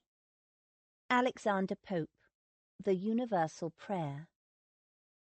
Somehow Lily had expected Shields to be sinister-looking, or grim, run-down, and depressing. But as the carriage bowled up the tree-lined driveway, She saw that, on the contrary, everything looked to be in apple-pie order. Shields was an ancient house, built in grey stone in the Gothic manner, but far from being sinister. It looked beautiful, open and welcoming, with gleaming many-paned Gothic windows. Crimson roses rambled over the grey stone, and the garden around the house was a riot of colourful spring flowers. The setting, too, was lovely. To one side, rolling fields of crops stretched green and gold to the horizon, and away behind the house she could see the forest Edward had mentioned so long ago, one of the few things she knew about his childhood and his home. It looked ancient, the trees huge and gnarled, their branches spread magnificently, 1,000 shades of green, shady and mysterious, a wonderful playground for an imaginative boy.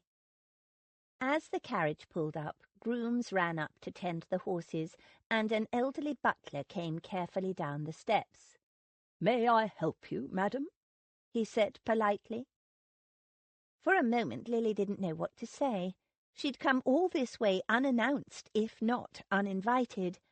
"I'm Mrs. Galbraith," she said. "Mrs. Edward Galbraith." His face lit up. "Mr. Edward's wife?" he breathed. "We didn't know. I mean, welcome, Mrs. Galbraith. Welcome is a—" He peered behind her, and she knew who he was hoping to see. "I've come alone," she said gently. "My husband isn't with me." "Oh." He made a valiant effort to hide his disappointment, mustered a bright smile, and led her into the house. "Lord Galbraith will be delighted to see you, Mrs. Galbraith. He's in the library.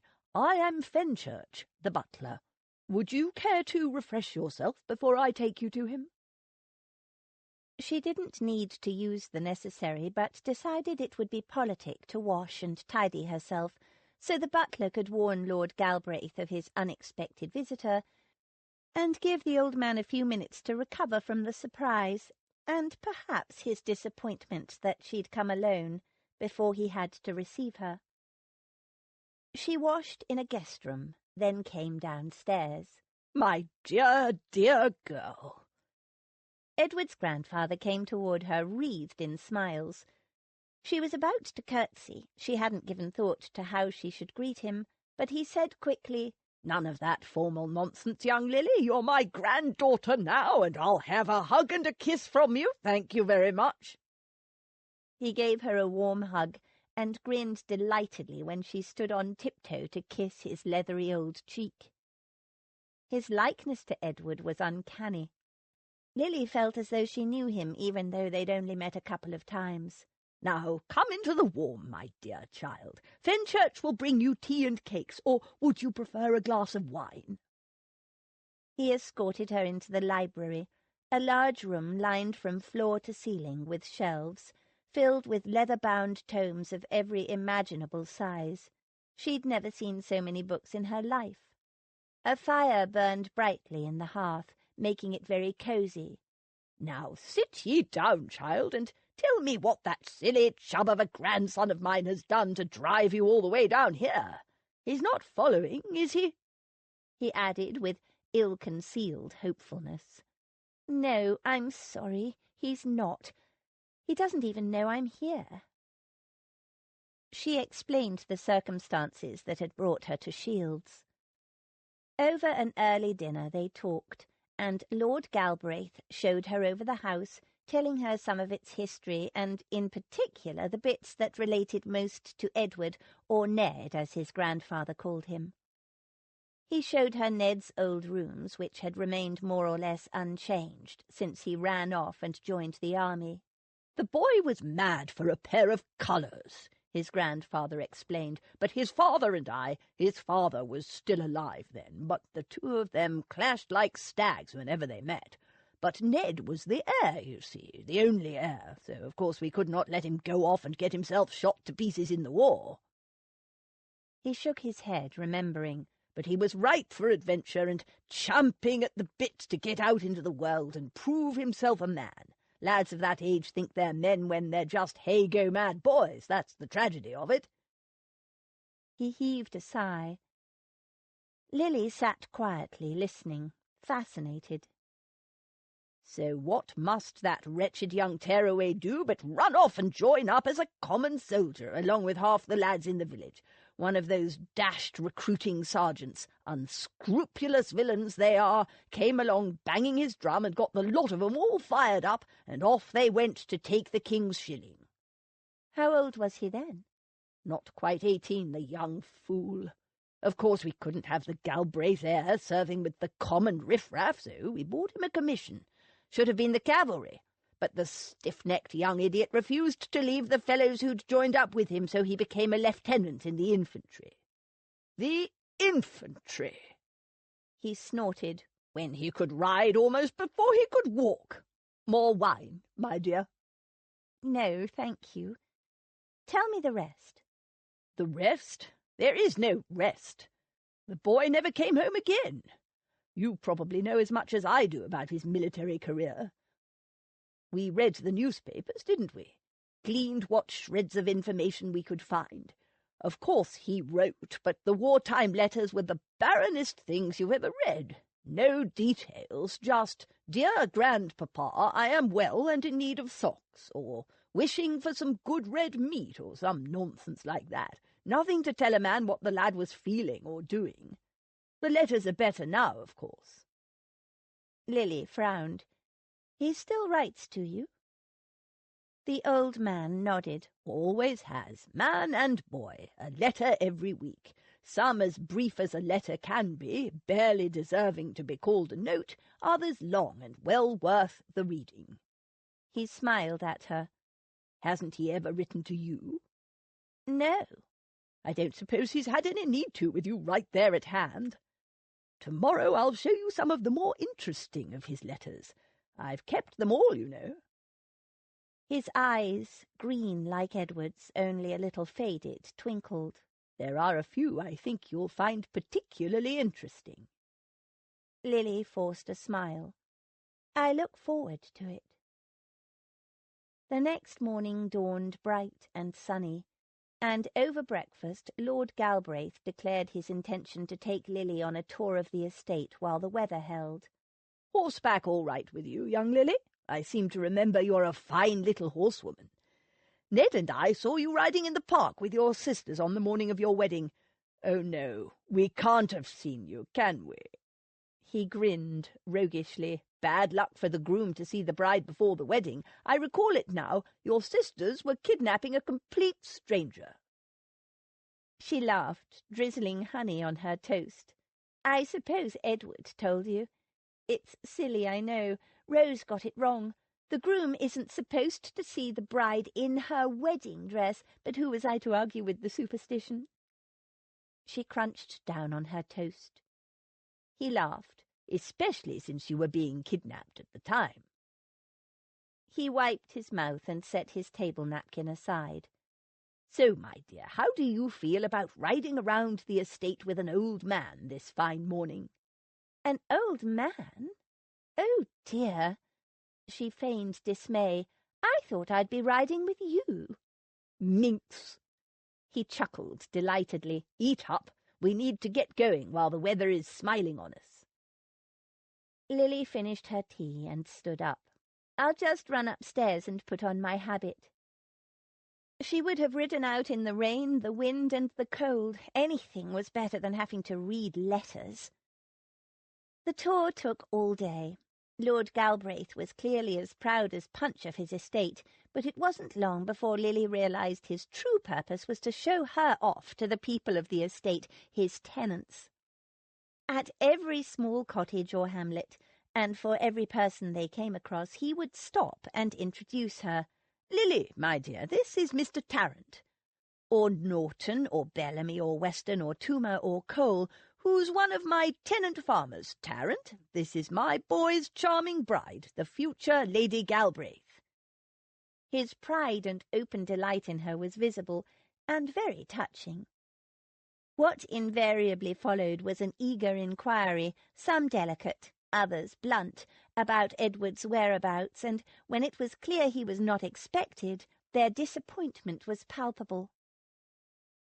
Lord Galbraith would then ask about every member of the family, and at the end of each conversation Lily was usually given an invitation to drop in on the wife whenever she was passing, and exhorted to send our regards to the young master. Several times they were invited into a farmhouse or cottage to meet a wife, where they would be urged to drink a glass of milk, or have some tea and a bit of cake, or take some other refreshment. Lily loved every moment of it. She loved learning about people, getting to know them, hearing their tales of this and that. The warmth of their welcome almost overwhelmed her, even though she was under no illusions as to why. She left each place with messages for the young master ringing in her ear, and her saddlebags crammed with small gifts, preserves, homemade cheese, biscuits, and several mysterious bunches of herbs she suspected were intended to help her to conceive. As the day passed, her mystification grew. It was clear her husband was loved and greatly missed here. She could see it in the face of every person she met, in the warm inquiries after his health and well-being, in their clear delight at the news of his marriage, and their occasionally embarrassing specific hopes for children to follow. So many people had said words to the effect of, "Time the young master came home where he belongs." She didn't understand it. When Edward had told her he was never going back to Shields, that he wouldn't take any income from the estate, and that when his grandfather passed on he would hire a manager to run the place, she'd imagined that something dreadful had happened here, that his childhood had been ghastly, that he'd been brutally treated, or that he was resented or hated for some reason, even that he'd fallen in love with some village maiden and had his heart broken. Instead, he was loved, and not only by his grandfather. "Why is Edward so reluctant to come here?" she asked Lord Galbraith as they rode slowly home. The sun was setting over the western hills, a glorious display of red and gold and pink, gilding the rooftops of the gracious old house and giving the ancient grey stonework a rosy glow. How could Edward reject such a beautiful home? "Oh, my dear, if only I knew," he said sorrowfully. "I've asked myself that question 100, 1,000 times over the years. I've tried and tried to get him to talk about it." He darted her a hopeful glance. "I don't suppose he's said anything to you?" She shook her head. "No, only that he doesn't come here. Never why, though of course I've asked." The old man sighed heavily. "Did anything happen? Anything bad, I mean, before he went away to join the army?" "Nothing that I can discover. As far as I know, he was... The whole pack of them were excited as boys. Well, they were boys. Silly, heedless, careless, joyful boys off to follow the drum." He didn't have a broken heart, perhaps? Some girl who decided she preferred someone else? Though she couldn't imagine any girl rejecting Edward. No, he wasn't much interested in girls at that age. That all came later. He didn't leave any enemies behind? The old man snorted. "You saw them today, girl. Did it look as though any one of them had a bad word to say about my lad?" "I thought they all loved him." There was a lump in her throat as she said it. "They did. They do. We all do." There was a world of pain in the choked old voice. The horses walked slowly on. In the sky, gold and scarlet faded to pink and grey. The trees filled with birds, all chattering madly as they prepared for the night. Lily pretended not to notice the tears in the old man's eyes. Over dinner she prompted the old man to tell her more tales of Edward's boyhood, and he happily regaled her with tales of his wild, merry, loving boy. It was not the Edward she knew. "But you must have heard that story before," he said after finishing one tale. She shook her head. He never mentions the past at all, and if I bring it up— "You mean about the war?" No, not just the war. If I ask him anything about his past, he just gets this look in his eyes. "Like ice over a window, so you can't see in or out. And then he changes the subject and starts talking about some wholly inconsequential thing." Lord Galbraith finished for her. Exactly. At least she wasn't the only one that Edward shut out. Every time he does it, I feel— She swallowed, unable to go on. "Like a little piece of your heart has been cut away," he suggested gently. Unable to speak for the surge of emotion that had swamped her at his words, Lily nodded. There was a long silence, broken only by the sound of the wind outside and the coals of the fire settling gently in the grate. "You love that boy of mine, don't you?" Her face crumpled as she whispered, "With all my heart." "Does he know how you feel?" She shook her head. "He doesn't want my love. He made it very clear before we were married." "And since then?" "He made it even clearer." "Young idiot!" After a moment, the old man tapped his fingers decisively on the table. "I'm not so sure. I think he's fonder of you than you realize. Let me show you some of those letters I mentioned before." It was the last thing she wanted. Lily thought briefly about claiming to be tired after the long day, but it would only put off the moment. The old man was determined to show them to her. She might as well get it over with. Again they retreated to the library. It was clearly Lord Galbraith's favourite room in the house. Something of an irony in that, Lily thought. A room filled from floor to ceiling with books. He seated her close to the fire, poured her a glass of some pinky gold liquid and set it on a table at her elbow. Then he brought out a large wooden inlaid box. "Now." He shuffled through the stack of letters inside. "Ah, here it is.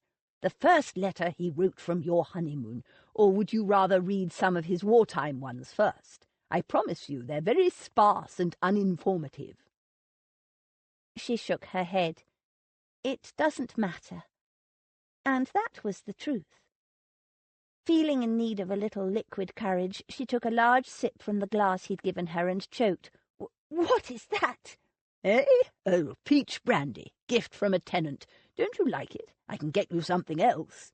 "No, it's just— I didn't expect it to be so—" "Sweet? Yes, horrible, but ladies usually like sweet drinks. Can I get you something else?" He hovered. The word Lily had been thinking of was strong, but she didn't say so. "No, it's fine, thank you. I was just surprised." Now that it was down, it left a lovely warm feeling in the pit of her stomach.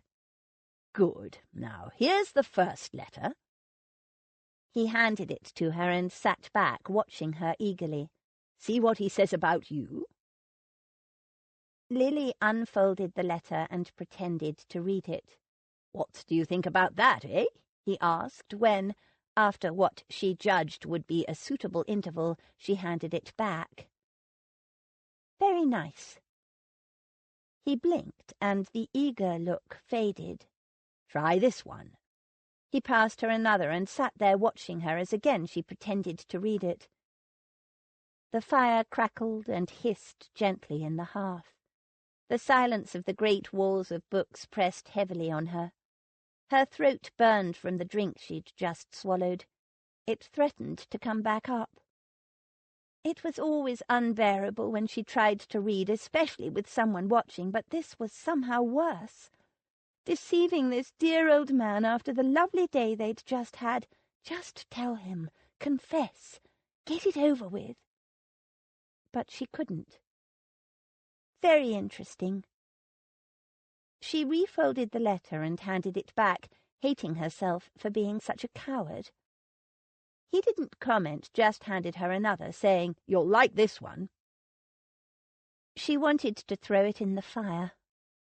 Smiling, she unfolded it and stared blindly at the unintelligible writing for as long as she could bear it.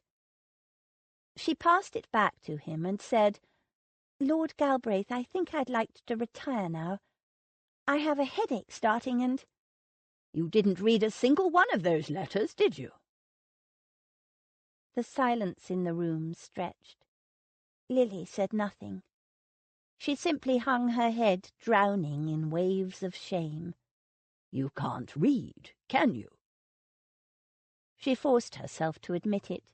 "No," she whispered. There, there, girlie, no need to cry." Was she crying? She hadn't noticed. She took the handkerchief he pressed into her hand and scrubbed at her face, wanting to run, to hide, to just disappear. "Does Ned know?" She shook her head. "Don't look like that, my dear. There are worse things in life than not being able to read. I take it it's not a problem with your eyes." He broke off, disgusted. "Well, of course it's not your eyes. Been out with you all day, haven't I? Eyes like a hawk. Pretty, too." Lily forced herself to speak.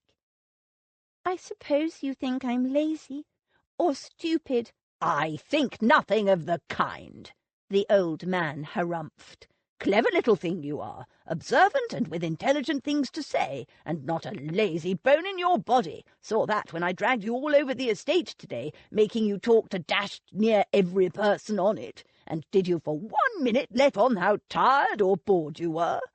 "Oh, but I wasn't. No, you straightened your spine and sat through it all smiling, didn't you? Every slow top on the estate jawing your ear off with trivial rubbish, but did you show it?" He snorted. "You're no shirker, my girl. Proud to have you in the family. Ned couldn't have made a better choice." At that, Lily's tears flowed afresh. Now, don't take on. It's nothing to cry over. Perfectly sure you've done your damnedest. Forgive my language, my dear. Done your best to learn, and if you can't, well, it's some dashed fault in the Creator. That's all it is. One of God's mysteries, and not for us to question it. Look at me." Surprised, she did, dabbing at her eyes. "Can't for the life of me tell the difference between red socks and green ones, between red and green anything. Both colours look the same to me. But," he flung up his hands in a gesture of cheery hopelessness, "does it matter? No, it does not." "There's a big difference between not being able to read and not being able to distinguish red socks from green," she objected. "Pooh! Ask me, ask anyone, if they'd rather have a scholarly girl in the family or one with a warm and loving heart, and you know what they'll all choose.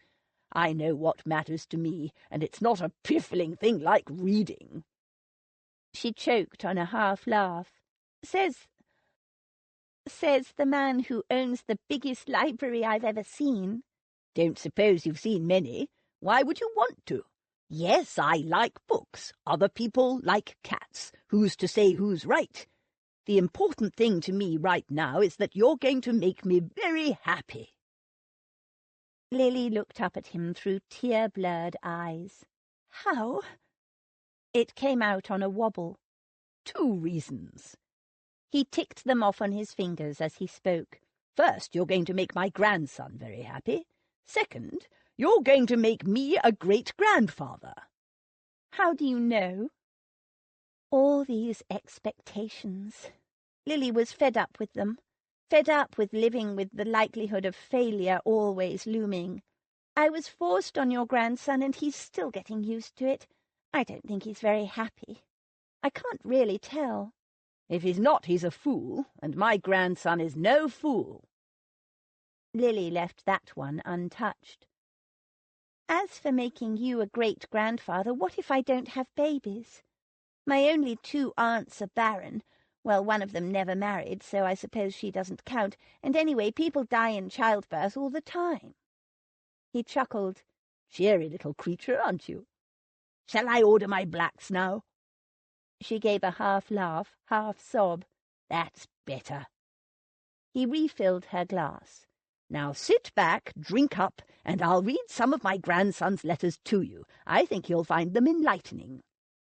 He pulled out a letter and read. "Lily made me laugh today. Such a clever observer of people, but she hasn't a nasty bone in her body. Some of the fine ladies of the ton could take lessons from her." Did Edward really think that of her? She couldn't help but smile. And here, where he says this: "Every day in some small way my wife surprises and delights me." Lily felt herself blushing with pleasure. Or perhaps it was the peach brandy. He pulled out another letter and read, "We ride out together most mornings. Lily is a first-rate horsewoman, as you observed." "Ah, yes, this is the one about when you fell off your horse." "When it refused to jump," Lily corrected him. He chuckled. "Indeed, and that's just what he said. But this is the bit that'll interest you. He wrote it later that evening after you were asleep. I thought I'd lost her, grandfather. She was so still and pale. My heart simply stopped. Then when she finally moved, words cannot express what I felt then. In such a short time my wife has become so dear to me." Lord Galbraith refolded the letter and put it aside, saying, "There you are, my dear. If that boy isn't in a— Oh, good grief, you're not crying again, are you? If ever I've seen such a girl for waterworks." But the old man was smiling as he passed her his handkerchief again. "Take no notice of me, dear girl. You just have a good cry. Let it all out and you'll feel better for it." He cleared his throat. "Learned that from my dear wife. Cried for all kinds of incomprehensible reasons. Wonderful woman." After a long pause, he added softly, "You'd have loved her, Lily. More to the point, she'd have loved you, as do I." Lily managed a misty smile. Chapter 20. Happy the man whose wish and care a few paternal acres bound, content to breathe his native air in his own ground. Alexander Pope, Ode on Solitude.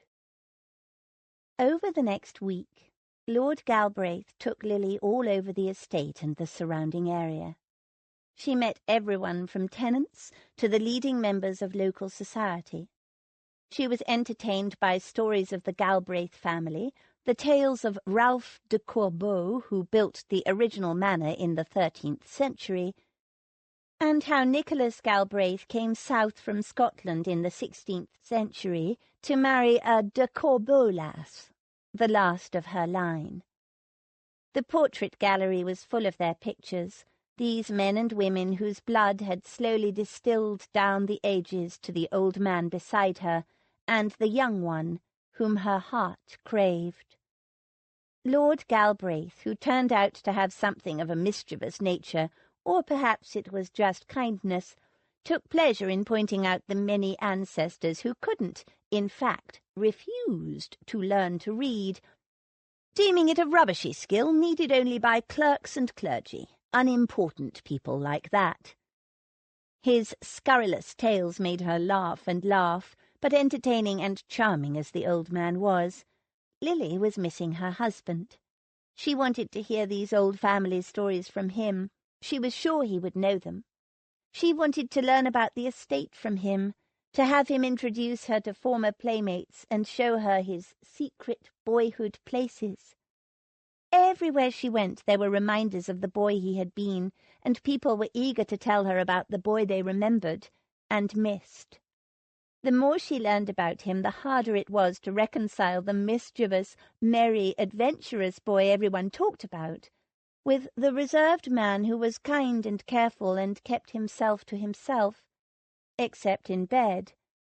How could a man who wrote so regularly to his grandfather, warm and entertaining letters too, how could he stay away for so long when he must know surely that his grandfather desperately missed him? How could he refuse to come home? It would break his grandfather's heart if he ever learned of Edward's plan to hire a manager. In the short time she'd known him, Lily had grown to love the old gentleman. and she ached for the loneliness he so gallantly tried to hide. She understood it only too well. "It's a letter from Ned."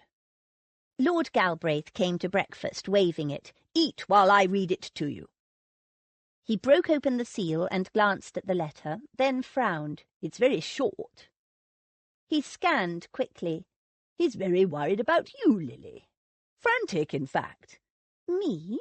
Why? "He says he's lost you. Suspects you might have been kidnapped again." "But I told him—" She broke off, her hand going to her mouth. "I told him I was going to Aunt Dottie's." Lord Galbraith nodded. "He said he'd been to Bath." "Bath? But he was going to Southampton." "Well, I don't know why he changed his plans, but he went to Bath. He says your aunt told him she'd sent you back to London, but when he returned to London you weren't there, and nobody knew where you were." Lily pushed her eggs away, her appetite gone. "Oh, dear. I hadn't planned to stay so long. I thought I'd come for just a few days and be back in London before him." She put her napkin aside and rose. "I'll go and pack at once. Can you send a message to my coachman that we leave for London immediately?" "No." Lily paused and turned. There was a strange, almost arrested look on his face. "What do you mean, no? You said Edward was worried. I must—" "I wrote to him a couple of days ago, told him you were with me, said how much I was enjoying your visit. He'll have that letter by now. Sit down and finish your eggs." She sat reluctantly, as much for good manners as anything else. "Very well, but I must leave as soon as possible." "No, I want you to stay here. Please." There was a peculiar intensity in the old man's expression. "But I can't. This was only meant to be a short "I've been trying for more than 10 years to get that boy to come here." He picked up the letter and showed it to her. "Look at that writing, all loops and scrawls, an absolute disgrace of a hand." "I don't understand." He looked up, his eyes gleaming. "His writing is normally neat, precise, every I dotted and every T crossed. This is the worst scrawl I've seen from him since he first picked up a pen." He laughed. "Don't you see, girl, he's half out of his mind with worry." "About me? But that's terrible." "No, it's wonderful." He poured himself another coffee and explained. "For years that boy has been writing to me, and oh, the letters are entertaining enough, but there's never any feeling in them. Nothing ever worries him, nothing excites him. He's never frightened or angry or delirious with joy. Have some toast." He pushed the toast rack toward her. Lily had not the slightest interest in toast. "Ned went through years of war, and all he could write about was socks, or a tasty meal, or send an account of some foreign place that read like a damned guidebook. And we know that all the time he was risking his life like a madman, courting danger at every turn. Remember what his commanding officer told me? That Ned didn't much care whether he lived or died. And then came that letter about you falling off your horse, and now—" He patted the letter happily. "Now he's half off his head with worry. About you." "I don't understand," Lily said. "Are you happy because he's worried?" "I'm happy because he's feeling something at last." He reached out and took her hand. "So I want you to stay here, as bait." "Bait?" "I haven't been able to get the boy to come home, not for years, but I have a feeling he might come for you. I hope so, anyway. I believe he cares for you more than you realize, more than the young fool himself realizes." His faded old eyes gleamed with hope. "He'll only realize he loves you if he's provoked out of this slough of despond he's been in for years, where nothing touches him, because he won't let it." How often had Lily thought the same, that Edward didn't want to feel. He sat back and gave her a challenging look. "Well, girl?" Don't you want to find out?" Oh, but she did. But what if he doesn't come? He spread his hands in a helpless gesture. "Then we're no worse off, are we?" Lily bit her lip. It was one thing to live in hope that her husband might care for her, might even love her one day, but quite another to have those hopes shattered. Still, she needed to know one way or the other. She ached to know. Lord Galbraith must have seen something in her eyes, for he leaned forward with a hopeful expression. "I'll write to Ned at once. Tell him he must come here to collect you, that I won't let you leave otherwise." "I'm not so spineless," Lily objected. "If I wanted to leave, I would." "If he's angry at being forced to come here, he'll blame me, not you. Better to blame me, I think." He patted her hand. "So will you do it, my dear? For an old man?" She swallowed. There was no choice, really. And wasn't it worth the risk? If there was the smallest hope of Edward loving her. Very well, I'll do it. For a young man as well as an old one, whether he came because he loved her or to free her from his grandfather's custody, Lily believed with every instinct she owned that Edward needed to come home to his grandfather, to Shields, and to the people who loved him. Which included Lily, who loved him quite desperately. 3 nights later, Edward arrived. It was dusk. Lily saw the hired carriage bowling down the drive and knew who it would be. She flew down the stairs and out the front door to greet him. He looked tired and scruffy and unshaven. Edward was never scruffy. He leapt from the carriage, swept her into his arms, and held her hard against him for an endless, shattering moment. His body was trembling, as was hers. She'd never dreamed of such a greeting from her normally so controlled husband. She clung to him fiercely, not wanting the moment to end. Eventually, he released her, letting her slide slowly down his body until her feet touched ground again. He cupped her face in his hands. His eyes, winter green and glittering with emotion, bore into her. "Never, never do that to me again." And he kissed her, a long, hard, shattering, possessive kiss. "I thought you were taken, lost to me, dead," he said.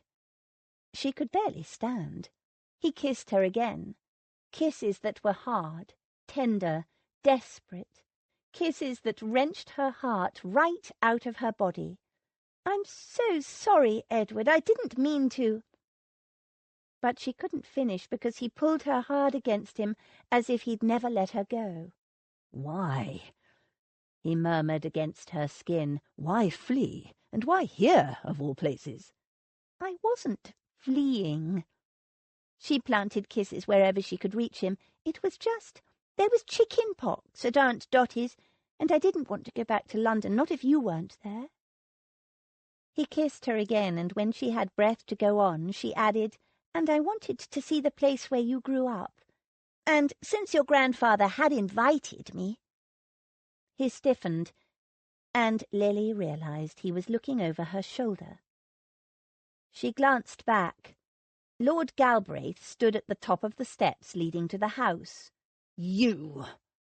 Edward's voice grated. "You had to trick her into coming here." "No." She pulled on his arm to get his attention. "Don't blame your grandfather. He had no idea I was coming. It was an impulse on my part. Please don't be angry with him." Edward gave her a long glance, then nodded wearily. He walked toward the old man, his expression stony. "Grandfather," he said tersely, and held out his hand. Lord Galbraith ignored it. Half blind with tears, the old man embraced his grandson. "My boy, my dear, dear boy, you've come home at last." His voice was choked. Edward stood stiffly in his embrace, his eyes blank and shuttered, as if the contact were somehow painful. Enduring it. He said nothing, but his throat was working. Lily's eyes filled. After a moment, Edward gently released himself from the old man's embrace and stepped back. Lord Galbraith pulled out a large white handkerchief and blew into it loudly. "Well, come in, no need to stand about in the wind," he muttered. Lily started toward the house, but Edward caught her hand and stopped her. "We'll be in a minute, grandfather." Lord Galbraith's gaze dropped to where their hands were joined. "I'm sure you two have a lot to talk about, but Lily's not dressed for the outdoors." He turned and stumped away. Edward glanced at Lily's dress and followed. He led her to the library. It would always be the library for Galbraith men, she realized glumly.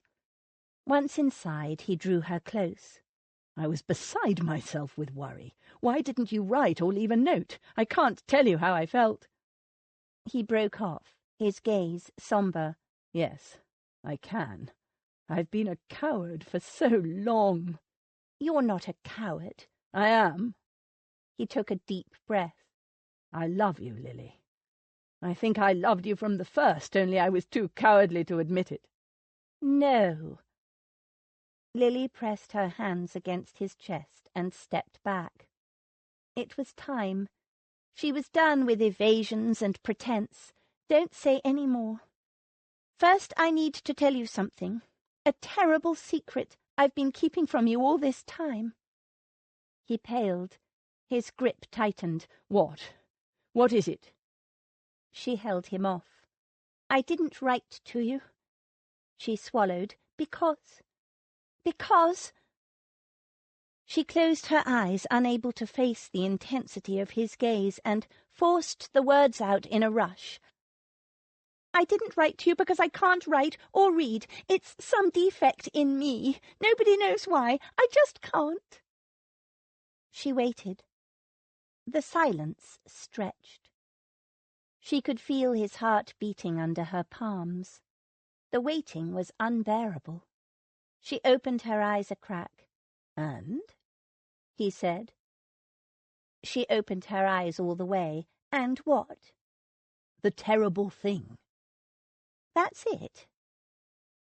He stared down at her. "You're not ill or dying?" "No." He pulled her hard against him. "Thank God. I thought it was something terrible, that there was something really wrong with you." "There is. Don't you understand? I can't read or write." He finally seemed to take it in. He frowned. "You can't read or write?" "No." She felt like an egg about to be smashed, all smooth, brittle shell outside, a mess of yolk and white within. "Not a word?" "Not a word." Her voice trembled as she said it. "Why didn't you tell me?" "Why do you think, you silly young chub?" His grandfather stood in the doorway. His voice was gruff. "Think what she must have been through all these years, what people have said to her. Think of the number of fools there are in this world, and then try not to add yourself to their number." Edward's arm tightened around her, but there was a smile in his voice when he said, "I don't need you or anyone to tell me what to think of my wife, grandfather. She's a treasure." He turned to her, his voice deepening. "She's my treasure, whose value to me is above rubies and pearls and letters." Lily's sight blurred at the tender sincerity in his voice. He cupped her face in his hands. "You've stopped me from saying this before, so I'll say it now. I love you, Lily Rutherford Galbraith, with all my heart. It doesn't matter to me what you can or can't do. Don't ever think it does. Whatever life throws at us, we'll manage it together." It was a vow, and Edward Galbraith never broke his vows. "Oh, Edward." The old man beamed. "She's a grand girl, Ned. You couldn't have done better." "I know it. Now, grandfather, are you going to give me a drink or not?" Lily sat beside her husband on the leather sofa, his arm around her, her head on his shoulder as he and his grandfather talked. She wasn't really listening. Her heart and mind were too full. He loved her. Edward Galbraith loved her. He'd said it, and he'd demonstrated it. He loved her despite her flaws. She couldn't quite believe it. Her dream had come true.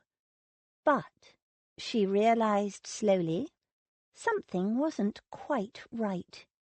She was practically boneless with relief and happiness, but although Edward was acting relaxed, his muscles were still tense and hard. Underneath the nonchalant attitude, he was wound up as tight as a spring. The door opened and she felt him stiffen. A servant entered with a tray of refreshments, and after a swift glance at the man's face, he ignored him. The same thing happened when they went upstairs to wash before dinner. Lord Galbraith had sent a man to attend his grandson. Edward had objected, but his grandfather waved the objections off. Edward went upstairs, wary as a feral cat, but when he saw the manservant, the tension left him. It was the same at dinner. Each new servant who appeared received a hard, appraising glance. Then her husband relaxed. He seemed almost frightened, but surely that couldn't be right. She tackled him about it that night after they'd retreated to her bedroom. He was prowling back and forth. If he'd been a cat, he'd be lashing his tail. "You're imagining things. What on earth would I be frightened of here in my grandfather's house?" Then what is the problem? "Nothing. It's just this place. I don't want to be here. I can't stand it." But why? I don't understand. He made an impatient gesture. "It doesn't matter." It does matter, Edward, can't you see? "I said it doesn't matter." It wasn't like him to snap. He sighed. "I'm sorry. Let's not quarrel. Come to bed. First thing in the morning we leave this place and I take you home." No, they wouldn't, Lily thought, but she wasn't going to argue. She hadn't had her husband in bed with her for ages, and he'd told her today that he loved her. She wasn't going to spoil things by arguing. Tomorrow would be soon enough for that. Tonight she had things to say for herself. She dropped her wrapper on a chair. She was naked underneath. She slipped into bed. "I didn't tell you this afternoon," she began. "I didn't get time." In the process of ripping off his clothes, he froze. "What? Another secret?" She nodded. "I love you too. I think it started when— Oof!" He lay on top of her naked, his eyes glittering in the lamplight. "What did you say?" She wound her arms around him.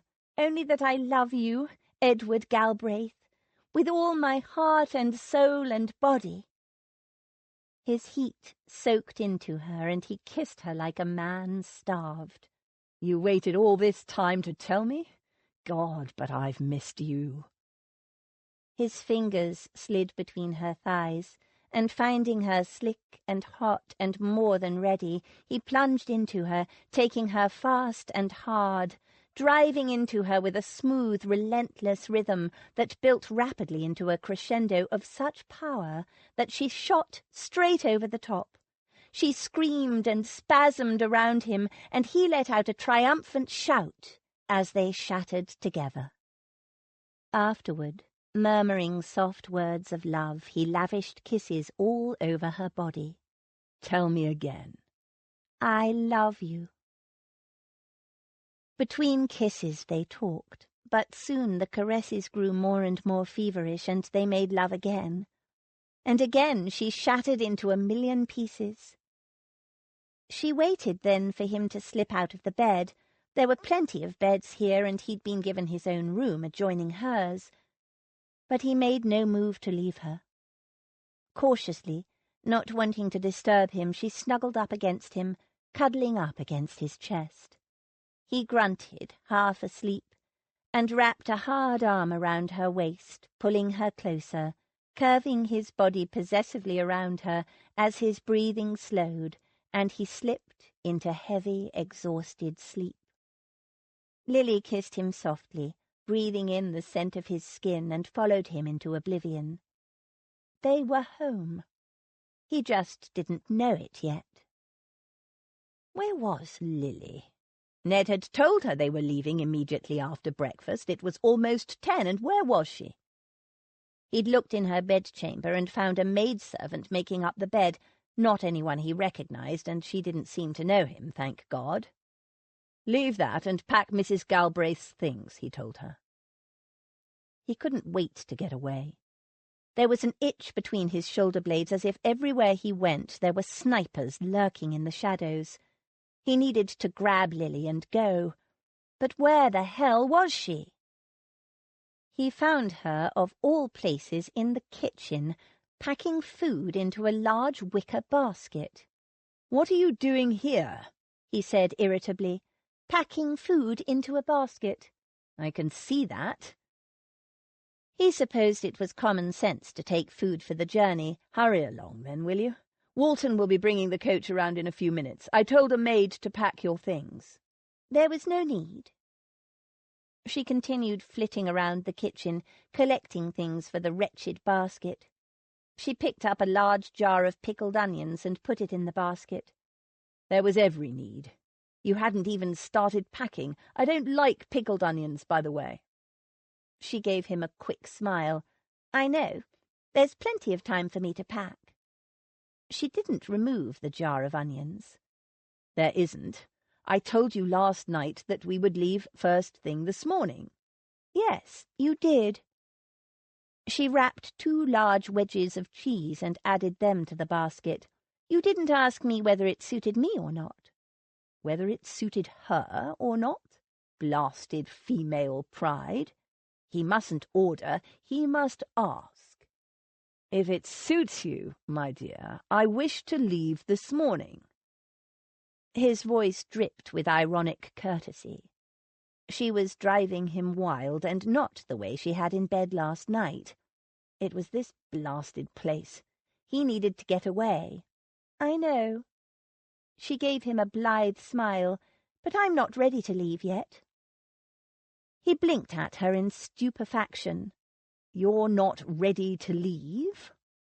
The itch between his shoulder blades deepened. "No, not yet." She folded a cloth and tucked it over the contents of the basket.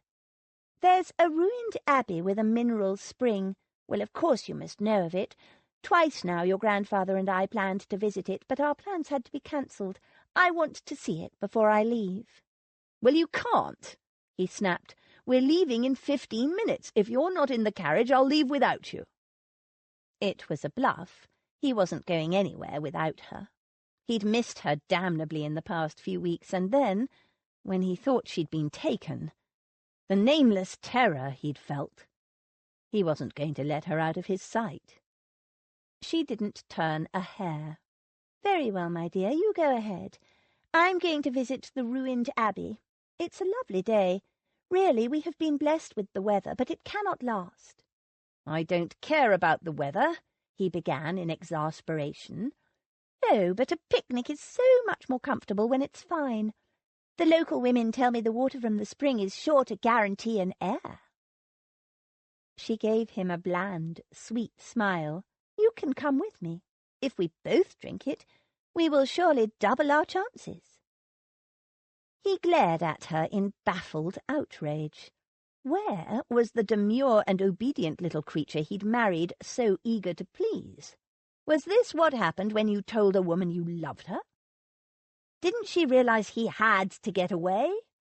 "No, damn it, I'm not going anywhere except back to London, today, and you're coming with me." "Take this, will you?" She handed him the covered basket. And this. It's sunny at the moment, but it might get chilly later." She draped a cloak over his arm. "Lily, did you not hear me? But she'd whisked herself out the kitchen door and was gone. He followed her into the yard, where a horse stood patiently harnessed to a light jig, and stopped. A groom stood holding the reins. Another waited to help Lily climb into the jig. They both gave him curious glances. They must know who he was. Word spread fast in a place like this. His skin prickled, but he didn't recognize either of them. They were both very young. The knots in his stomach eased. "Pass me the basket, will you, Edward, please?" He passed her the basket and the cloak, and stood fuming quietly while she stowed everything carefully away. "There's no need for you to come with me after all, Bobby," she told the youngest groom. "My husband will escort me today." She smiled tranquilly down at him. The grooms waited expectantly. The first one offered him the reins. The young one hesitated, then stepped forward, as if maybe Ned was too old to climb into a damned jig without assistance. Swearing silently and savagely, Ned climbed into the jig, accepted the reins, and drove out of the yard. The itch between his shoulder blades burned like acid. Chapter 21. And in the lowest deep, a lower deep, still threatening to devour me, opens wide. John Milton. They trotted briskly along, saying nothing. She must know he was furious. Right now, though, he was feeling more sick than furious. It was like going into battle. Worse. He knew what he was facing in battle. The knots in his stomach tightened. They came to a fork in the lane. "Turn left here," she said. He ignored her. "The ruins are to the right." "Yes, but I need to drop a few things off on the way."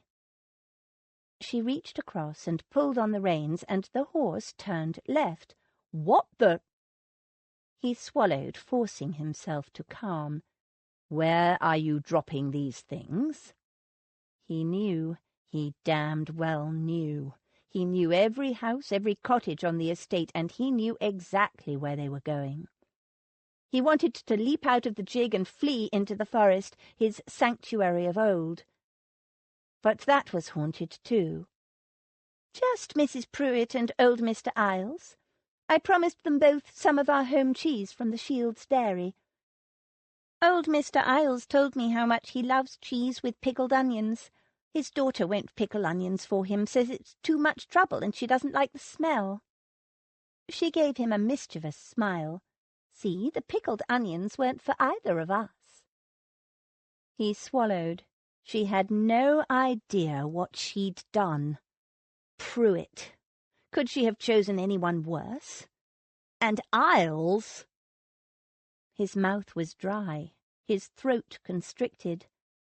The horse trotted inexorably on. They turned a corner, and he let out the breath he'd been holding as the first cottage came into view. Stone, slate-roofed, smaller than he remembered. The garden was neat as a pin. Mrs. Pruitt always did love her garden. "Why are we stopping?" Lily asked. "The cottage is over there." 50 yards away, and he couldn't go an inch closer. He hadn't even realized he'd tightened the reins. His breathing came raggedly, rapid and shallow. "You go. I'll go for a bit of a walk." "What is it, Edward? You've gone very pale. Are you ill?" His every instinct screamed at him to run, but it was too late. He could only wait, frozen and hollow, a butterfly staked on a pin, as fate, in the shape of Mr. and Mrs. Pruitt, opened the cottage gate, and with loud cries came running toward him. Mr. Pruitt reached the gig first. "Master Ned, you've come back at last. Welcome home, lad. Oh, mustn't call you that now. Look at how tall and fine you've grown." Like an automaton, Ned climbed down from the gig and held out a stiff hand. Mr. Pruitt wrung it, saying, "Come inside the house. Let me look at you. Such a fine tall man you've become. The image of his grandfather, isn't he, Martha?" He pressed his lips together. "It's that good to see you, lad. I never thought—" His voice broke. He pulled out a large handkerchief and blew into it noisily. Mrs. Pruitt made no attempt to hide her emotions. Her face streaming with tears, she hugged him as if he were still a boy, and, accepting no excuses, propelled him into the front parlour, saying, "I didn't bake my spiced currant biscuits this morning for nothing, my lad. His favourites they are, Mrs. Galbraith. The minute I heard you were back, I knew you'd come to us." She wiped tears away with her apron. "Never a day when he wasn't in and out of my kitchen, Mrs. Galbraith, him and our Luke, like twins they were, always up to mischief." She hurried off to the kitchen to make tea. Ned sat stiffly. He'd hardly ever been in this room. It was for visitors, and he'd never been a visitor in this house. He and Luke. It was always the kitchen, and then away to the forest. "So it's all London for you now, is it, Ned lad? Country living lost its appeal?" "Edward." Lily nudged him. He blinked. "Mr. Pruitt thinks you're bored with the country now?" "No." His voice sounded rusty. He cleared his throat. "It's just, I've been busy." It was the least convincing lie Lily had ever heard. Mrs. Pruitt entered carrying the tea tray and banished the awkward silence with the pouring of tea and the offering of biscuits. Lily brought out the cheese, and Mrs. Pruitt exclaimed over it with pleasure. Edward drank his tea and ate a biscuit. Lily and Mrs. Pruitt talked about the ingredients, Mrs. Pruitt assuming Lily would want to bake them for her husband. He sat there like a stranger, grey-faced and stiff, as if he were the stranger here, not Lily. The Pruitts related stories of Edward and their boy Luke, who'd been killed in the war, recalling boyhood adventures and laughing over the mischief the two boys had gotten up to. "Right terrors they were," Mr. Pruitt said proudly. It was because Edward was here, Lily knew. They'd never mentioned their son before, but it was all for Edward she saw.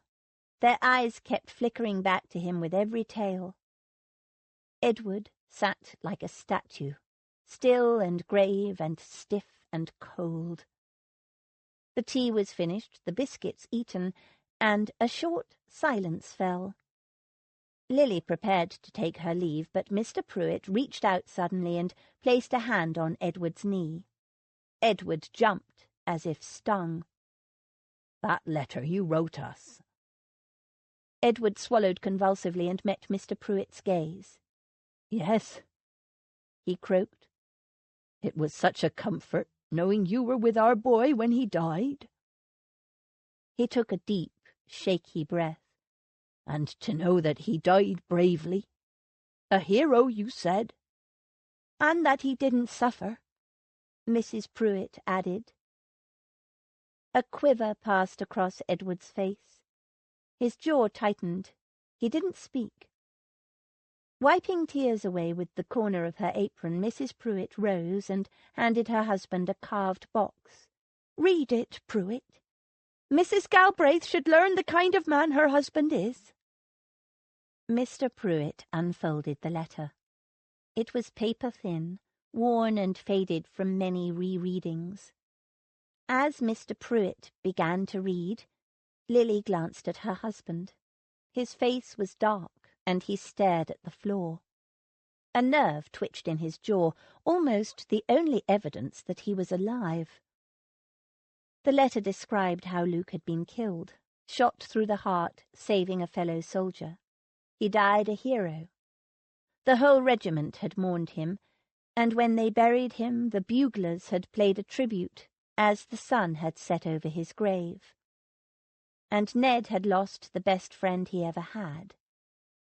The letter was warm and deeply personal and gave comfort, even as it broke unimaginably painful news.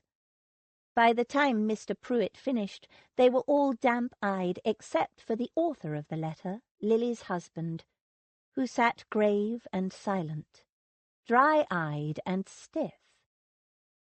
Afterward there was a long silence. Then he stood abruptly. "I have to go." He stalked from the cottage, leaving Lily to say the goodbyes. "Don't fret, my dear," Mrs. Pruitt said comfortably. "Took it hard, he did. Always has. Expects more of himself than is humanly possible." Lily nodded. She was starting to see that. "Thank you." The Pruitts showed her out.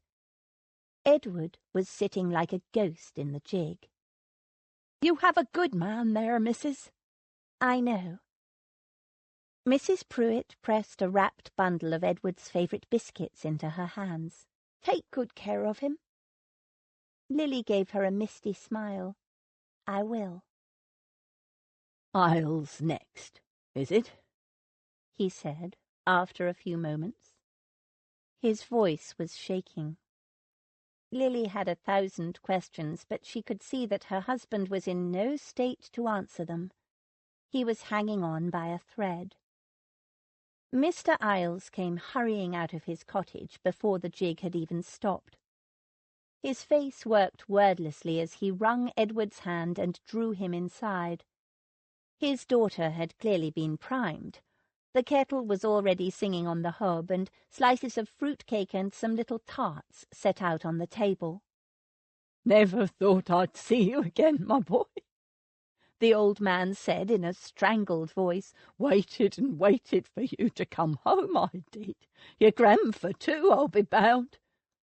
His eyes devoured Edward. "Silly to say you've growed. Course you have. But it's our Seth I'm thinking of now. He'd be just under your height, I reckon, but a bit broader in the shoulders. Well, we Ileses have always had strong backs. Wood choppers we are, Mrs. Galbraith," he added to Lily. "Always have been, always will be." He gazed again at Edward, his eyes blurry with unshed tears. "He was a fine boy, wasn't he, our Seth?" "The finest," Edward croaked. Tea arrived, and he buried his nose in the cup. Lily took charge of the conversation, encouraging Mr. Isles to talk about his son. All the mischief he and young Ned and the Pruitt lad and the rest had wrought on the people of the estate. "Proper young devils they were, and your lad the leader." The old man chuckled. Lily felt rather than saw Edward wince. "Never minded nobody. But they were fine lads all the same. I miss him, you know, more than you'd think." Edward swallowed. "That letter of yourn," Mr. Isles continued. "Grand letter it was. I get 'en to read it to me whenever I feel a bit low." He jerked his head at his daughter, who sat at the edge of the room saying nothing. "Can't read me," he explained to Lily. "Never went to school." She nodded. "Read 'em a bit, Sukey," Mr. Isles said, and his daughter went to the mantelpiece and took down a battered piece of paper. Edward made a strangled sound in his throat. Lily slipped her hand into his. He clung to it tightly, but his face didn't move. Sukey read the letter. Mr. Isles moved his lips silently as she read. He knew Edward's letter by heart. Lily held on to her husband's hand and tried not to cry as she heard how Seth had been killed. Defending a widow and 3 little girls from a vicious pack of deserters. They'd buried him near their cottage. The little girls planted flowers on his grave. When it was finished, Mr. Isles wiped his eyes. "Brings me a deal of comfort, that, knowing he died saving that woman and her girls. I wonder sometimes about the flowers those little girls planted over him. Do you remember what they—" "Poppies," Edward said. "Poppies. Red poppies. Ah, that's grand, then. Seth always did like a bit of colour. Sukey, what say we plant a few poppies out the front there, for our Seth?" "Whatever you say, Dad." Lily gave Mr. Isles the cheese and pickled onions with the compliments of Shields, and they took their leave. They turned the gig around and were heading to the Abbey. Lily was glad now she'd put a bottle of wine in the picnic basket, when Edward groaned. A couple was standing at the divide in the road, obviously waiting. Edward pulled the horse to a halt and got down. "Mr. and Mrs. Bryant." He shook hands with Mr. Bryant and suffered himself to be hugged by Mrs. Bryant. His face was ash-pale, grim but resigned. "Heard you were home, but weren't sure how long you were staying," Mr. Bryant said. "The missus here said you'd be sure to call on the Pruitts, and she were right as usual." He glanced fondly at his wife, who hadn't spoken except to greet Edward. She didn't say much, but she couldn't stop touching Edward, his arms, his shoulders, and once or twice his cheek, stroking him like a cat, like a long-lost son. Lily waited in the gig, watching and listening. The conversation went much as the two previous, only this time it was about a boy called Peter. Another quick, honourable death, another tragic story, another memory to treasure. Eventually, to Ned's relief, Mr. and Mrs. Bryant took their leave.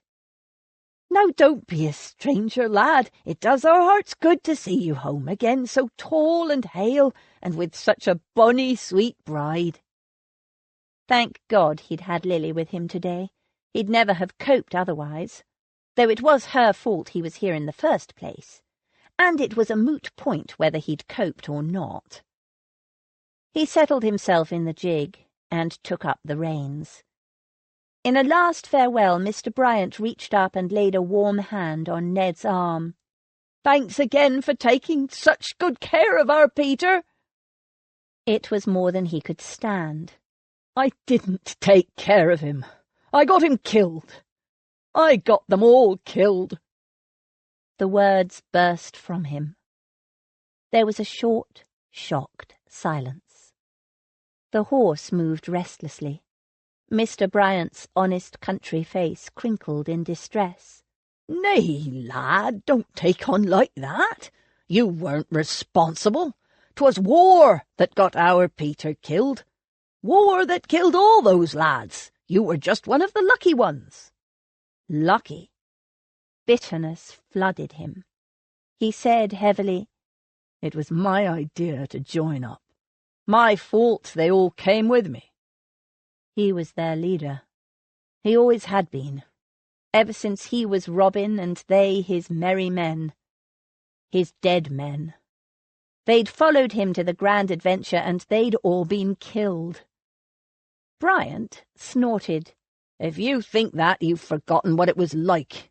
You, all of you lads, were mad for adventure, mad for the army.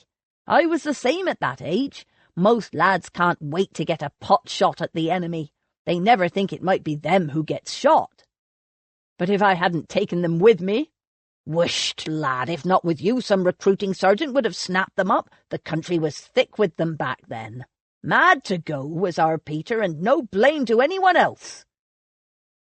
His brown eyes were kind and compassionate, and he tapped Ned firmly on the knee. "You mind what I say now. You took care of our lads the best you could. And when the worst happened—" He broke off and cleared his throat. "To know you were with Peter when he died, and that it was quick and clean." Every word was a lash. "He was a good friend," Ned managed. "Aye, and you were a good friend to him and the other lads of the estate. I'm proud of my lad, and I'm proud of you, of all of them. Friends you were, from the time you could run, and friends you remained unto death." Ned fought to keep his face from crumpling. "Breathe," he told himself. "Don't fall apart. Merrick Hurd told us what you did for him and all the other lads." Ned stiffened. "Merrick Hurd? But he's dead." Bryant chuckled. "Don't tell Merrick that. He'll be sore put out to hear it. Came home with one leg less, but he's alive and kicking still. Oh, God!" He wanted to throw up. The last he'd seen of Merrick, he was lying on the ground, on a makeshift stretcher in a welter of blood, nursing a bloody stump and swearing a blue streak. He knew then Merrick was done for. Men died like flies after the surgeon's knives. "You go and see Merrick," Bryant recommended. "He'll be right glad to see you. He's living in the factor's cottage now." "The factor's cottage?" he repeated incredulously. Wild Merrick Hurd in the factor's cottage? "Aye, a grand jest, ain't it? He's been your granddad's factor for, years now. Always was a clever lad, Merrick. Took losing a leg to make him slow down and start using his brain. Got a wife and kiddies and all. And a fine peg leg. You go along and see him." He patted Ned's knee again. "And don't you fret no more. You hear me, boy?" Unable to say a word, Ned flicked the reins, and they drove on. He drove until they reached the Abbey, Lily silent beside him, still holding tight to his arm. The Abbey was set in a cool green clearing, a remnant of ancient mossy stones that had witnessed miracles and violence over the ages, and now was simply offering peace. They sat in the gig, not moving. "Oh, God, Lily. Oh, God!" He pulled her against him, buried his face against her neck, and just held her, shuddering and wretched, until eventually it passed. "Luke died in agony, both his legs shot off. Seth was gut shot, the slowest, most horrible death you can think of. And Peter took 2 days to die. I lied to them all." She stroked his cheek. You gave them comfort. "And it was my fault." And then he confessed, there, in that ancient holy place, witnessed only by the birds and the wild things and his wife, his blessed, loving wife. He told her what he'd never told anyone, the guilt he'd carried for years. He told her how in one of their first engagements, first their major, then the captain, then the lieutenant had been killed. "And so it was up to me, Lily. I was next in command. And it was—" He tried to describe it. The deafening boom of the cannons, the incessant rattle of gunfire, men and horses screaming, blood and sinew, smoke and confusion. They couldn't even see the enemy, but they could hear them yelling, closing in. "I froze, Lily. I didn't know what to do. I just stood there in that hell on earth, and I froze." You were how old? 18, but what does that matter? And how long did you freeze for? I don't know. It seemed like forever. And then what happened? He stared at her. She was so calm. We fought. You gave orders? Yes. The men obeyed them? Yes, of course. And who won? It was just a battle. Did you win? Our side did, yes. But the casualties were horrific. She smoothed his hair back from his forehead. You can't help that. You did your duty. He jerked his head away from her. You don't understand. I froze, Lily, and men died because of it, because of me. Nonsense. I have to agree with Mr. Bryant. It was war that got those men killed. You were an inexperienced 18-year-old boy, thrust into a command you weren't ready for, and so what if you froze for a minute or two? Anyone would. And do you honestly think that slight delay would have made any real difference? His jaw dropped. She kissed him softly. Mrs. Pruitt told me you've always expected more of yourself than is humanly possible, and I see now she was right. Think about it, my darling. Imagine any other 18-year-old boy thrust into the situation you faced. I doubt 1 in 100 would collect himself. I froze. Would collect himself after a few minutes and go on to give orders and win a battle. I didn't win. Your side did. Don't quibble. He stared at her and thought about what she'd said. It sounded so reasonable when she said it. And yet for years he'd flayed himself with guilt, reliving those moments of sheer frozen panic, blaming himself for his friends' and other men's deaths. The nightmares had gone on for years. Looking back now, 18 seemed so young. You thought everyone here would blame you, didn't you? That's why you never came home. He didn't answer. You thought that because you couldn't forgive yourself, nobody else could. Edward, my love, there is nothing to forgive. You did the best you could, and that's all anyone can do. She let that sink in, and added, Those other boys made their own choices, and it's arrogance to blame yourself. I expect it's being the heir. Actually, I think you did more than anyone could expect. She kissed him again. And if you didn't notice, my love, those people we met today, they were glad you survived. As if a part of their sons lives on in you, because of the childhood you shared with them. They love you, Edward, and so do I. He sat stunned by the picture she had painted, and the gift she had given him. Forgiveness, hope, love.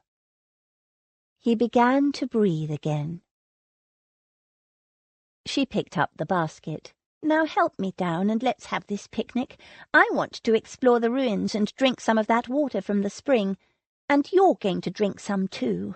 Never mind about airs. It's supposed to be very healing. He jumped down and lifted her and the basket to the ground. Removing the basket from her grasp, he cupped her face in his hands and kissed her.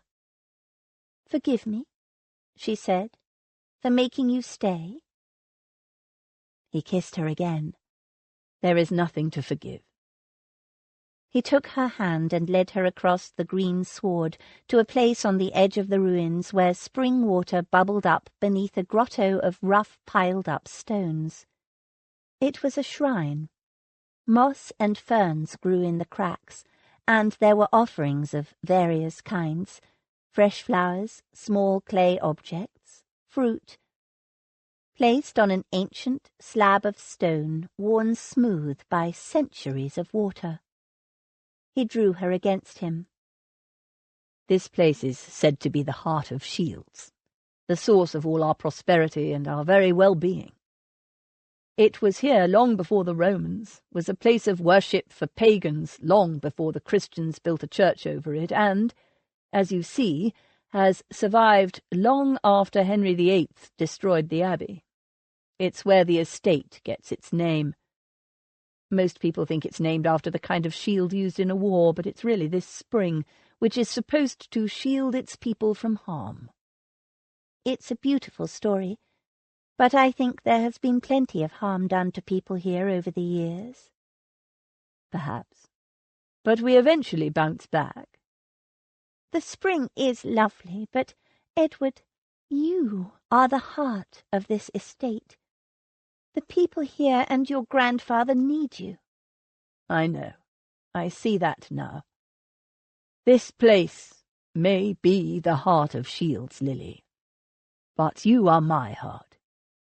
The day I found you running for your life, stinking of excrement— Not excrement, I'm sorry, but it was definitely excrement, he said firmly. Don't interrupt. I'm making a romantic declaration here. Your idea of romantic declarations needs work. Then you will have to teach me. He gazed down into her eyes, shining and full of love and trust and compassion. How did he ever get so lucky as to find this woman, this beautiful, loving, splendid woman? His voice was husky as he said, I said it before, but I need to say it again. I love you, Lily Rutherford Galbraith, with all my heart and soul. And your body? Definitely my body. Show me, she said. And he did. Chapter 22. Forgiveness to the injured does belong, for they ne'er pardon who have done the wrong. John Dryden. Lily and Edward spent another week at Shields before returning to London. They left, promising to return in a month when Lord Galbraith would give a grand ball to celebrate his grandson's marriage and long-awaited return to Shields. Lily travelled curled up against her husband while he read aloud to her from a book his grandfather had selected for them. It was probably a very interesting book, but Lily's heart and mind were too full for her to concentrate. She let the deep rumble of his voice flow over her, and thought about how her life had changed. Her potential thimbleful of happiness was now a constantly flowing wellspring of joy. Edward loved her. He reminded her of it daily, in all kinds of delicious ways. He was incapable of doing anything half-heartedly, she was learning. He still expected more of himself than any man should, and she couldn't see that changing. He still hadn't fully forgiven himself, nor could he quite believe that the parents of the friends who'd fallen in battle didn't hold him personally responsible. But he did accept that they cared for him and drew comfort from his visits, where they talked about their sons. Such wounds as he'd carried buried deep within him didn't heal overnight, but Lily had confidence that they would in time. He'd gone to visit Merrick Hurd one evening and ended up staying very late drinking and talking. He crawled into bed with her in the wee small hours, reeking of beer and cigar smoke, and just held her. Not making love, just holding her as if she was something precious and necessary. She'd slept in his arms all night. He never told her what he and Merrick had talked about that night, and she didn't ask. She could see that something had eased within him, and that was enough. How glad she was that he'd come to Shields, and that she'd made him stay. If she'd realized what was to come, she might not have had the courage. Trust your own instincts. Aunt Dotty had told her, listen only to your heart. If Aunt Dotty's maidservants hadn't come down with the chicken pox, Lily might never have gone to Shields. And if Edward hadn't— Edward, why did you go looking for me in Bath? He looked up from his book, half closing it with a finger in his place. Because that's where you said you were going. Yes, but why go to Bath? You were going I forget where on business. Southampton, but he wasn't there, and then I got a message to say he'd been seen in Bath. So I went to Bath. Are you interested in this book or not? Not. Who wasn't there? Nixon. She sat up and looked at him. You were hunting Nixon? In Bath? What was he doing in Bath? Edward shrugged. Sniffing around for an heiress, I presume, but by the time I got there, Nixon had already left. I gather he had no luck, for I didn't hear of any girl going missing. He set the book aside. "No, keep reading it," she said. "I thought you weren't interested in it." "I'm not, but I love listening to your voice. You have a beautiful voice." And while he was reading, she could watch him all she liked without either of them being self-conscious.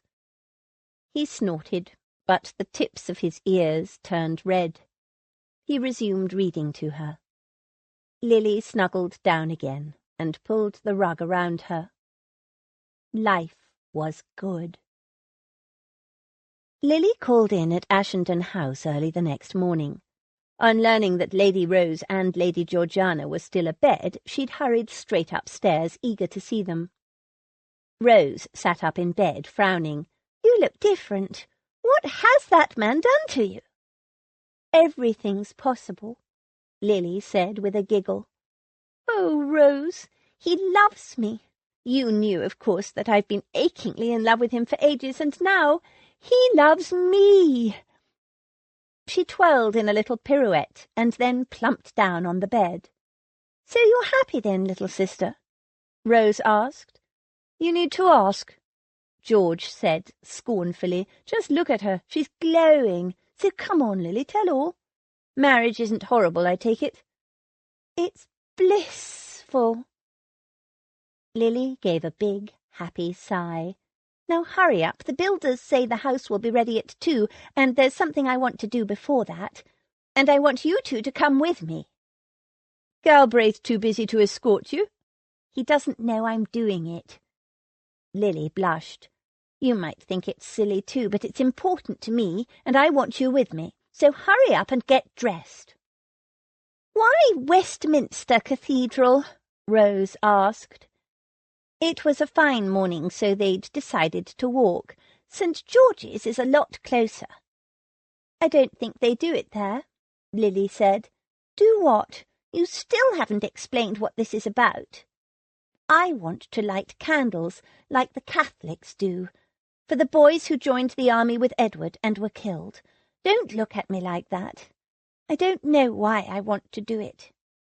It just seems like a comforting sort of thing to do." "Comforting for whom?" "For them, those poor dead boys. To show that they're not forgotten, and for Edward, and perhaps for me in a way too." "But Galbraith won't know, nor will the dead. The dead are dead." "I told you you'd think it was silly, but I don't care. I want to do it. I don't know why we don't do it in our church."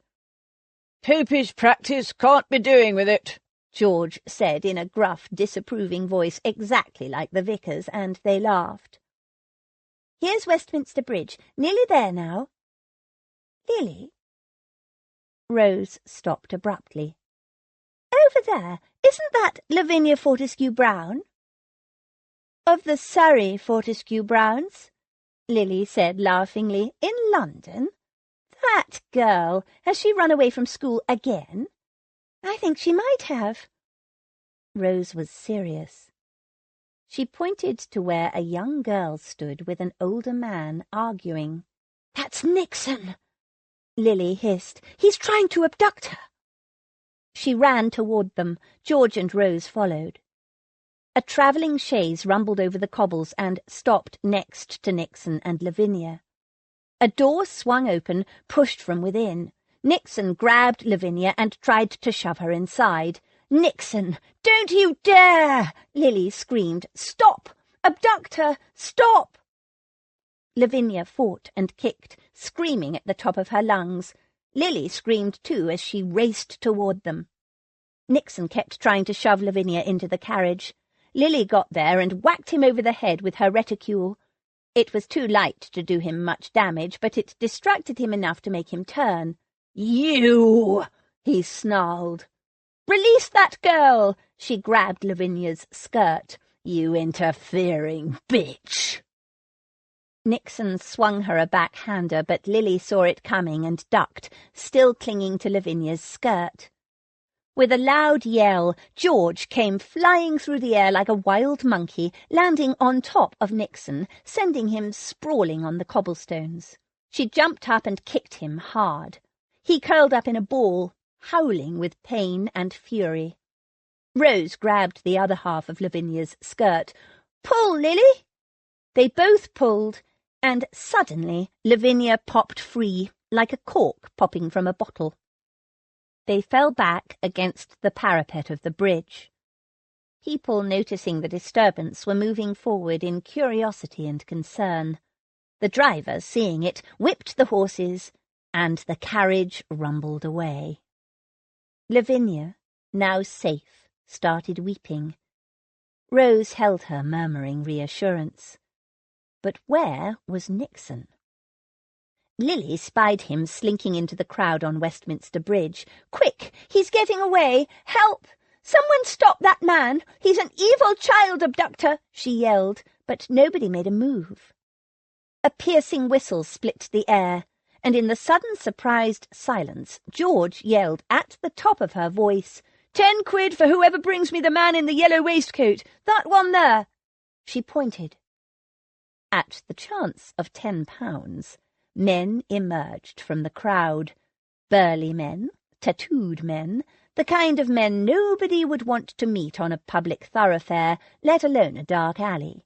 They prowled toward Nixon. The crowd around him melted away until there was just Nixon, pressed against the parapet of Westminster Bridge, and a small group of hefty ruffians forming a ragged semicircle around him. He produced a knife and brandished it. "Stay back!" One brute snorted. A scarred thug spat. A third produced a much more wicked-looking knife. They moved closer. "10 quid is 10 quid, one of them said. Nixon looked wildly around. There was no escape. He twisted around, and before anyone realized what he was about, he stood poised on the parapet.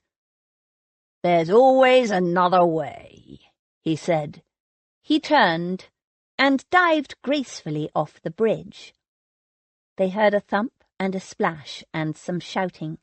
Lily and George rushed to look down, pressing against the stone barrier, but all they could see was a barge passing under the bridge and men on it shouting as they peered into the water. "Can you see him?" Lily shook her head. "He can't have gotten away, not with all these people around, surely," George said. A couple of rivermen rowed their boats out. They circled the area, probing the water with their long hooks, while bargemen shouted directions. Lily glanced back to where Rose was comforting Lavinia. The girl was only 14. Lily shuddered, imagining what might have happened. Nixon needed to be caught and brought to trial. There was a shout from the river. They all rushed to look.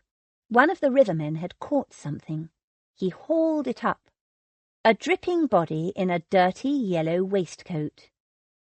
"Still breathing!" one of George's ragged gallants shouted. The riverman gave him a thumbs down and shook his head. "Hit the barge as it was coming under the bridge," he yelled up. "Smashed his head in." He lifted Nixon's head by the hair, and even from that distance they could see the bloody gash in his scalp. George looked at Lily. "Brings new meaning to look before you leap, doesn't it?" Lily stared down at the thing that had been Nixon. He couldn't hurt anyone now. She felt shaky and a bit sick. Justice had been done, and by his own hand. George fished about in her reticule, and robbing Lily and Rose, managed to dig up 7 half-crowns.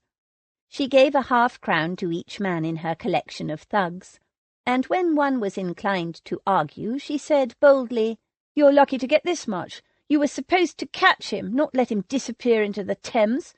But if you don't want my money—" "I want it," he growled, and held out a dirty paw. The show over, the crowd slowly dissipated. Lily turned to Lavinia. "What happened? What were you doing with Mr. Nixon?" Lavinia started sobbing again, and between sobs blurted out an involved tale involving messages and secret assignations and declarations of love.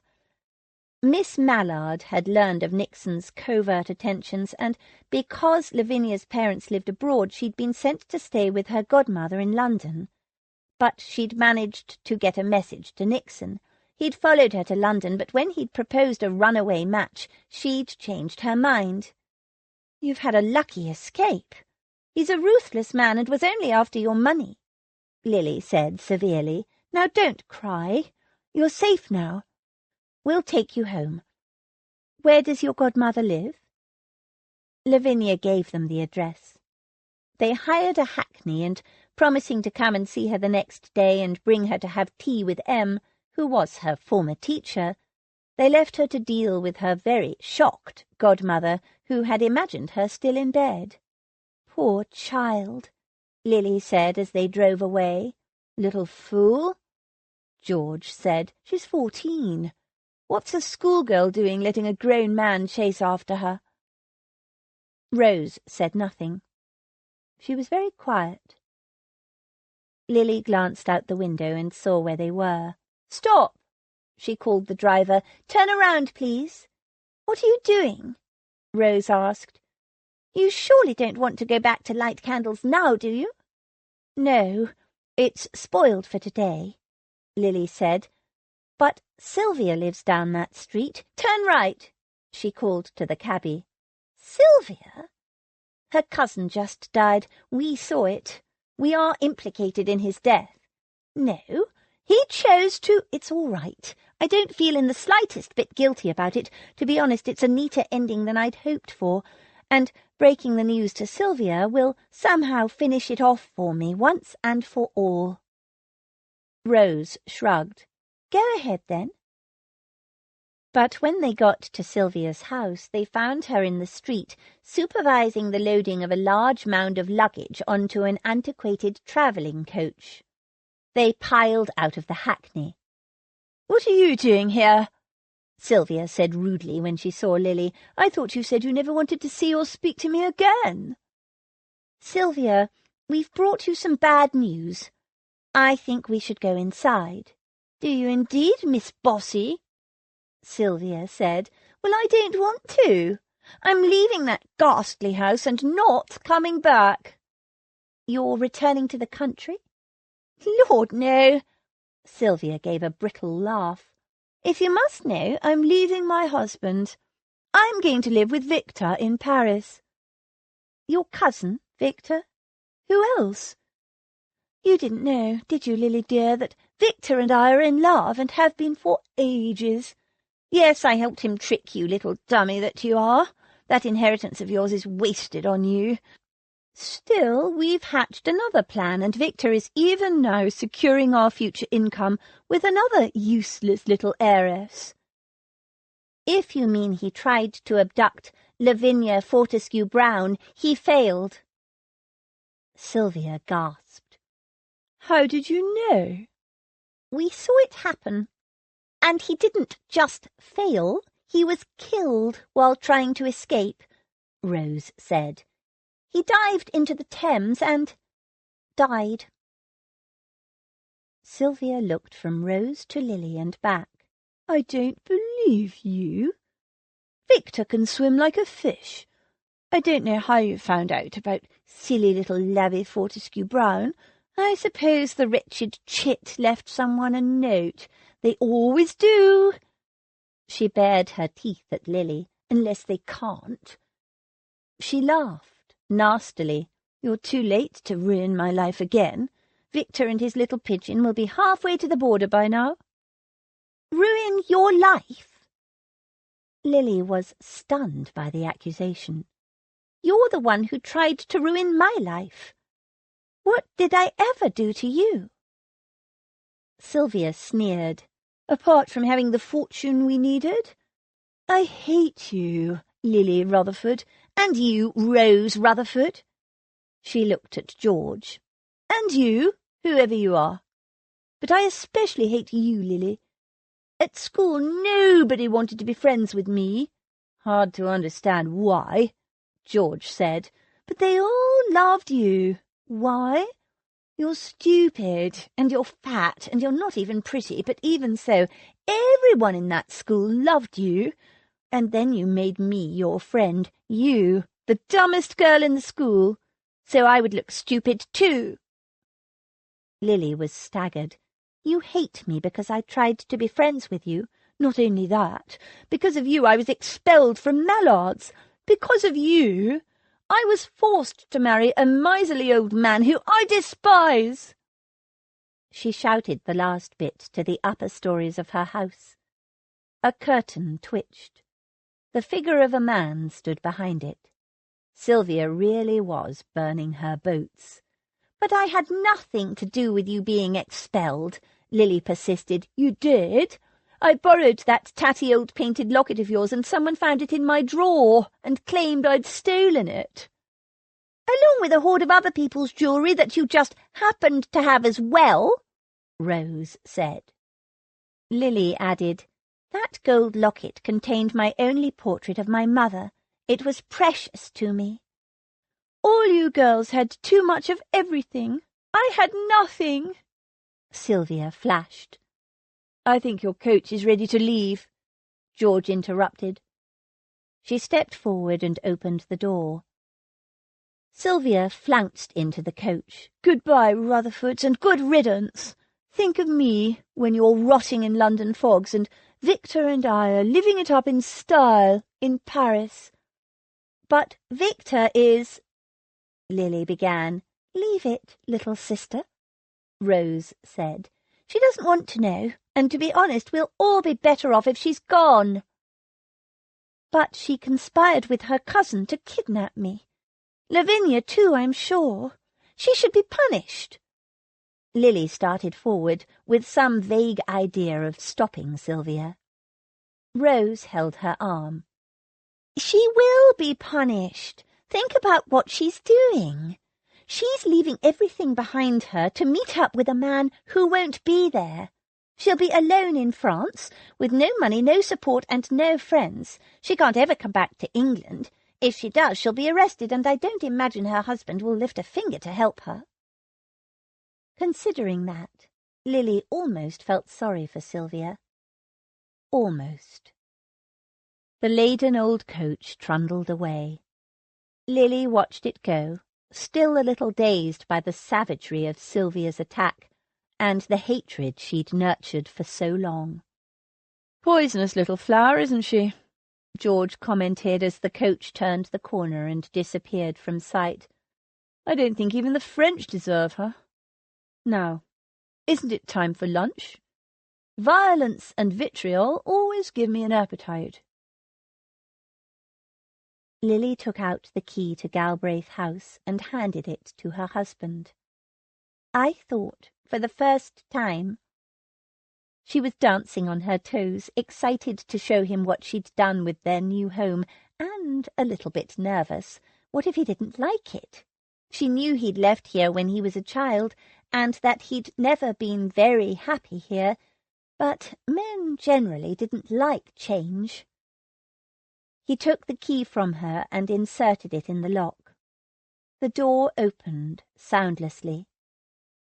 If there's anything you don't... Edward, what? She gave a squeak of surprise as he lifted her off her feet.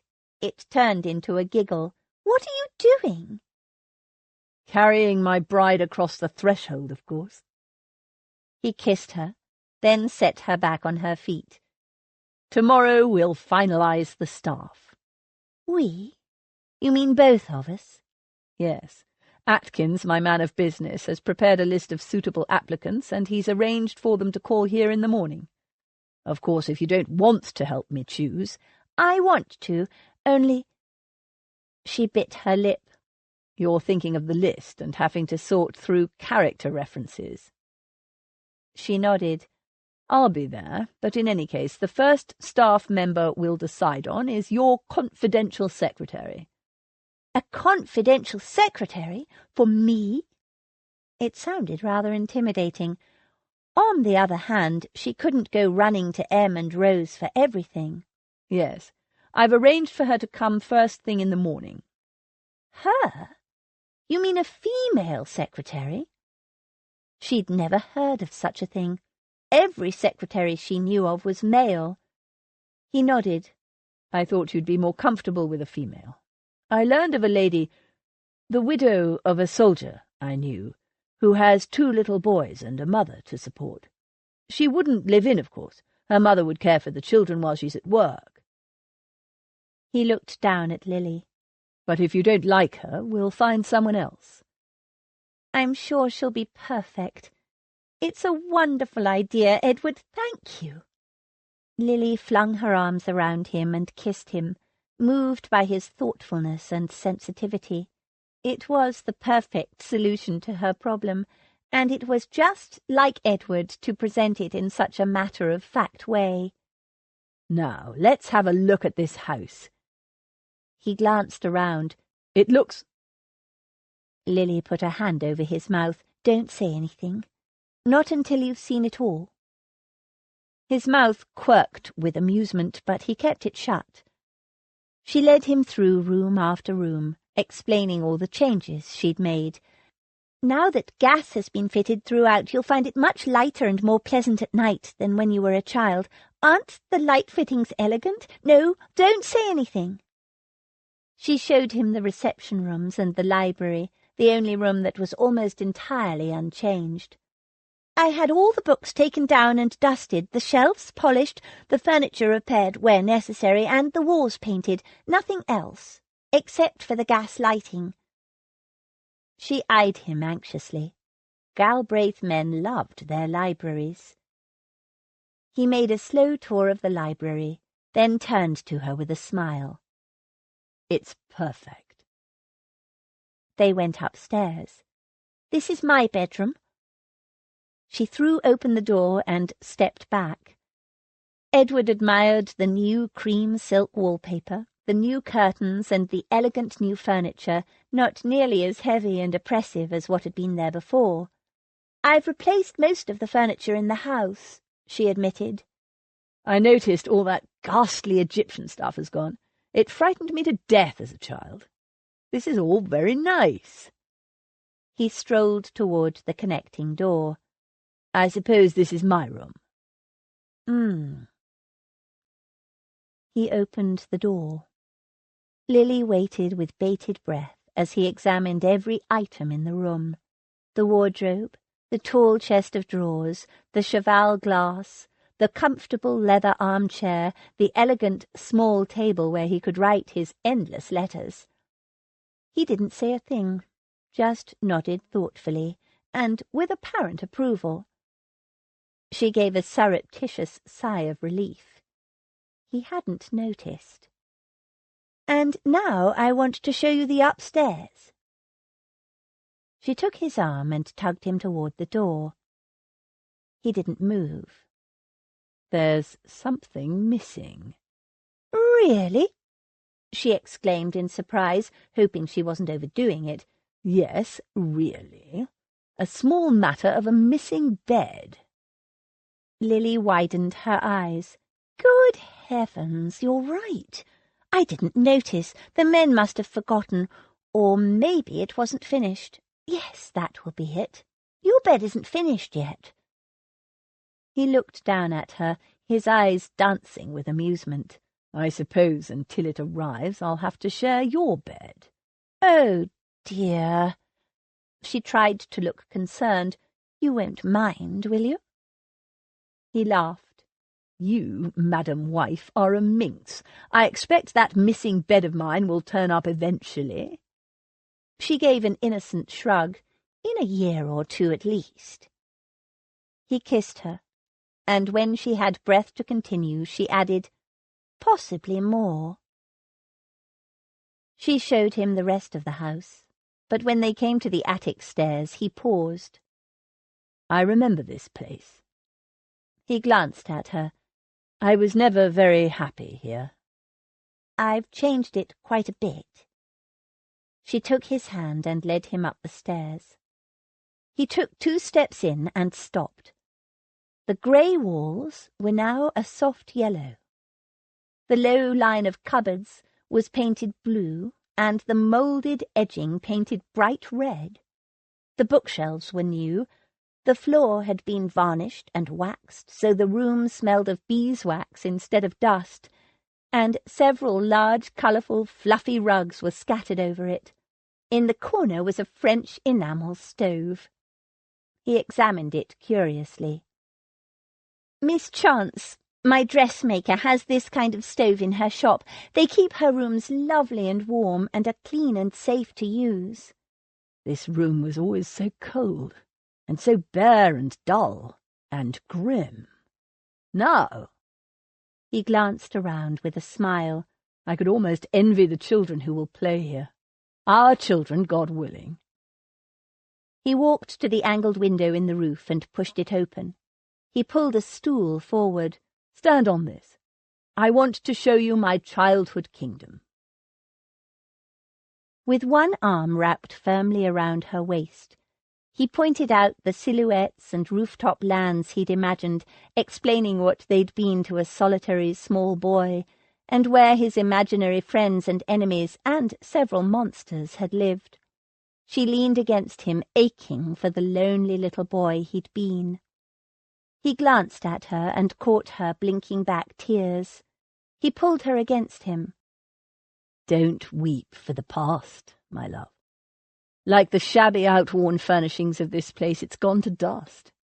What you've done to this room—" He made a sweeping gesture. "This whole house is truly wonderful, but it's nothing compared with how you've transformed my life." He linked both arms around her waist and looked down at her. "You've given me back my home, and I'm not talking about any building, but home in every sense of the word. You restored me to my place and my people, opened up my heart again, and showed me the road to a future I didn't dream was possible." His deep voice was ragged with emotion. His grip on her tightened. "For the past decade and more, I've lived a kind of half-life. It was an existence, not a life, with no meaning and no purpose except not to feel, not to hope, and not to love." His expression was solemn, but his eyes blazed with a light that took her breath away. "You are my hope and my home. You're my future and my endless, eternal love. With all my heart, I thank you." "Oh, Edward." Lily gave a happy sigh, wound her arms around his neck, and lifted her face to receive his kisses. Epilogue. I am the happiest creature in the world. Jane Austen, Pride and Prejudice. It was the first ball in a generation to be held at Shields, and all the county was there, along with half the ton of London. Guests had been arriving all week, and from early afternoon carriages had been bowling down the tree-lined driveway. Against all predictions, the day had dawned clear and sunny, and had mellowed into a perfect spring evening. The air warm with the promise of summer and fragrant with the scent of 1,000 blooms, and that of a roasting oxen, 3 sheep, dozens of loaves of bread, and a bonfire. It wasn't only the ton who'd come for the party. Old Lord Galbraith was determined to welcome his grandson and heir back to Shields after a 10-year absence, and the people of the estate were celebrating with him. Much loved was the young master who'd grown up here along with their own lads. His sweet little bride was no less beloved, despite being a newcomer. They knew who was responsible for bringing their lad home. The old house glowed with life and laughter, pretty dresses and sparkling jewels catching the light of hundreds of candles. Outside, blazing torches lined the driveway and entrance to the house, while the garden and the trees surrounding it glittered with hundreds of tiny lanterns, like fireflies or fairy lights in the velvety dark night. A night for magic, everyone agreed. In the flower-bedecked ballroom, an orchestra played cotillions, country dances, Scotch reels, and the Sir Roger de Coverley for the older generation, quadrilles and dancing waltzes for the younger ones. Out the back behind the barn, an enormous bonfire blazed, and a quartet of fiddlers played lively tunes while the estate workers, dressed in their best, danced and twirled and romped to their heart's content. Inside, champagne and other fine wines were served. Outside, beer and cider flowed, compliments of old Lord Galbraith, along with other less clearly defined brews brought by the villagers and passed around in flasks. As the night went on, the distinction between workers and the gentry began to blur. Ned Galbraith and his pretty wife divided their time between the two groups, greeting villagers and gentry with equal pleasure, and soon others of the ton were venturing outside to dance by firelight, and some to slip into the shadows to taste more forbidden delights. Ned watched the dancing, his arm around Lily's waist. They'd danced the last 4 dances, and Lily was puffed. "It's a grand night," he said softly. "Grandfather is ready to burst with pleasure." "Not just grandfather. Everyone's so happy that you've come home." "You don't mind?" "Mind what?" "That we're going to make our principal home here?" "No, of course not. I love it here, Edward. Surely you knew that." "But you put so much work into refurbishing the London house." Lily laughed. "We'll use it, don't worry. I'll want to spend quite a bit of time in London, at least until my sister and George find husbands." He chuckled and pointed to a slender figure crouched over a pen by the barn. She was flanked by a tall, shaggy Irish wolfhound who was sniffing the contents of the pen cautiously. "That might be some time. George is far more interested in those puppies than in any man here." Lily smiled. "As long as she's happy, does it really matter whether she marries or not?" His arm tightened around her. "I never wanted to marry either, but my marriage has brought me more happiness than I ever imagined possible." He bent and kissed her. "And it began so unpromisingly." "Oh? Did it?" "Yes. There was a scandal, you see." "How shocking." "It was. And it created a most scandalous precedent." She gave him a puzzled look. "How do you mean?" "This bride of mine, she has the shocking habit of seducing me at every opportunity." "How dreadful," she said demurely. "I wonder you can bear it." "I can't. Do you see that?" He indicated a young couple disappearing into the shadows. "Making love under an oak tree on a warm evening in late spring is an ancient tradition in these parts. It's supposed to bring extreme good fortune." She laughed. "To whom, pray?" "To me, of course." He gave her a mock leer. "Can I interest you in an old Shields tradition, pretty lady?" And without waiting for her response, he swept her up into his arms and carried her, laughing, into the darkness, to the cheers of those watching. Lily wrapped her arms around his neck and kissed him, her heart full to bursting. She thought of what her father had said all those years ago, that no man would want her. She might not deserve such happiness, but oh, Papa, she was going to seize it, and this beautiful, generous, loving man, with both hands, and never let go. This concludes Marry in Scandal by Anne Gracie, narrated by Alison Larkin, copyright 2018 by Anne Gracie. This unabridged audiobook is recorded by arrangement with the Berkeley Publishing Group, an imprint of Penguin Publishing Group, a division of Penguin Random House LLC, and was produced in the year 2018 by Tantor Media Incorporated, a division of Recorded Books, which holds the copyright thereto. Please visit tantor.com for more information on our growing library of unabridged audiobooks.